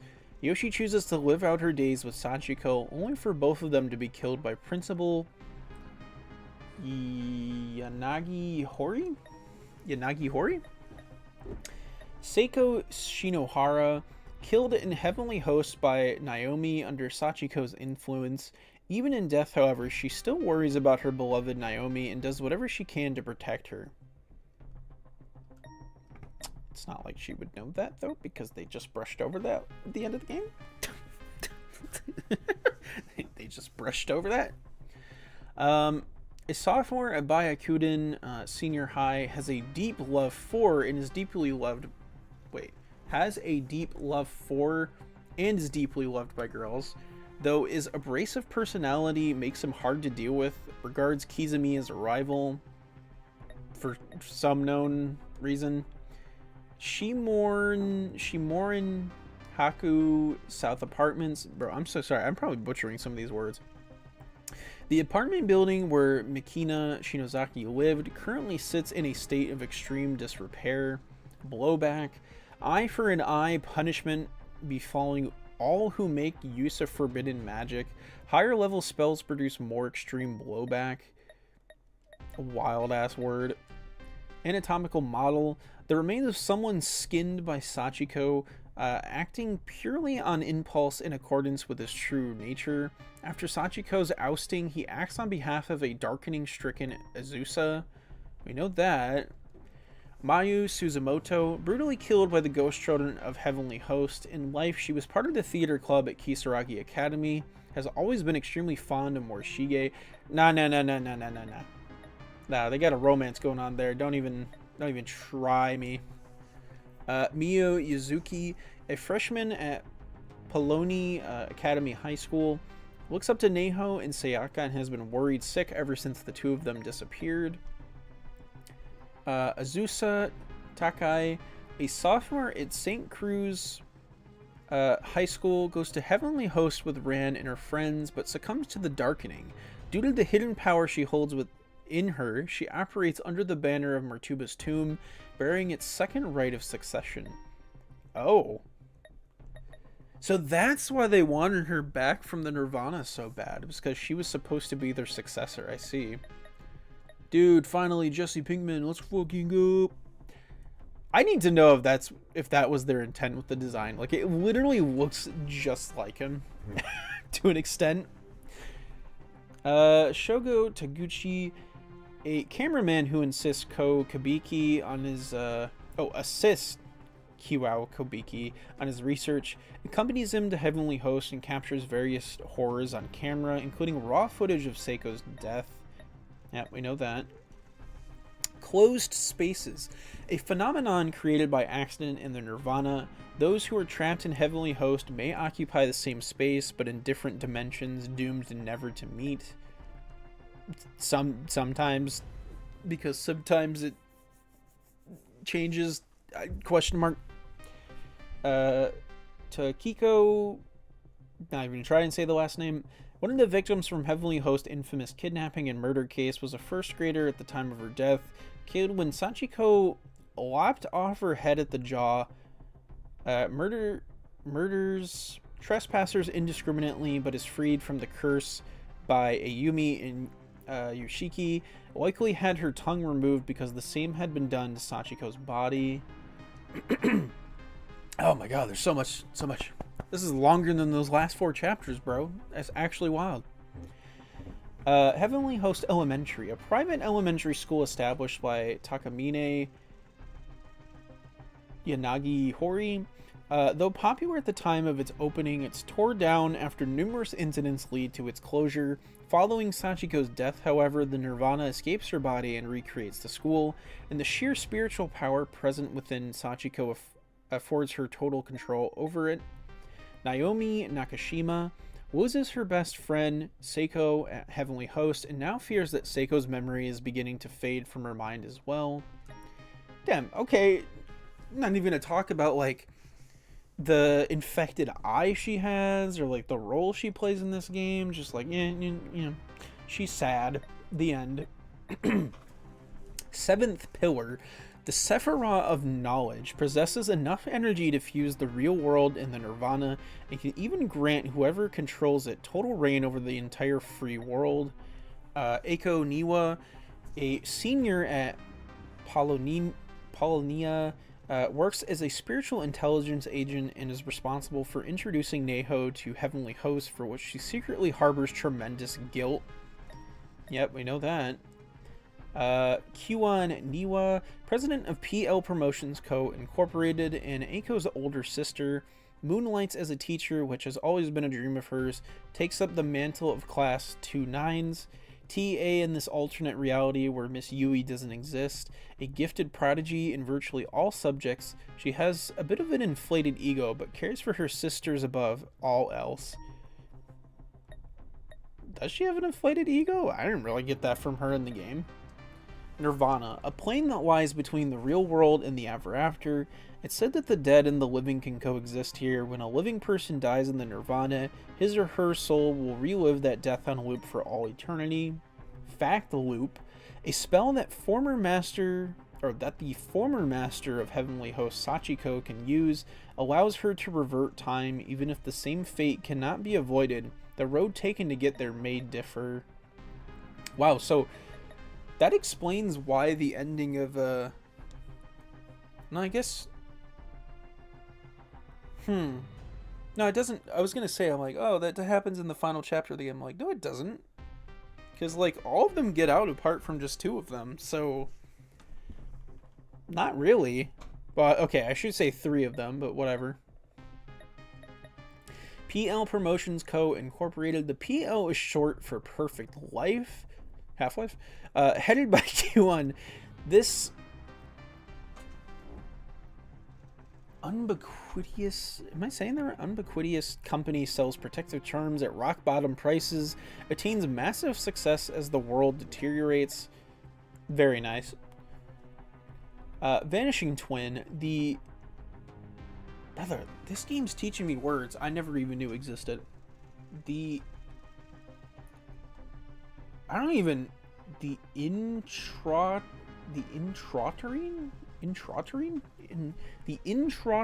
death of one fetus among twins. In Sachi's case, Sachiko's spiritual energy was so massive that it consumed her older sister, but Sachi bit back, so to speak, leaving 2 baby teeth embedded in Sachiko's body. How did the fetus know how to do that? Pool. Last time a spirit possessed Ayumi and tried to drown her in the pool since she couldn't swim, Yoshiki had to come to her rescue. Since then, she's taken swimming lessons. Yep, we know that. Masato Fukuroi, a sophomore of Byakuden Senior High, student council president and best friends with Kurosaki, having rescued him from bullies a while back, has feelings for Mitsuki. Yep, we know that. He literally said that the last chapter. Book of Shadows. Ooh, this is a big one. The culmination of all the wisdom and knowledge of the witches contains a laundry list of spells, including numerous examples of forbidden dark magic. The Witch Queen's powers are sealed within as well, and the book itself seems to have a mind of its own. Dude, it literally can talk. No shit. Demon, an evil entity from the ever after, be it god or mortal. Demons were summoned into the nirvana through the black magic experimentation of the Martubas within Heavenly Host.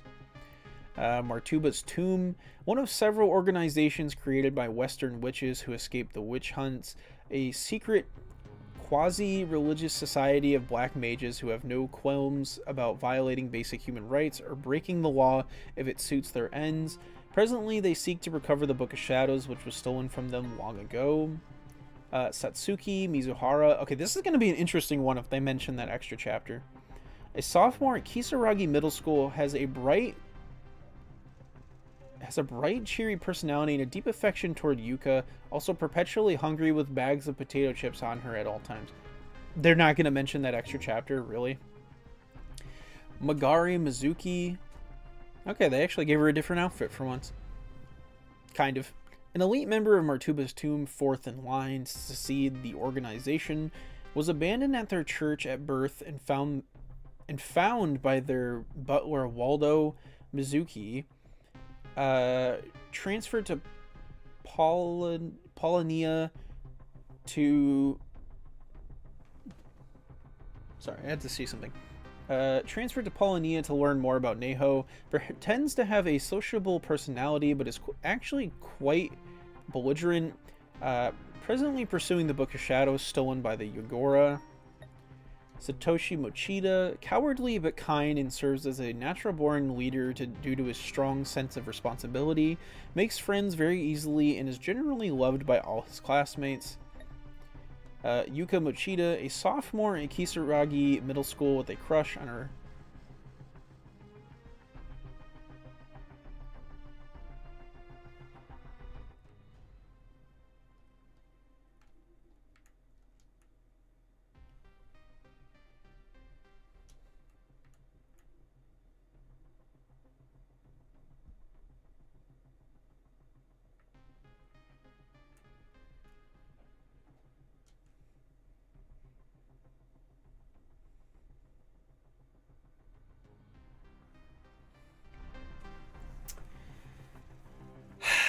No words. No words. Close friends with Satsuki, one of the few survivors of the previous Heavenly Host incident. Sakutaru Morishige searches endlessly through Heavenly Host for his beloved Mayu. After learning that he's found her remains, he loses his mind and jumps out a window. No one has seen him since. Wait.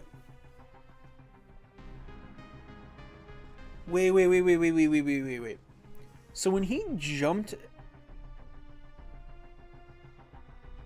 That must have happened in the original game. So that extra chapter, when it started in this game, that was following up on what happened to him after the events of the first game. Huh. Because I don't think we ever learned how he died. At least not that I'm remembering, but like, damn. Kind of adds to that chapter. It's still one of my favorite chapters in the game. Yogora Society, a group of magic practitioners founded by Misuto's grandfather. With the Martubas focused on black magic, the Yogora seeks to counterbalance them through charitable work. Branded heretics, however, they are systematically eliminated with their last remaining allies taken out by Magari. The only surviving member is Misuto. Dude, Magari actually just single-handedly killed them all, for real. Wild. Takamine Yanagihari, the principal of Heavenly Host Elementary and the root cause of everything that's happened. The murders he commits are the catalyst that set the chain of curses in motion. Fuck that guy. Yoshikazu Yanagihori, Principal Yanagihori's son, taught at Heavenly Host, but after contracting an unknown disease, he became unable to speak and suffered mental regression. He took the blame for the infamous kidnappings and murders, but was actually being manipulated by Sachiko. His guilty conscience ultimately led him to suicide, but he still serves Sachiko even in death. When the fuck was that explained in the story? Because I don't remember that.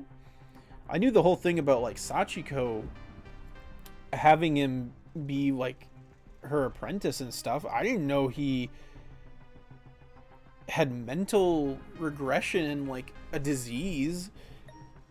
I didn't even know that was the principal's son. When the fuck was that ever brought up? Am I stupid?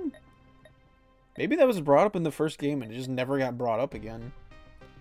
Hijime Yamazaki, Kisaragi High Class 2-9's assigned teacher, was already teaching even when Miss Yui attended high school here, and is generally very popular among the student body. Marai Yamamura, a woman who was with Hino at the WI, gives Ayumi hope that she can save her lost friends, but it turns out that Magari Mizuki is just using her on Martuba's behalf.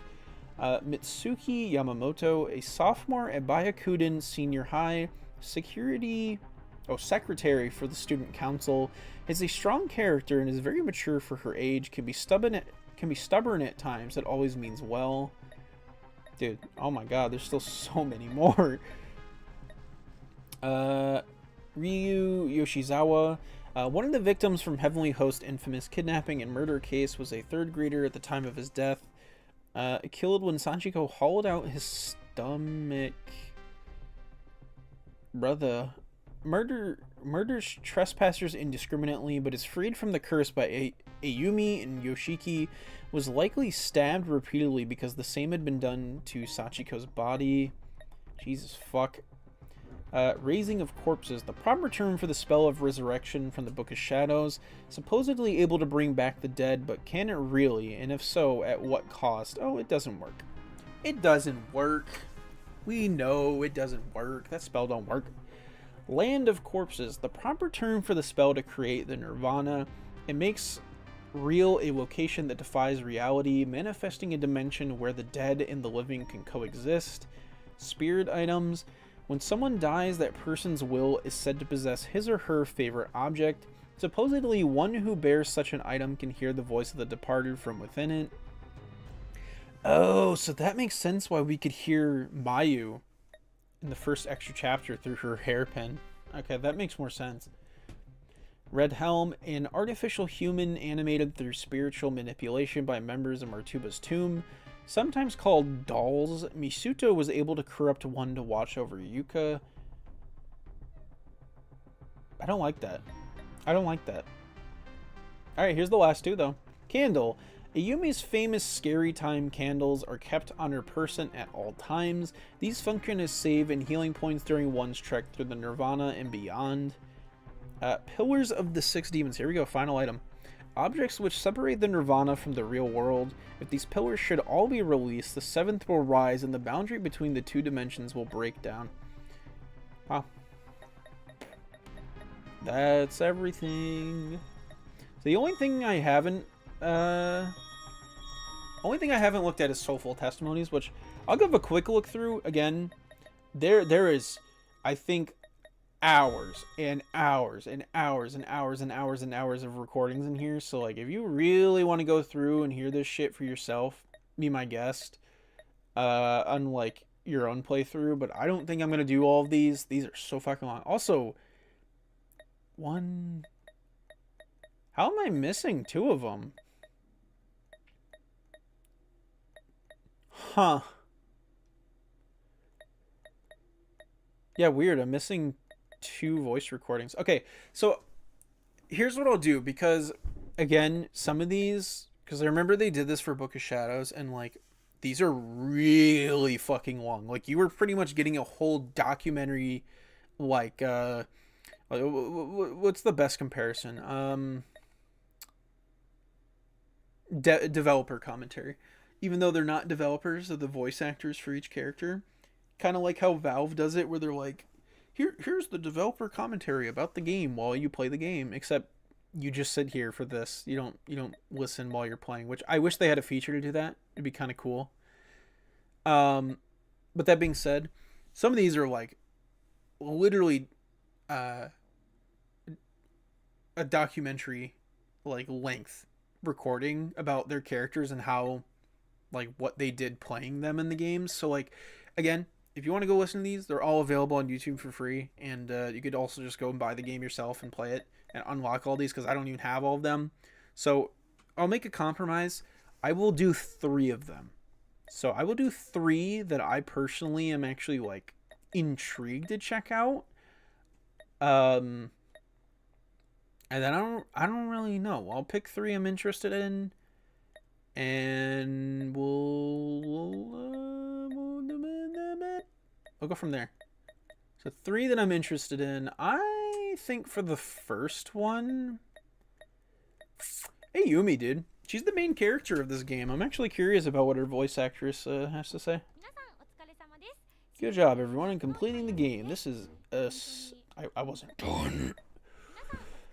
This is Asami Amai, voice of Ayumi Shinozaki. I really appreciate you making it all the way to the end. Thank you, thank you. It's been 2 years since I was first told that something big was going to happen with Ayumi. And finally, at long last, the story ended like that. When I was reading the script, I was like, Ayumi, you go, girl. But then I realized I was going to be the one to play this role, and it totally sobered me up. I think that's the scariest part of the whole thing for me. But it was really fun playing as her either way. During recording, I tried to really express myself in various ways and hope that managed to reach you guys. It's kind of like you've been watching over her as she's grown up. So the tale of Heavenly Host Elementary is over, but there's always Corpse Party 2, so please keep watching over me as the series goes on, okay? Hey, wait a minute, you can't say that. Wait, that was it? Oh.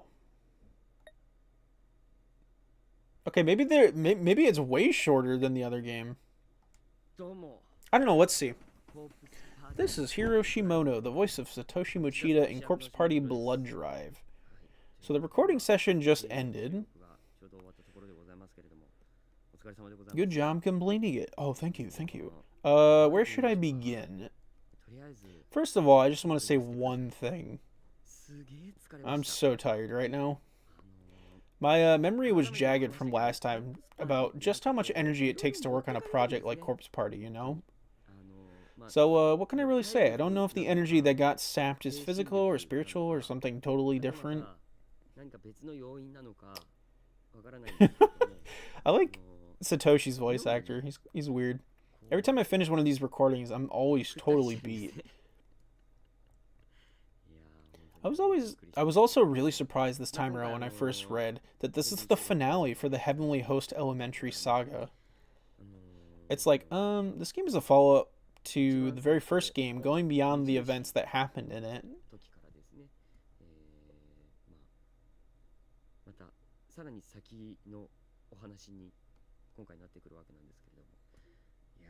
Actually, I guess since I was told I can talk about anything in this interview, spoiler or no, I might as well talk a little bit about it. I got more lines than before. I used to think that my character was like too normal, kind of like a random NPC, but this time around he speaks a whole lot. Damn, okay. And when I finished recording, I realized something. He's not a hero. How should I say this? He's more like a regular person who happens to accompany a bunch of actual heroes and heroines. Kind of the way I feel about him, yeah. Though, I guess I'm not really sure if he's still like that at the end of the game. I'm looking forward to finding that out. What do you mean? Didn't you just finish reading the script? If there's the next time, I would of course love to play as him again, given the chance. Is Satoshi even going to make an appearance in the next series? I don't even know if there is a next series, honestly. But if there is, I have one question. Can we not use this studio anymore?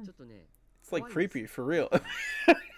Since the Heavenly Host Elementary saga is over and done with, let's say our time in the studio is too okay?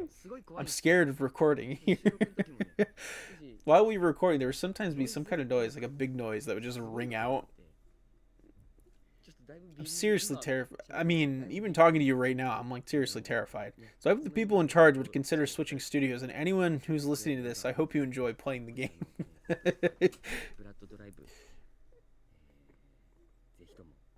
Dude, Satoshi's voice actor is fucking great, dude. My ear paths cross again. And if it's too scary for you, you should ask your friends over to play with you and other people in the action. You know you wanna. Anyway, I hope I get to talk to you again sometime, and I look forward to it.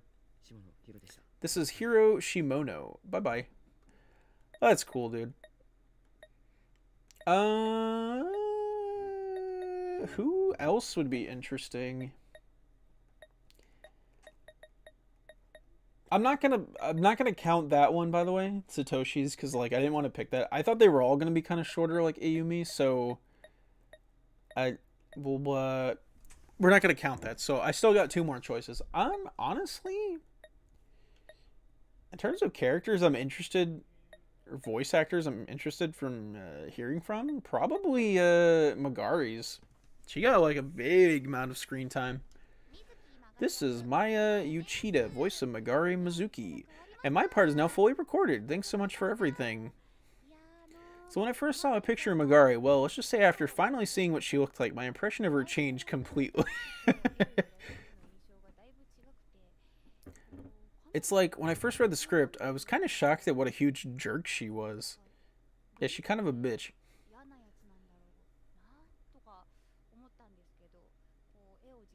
But when I saw what she looked like, I realized that it's the contrast between her cute looks and her mean personality that makes her so compelling. So while recording, I tried to sharpen that contrast.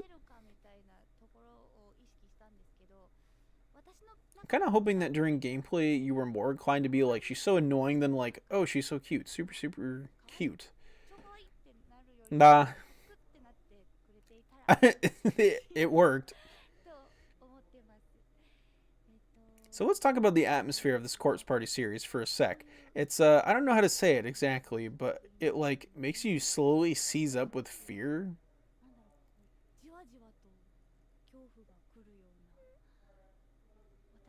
I haven't played many horror games before. What do you mean? Should have got prepared for this role. But when I was reading the script at home, I was like, wow, this game is crazy creepy. It's disturbing, it's dangerous, but I really enjoyed recording my part.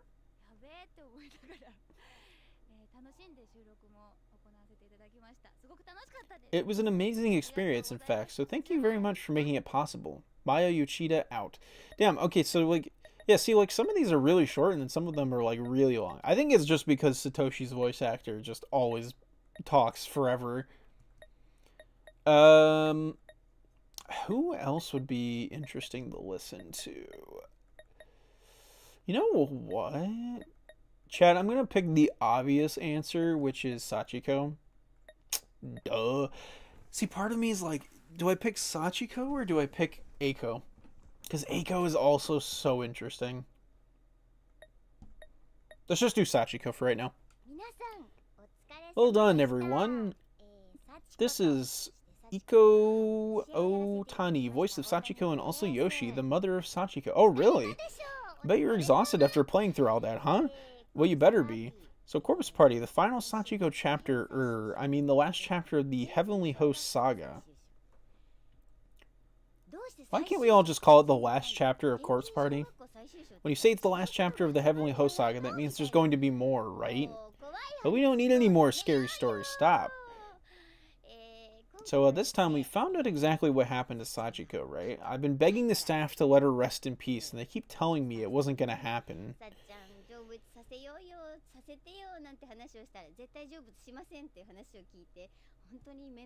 Damn, so even she was like, let it go. But then I get a hold of the script, and she finally appeased. Yay.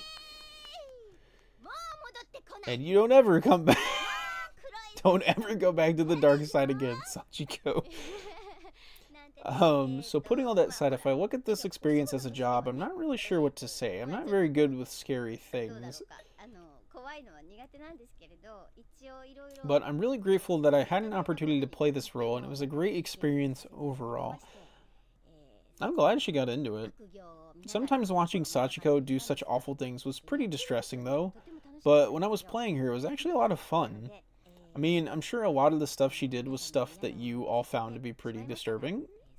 But Sachiko said in the end that she wanted to apologize, and she meant it. She really wanted to make amends. She was good-natured deep down, but thanks to her immense powers, she wound up doing horrible things. We should all be careful about how we use the power we're given. Together we can make this world a better place. Anyway, thanks for listening. Well done, everybody. Damn. I can't believe she really for the longest time was like, we gotta kill off this character. We gotta kill off this character. It's like, you're the main villain of the series. I don't know. I don't know how that's gonna work. I don't know how that's gonna work. Okay, you know what? Fuck it. Nah, there's too many characters I'm actually interested in. Okay, I've got a couple more. Couple more. Couple more. Couple more. Okay, I will only do the interesting ones for me. Okay? And then we'll stop there. So we got like 4 left in terms of interesting. Because I want to do Miss Kiwan, Eiko, Sachi, and Hino. Because I feel like those are the ones that I was most curious about. Since they were all like major roles. Hello, this is Sori Hayami, voice of Kiwan Niwa. Congratulations on clearing the game. So how was it? It's pretty okay. I've just finished recording my part, literally just this minute. Personally, I feel I got really emotional as the story progressed, and I was tearing up a lot while playing her.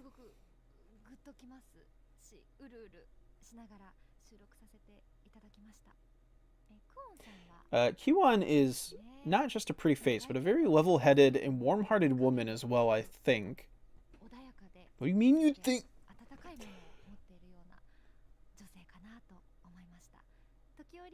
In some scenes, she hugs the other characters and really talks to them heart to heart. I think those were my favorite scenes. That's actually wholesome. I can't even lie. I mean, seriously, she is just too cute. Which stands to reason, since I'm playing as her myself and all. But, well, you want to be hugged by her too, don't you? And I want to hear her whisper... Dude, what the voice actors is saying that is wild. There are a lot of charming characters in this game, so I hope you play it again and again. No need to stop after just a single playthrough. I already did. I finished it all. Anyway, that's it for me. So long. See, some of these are so short, man. Satoshi's voice actor just loves to he just loves to yap, and I can't even be mad. He's so funny. Okay, Eiko. Congratulations on completing the game. Hello everyone, this is Kako Yamaguchi, voice of Eiko. This is an interview about recording the game, right? I've heard people talk about recording Corpse Party, but it was way more tiring than I expected. I'd never experienced the recording of a Corpse Party game before this one, save for Corpse Party... Oh, Birthday Bash. Oh, she's in Birthday Bash? So to get ready, I was practicing at home, and I swear I almost died several times from a lack of air. In some scenes, my character Eiko is mentally driven into a corner, and she apologizes and gets really panicked. And whenever I'd practice those scenes, I'd start to feel dizzy. But I think that kind of makes them more realistic. It improves them.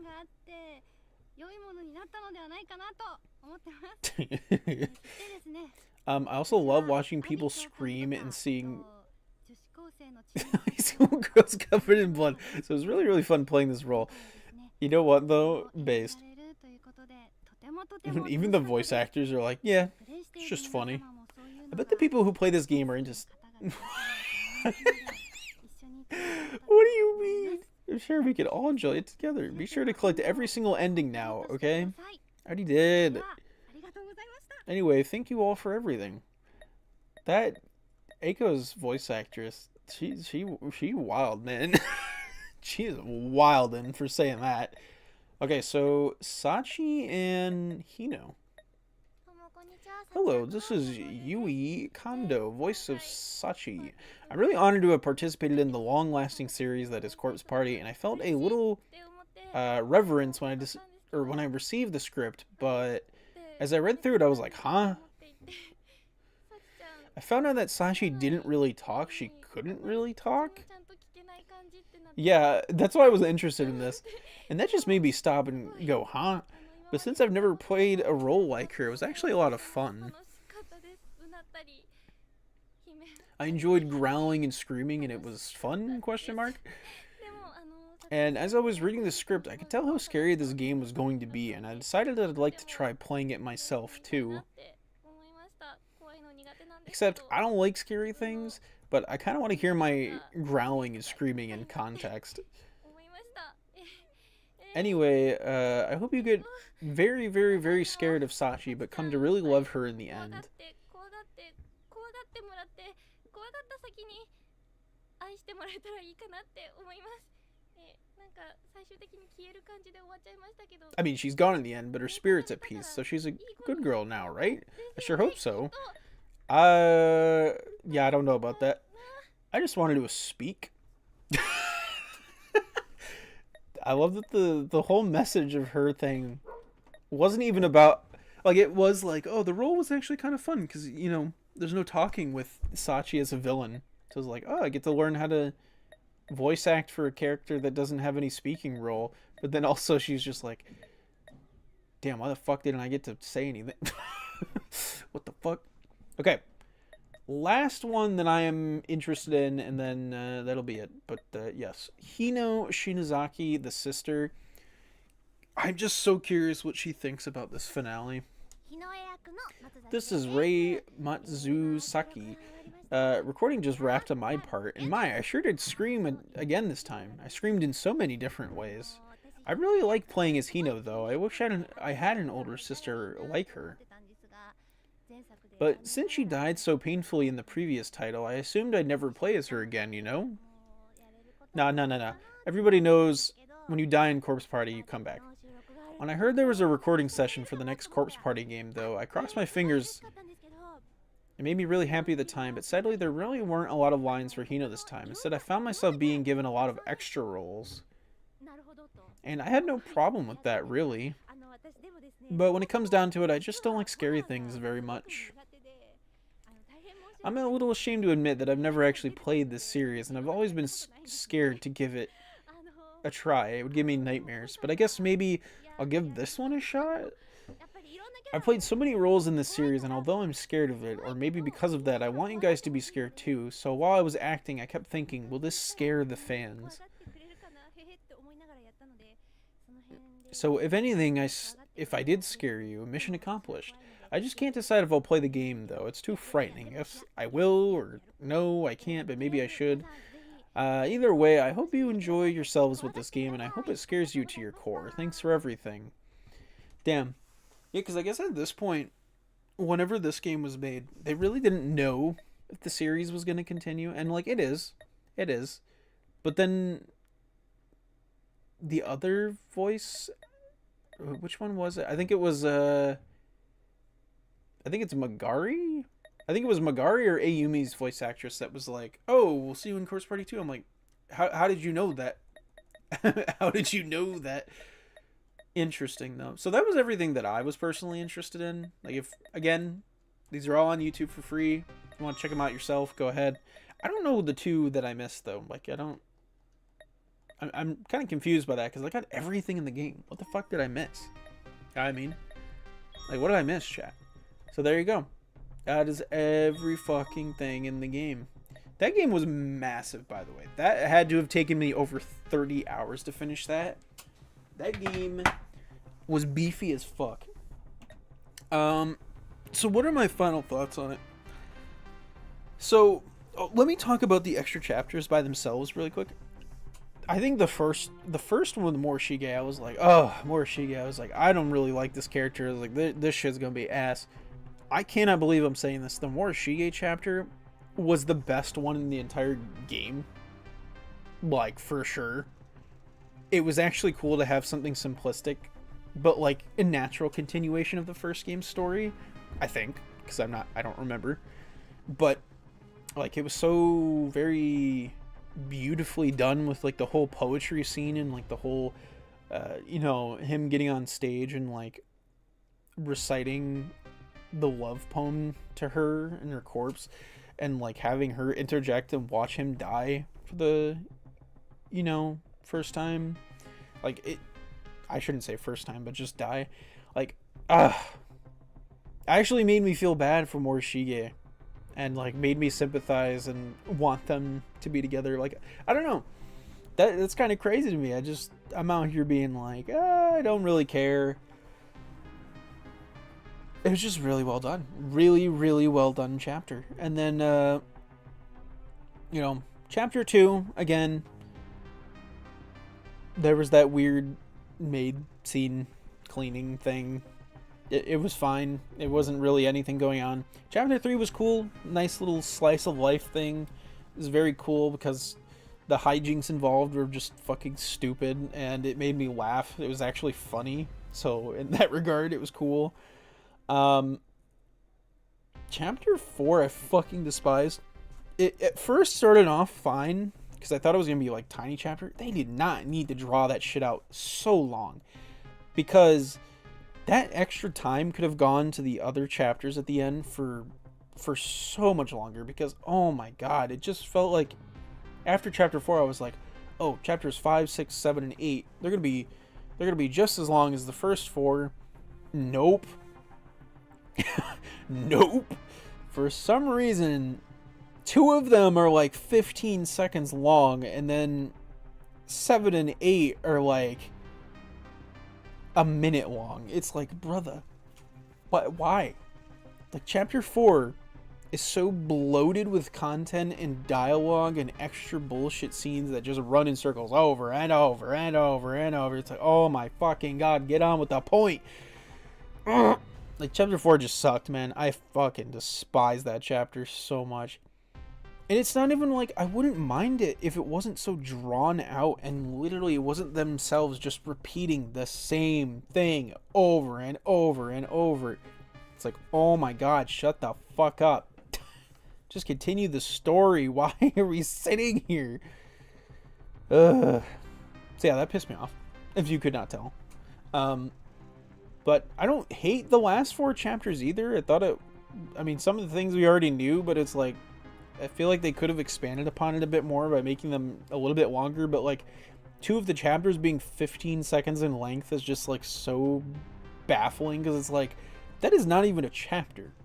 You just showed me like a bonus clip. Like, that wasn't a chapter. There was nothing there.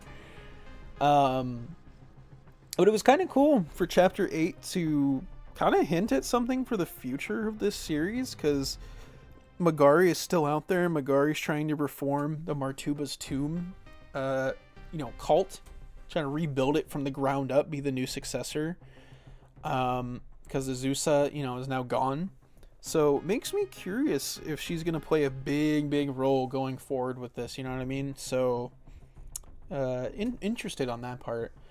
But aside from the extra chapters, I thought the base game, or I guess there's the whole game. I'll just say the whole game. I think the whole game was okay. I think it's definitely the weakest so far of these games. I'm still glad that it didn't have the same problem as Book of Shadows, where it's kind of like one-off and what-if scenario stories where they're just like, what if this happened, in this plot from the first game, but instead everything went bad instead of good. It's like, it's cool. It's a cool, like, extra chapter idea. The thing is, though, that was pretty much the entire game. The entire game was what-if scenarios and, like, alternate dimension storylines that don't really contribute to the main plot of the series or, like, progress anything. And then the chapters from the very beginning one and then the very last one progress the story. And to me, I'm like, that the structure of the game like that, I was just like, I don't give a fuck. Like, I just wanted stuff for the main story, So in that regard, I am happy this game was just main story stuff. I am happy about that.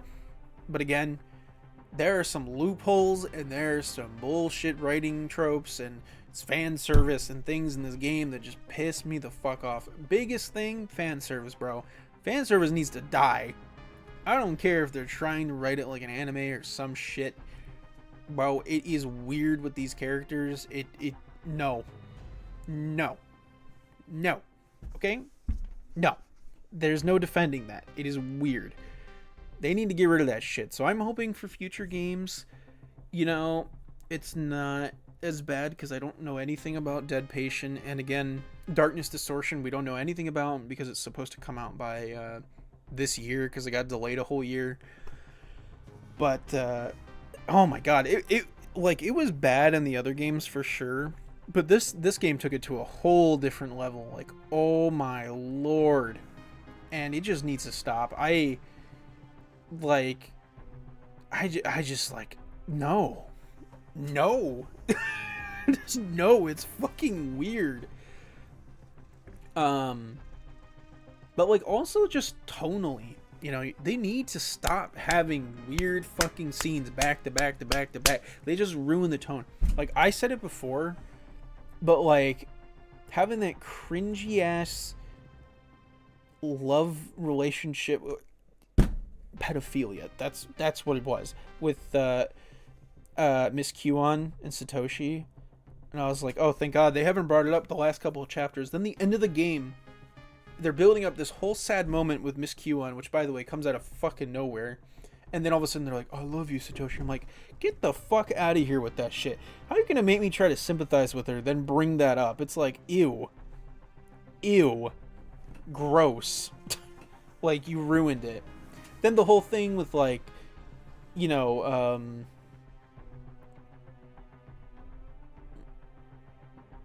oh, yeah, what was the thing, Satsuki? What? I'm trying to think. Oh yeah, the line where it was like, "You have big thingies," and it was like boing boing, and then right after it goes, "She then got killed in a fatal car accident." It's like, brother, that's like, I don't know if that's supposed to be comedic, or you like, are you trying to be comedic, or is that just an accident? Because that doesn't work. It's so fucking stupid. So there's many moments like that, and you know what? Something I didn't say the last stream that did piss me off was Naomi and Seiko's relationship, because I love them. I ship them 100%. They're great together, and it's like the backbone from the first game to this. You know, like one of the mainstay storylines. The thing is, though, the end of the game, like the base game, Ayumi and Eiko find that Ouija board and talk to Seiko through the Ouija board and tells her to move on. And she's like, tell Naomi it's okay to move on, and like, you know, it's okay, and I'll be okay even though I'm dead. Like, tell her to move on to better things, and like, I still love her. And like, they did it, and it was a very emotional scene, and I was like, you know, I'm getting teary-eyed. And then the game just ends, and Ayumi nor Eiko never fucking tell Naomi that Seiko talked to them, telling her to move on. And I thought about that after the last stream, and I was like, what the fuck? I was like, that is one of the most important storylines of the entire series right now, and they forgot it. Huh? Like, why would you build it up and then just... So stuff like that, man, just leaves me going, what the fuck sometimes with this game, because I'm just like, it could be good, it could be really good, but sometimes the character writing and like some of the visual choices, I'm just like, this just ruins the experience. Like I said it last stream, there's inconsistency with the actual art pieces sometimes compared to the 3D model of the world. Like, biggest example is chapter 5 when we saw it earlier, the guy in the staircase holding the knife behind Satoshi and I think it was Naomi, but like the guy in the staircase was holding the knife with his face all bloodied at night, and then it showed the painting still of it, and it was daytime and no blood was on his face, and he wasn't holding a knife, and I'm like, but what? Also crazy, cover art of the game is Naomi's cursed eyeball. And guess what? They couldn't even show that on her 3D model or 2D sprites, that she had the cursed eye when she took off her eye patch at the end of the game. It's just shit like that takes the game down like 10 notches, because, oh my god, it's the attention to detail, and it's the plot holes and weird choices and terrible sound mixing, which is a whole other thing. It's like the soundtrack is great for what it is. Probably my least favorite in the series, but I'm not saying it's bad, it's not my favorite. But even then, some of the sound design choices is so strange. Like, there's no footstep sounds for like any of the characters on any of the 3D segments. There's certain sound effects missing for items used. It's like, it's just every time I find one thing to like about this game, there are two other things that pop up that I'm like, God, it makes me hate it. which is fucking crazy because this game is over 40 hours in length, and by the end of it I'm just like, why would you do that? I said 40, I meant like 30 something hours, but even then, that is a wild amount of time to stick with a game like this. So I mean, spending that much time with it, you know, makes you realize like how much inconsistencies there are. So again, I know I sound like I hate it. I don't hate the game. I don't think it's as bad as people say, but it is still rough. It is definitely the worst one out of all three that we've played. Four, sorry. Out of all four we've played so far, it's definitely the weakest. But it is not terrible. However, I will say it is a so-so finale to this wonderful saga. So that's it. That's it. That's the Heavenly Host saga. You know, I would say this is the end of the Heavenly Host saga, but we still have Birthday Bash. And, like, I don't really know what Birthday Bash is. It's kind of like a spin-off. So it's not really part of this saga, but it has all the characters from Heavenly Host saga. So, like, what is it? I don't know what it is. But, yeah, I don't know. People have been telling me, Yoshi, you should avoid Birthday Bash because you're going to fucking hate it. And you know what? Bring it on. Bring it on. Bring it on. I know I'm going to hate it. Looking at it, I know I'm going to hate it. And you know what's crazy? Bring it on. Bring it on. Because I'm a fight through the pain. I'm a Corpse Party fan now. Alright, I can safely say 4 games in, you know. I like it. But there are certain things about this series I'm not going to agree with. But just because I dislike it doesn't mean I'm not going to play it, you know. I'll still play the dog shit. But, God, I'm not looking forward to Birthday Bash. That's going to be a rough one. And that's a long one, too. So, that one's, I think, 40 hours. So, I'm like, oh, God. Fuck my life. That's going to take forever. Whatever. We'll worry about that when we get to it. But, for right now, I am actually excited to play Dead Patient. Dead Patient I'm actually excited for, and Darkness Distortion I've already pre-ordered like a year ago. Like, I'm actually excited for that one too, especially with the delay for quality assurance. I am excited. So, I don't know. We'll have to see, dude. That leaves technically 2 games left, and then obviously the new one. So I guess if we're counting that one, which isn't out yet, then 3 games left in this series, and that's it. It's kind of weird. That's really strange to me that we've played 4 of these so far. Really weird. So I'm gonna stop ranting now. But you know, if you guys want to help support me, I have my Patreon link down below, which gives you 2-day early access to new videos for the top 2 tiers of the Patreon, as well as behind the scenes content for my stream and video stuff. As well as then I also have my donation link down below, which goes to the number in the top right corner of the screen. And then on top of that, my website is linked down below, which gives you access to my portfolio and demo reel. So if you want to hire me on for some paid work or just want to check it out, you know, I appreciate it. And lastly, you know, I hate saying it, but like if you guys want to please subscribe, you know, I'd really appreciate it because I'm trying to get to 500 by the end of this year. And if we can do that, we can actually get custom emotes in the chat. So, you know, pretty fucking cool. But we're getting there, man. You know, I've been saying it, but you guys have been giving crazy support with those last 2 videos, so shorts, whatever. But I really appreciate it. You guys have been wonderful, and you guys don't have to do any of this stuff. I just, you know, it does go a long way, and you know, I appreciate all you guys. So that's it. Yeah, my final verdict, this game was okay. Oh boy, I need a break before the next one. I need a fucking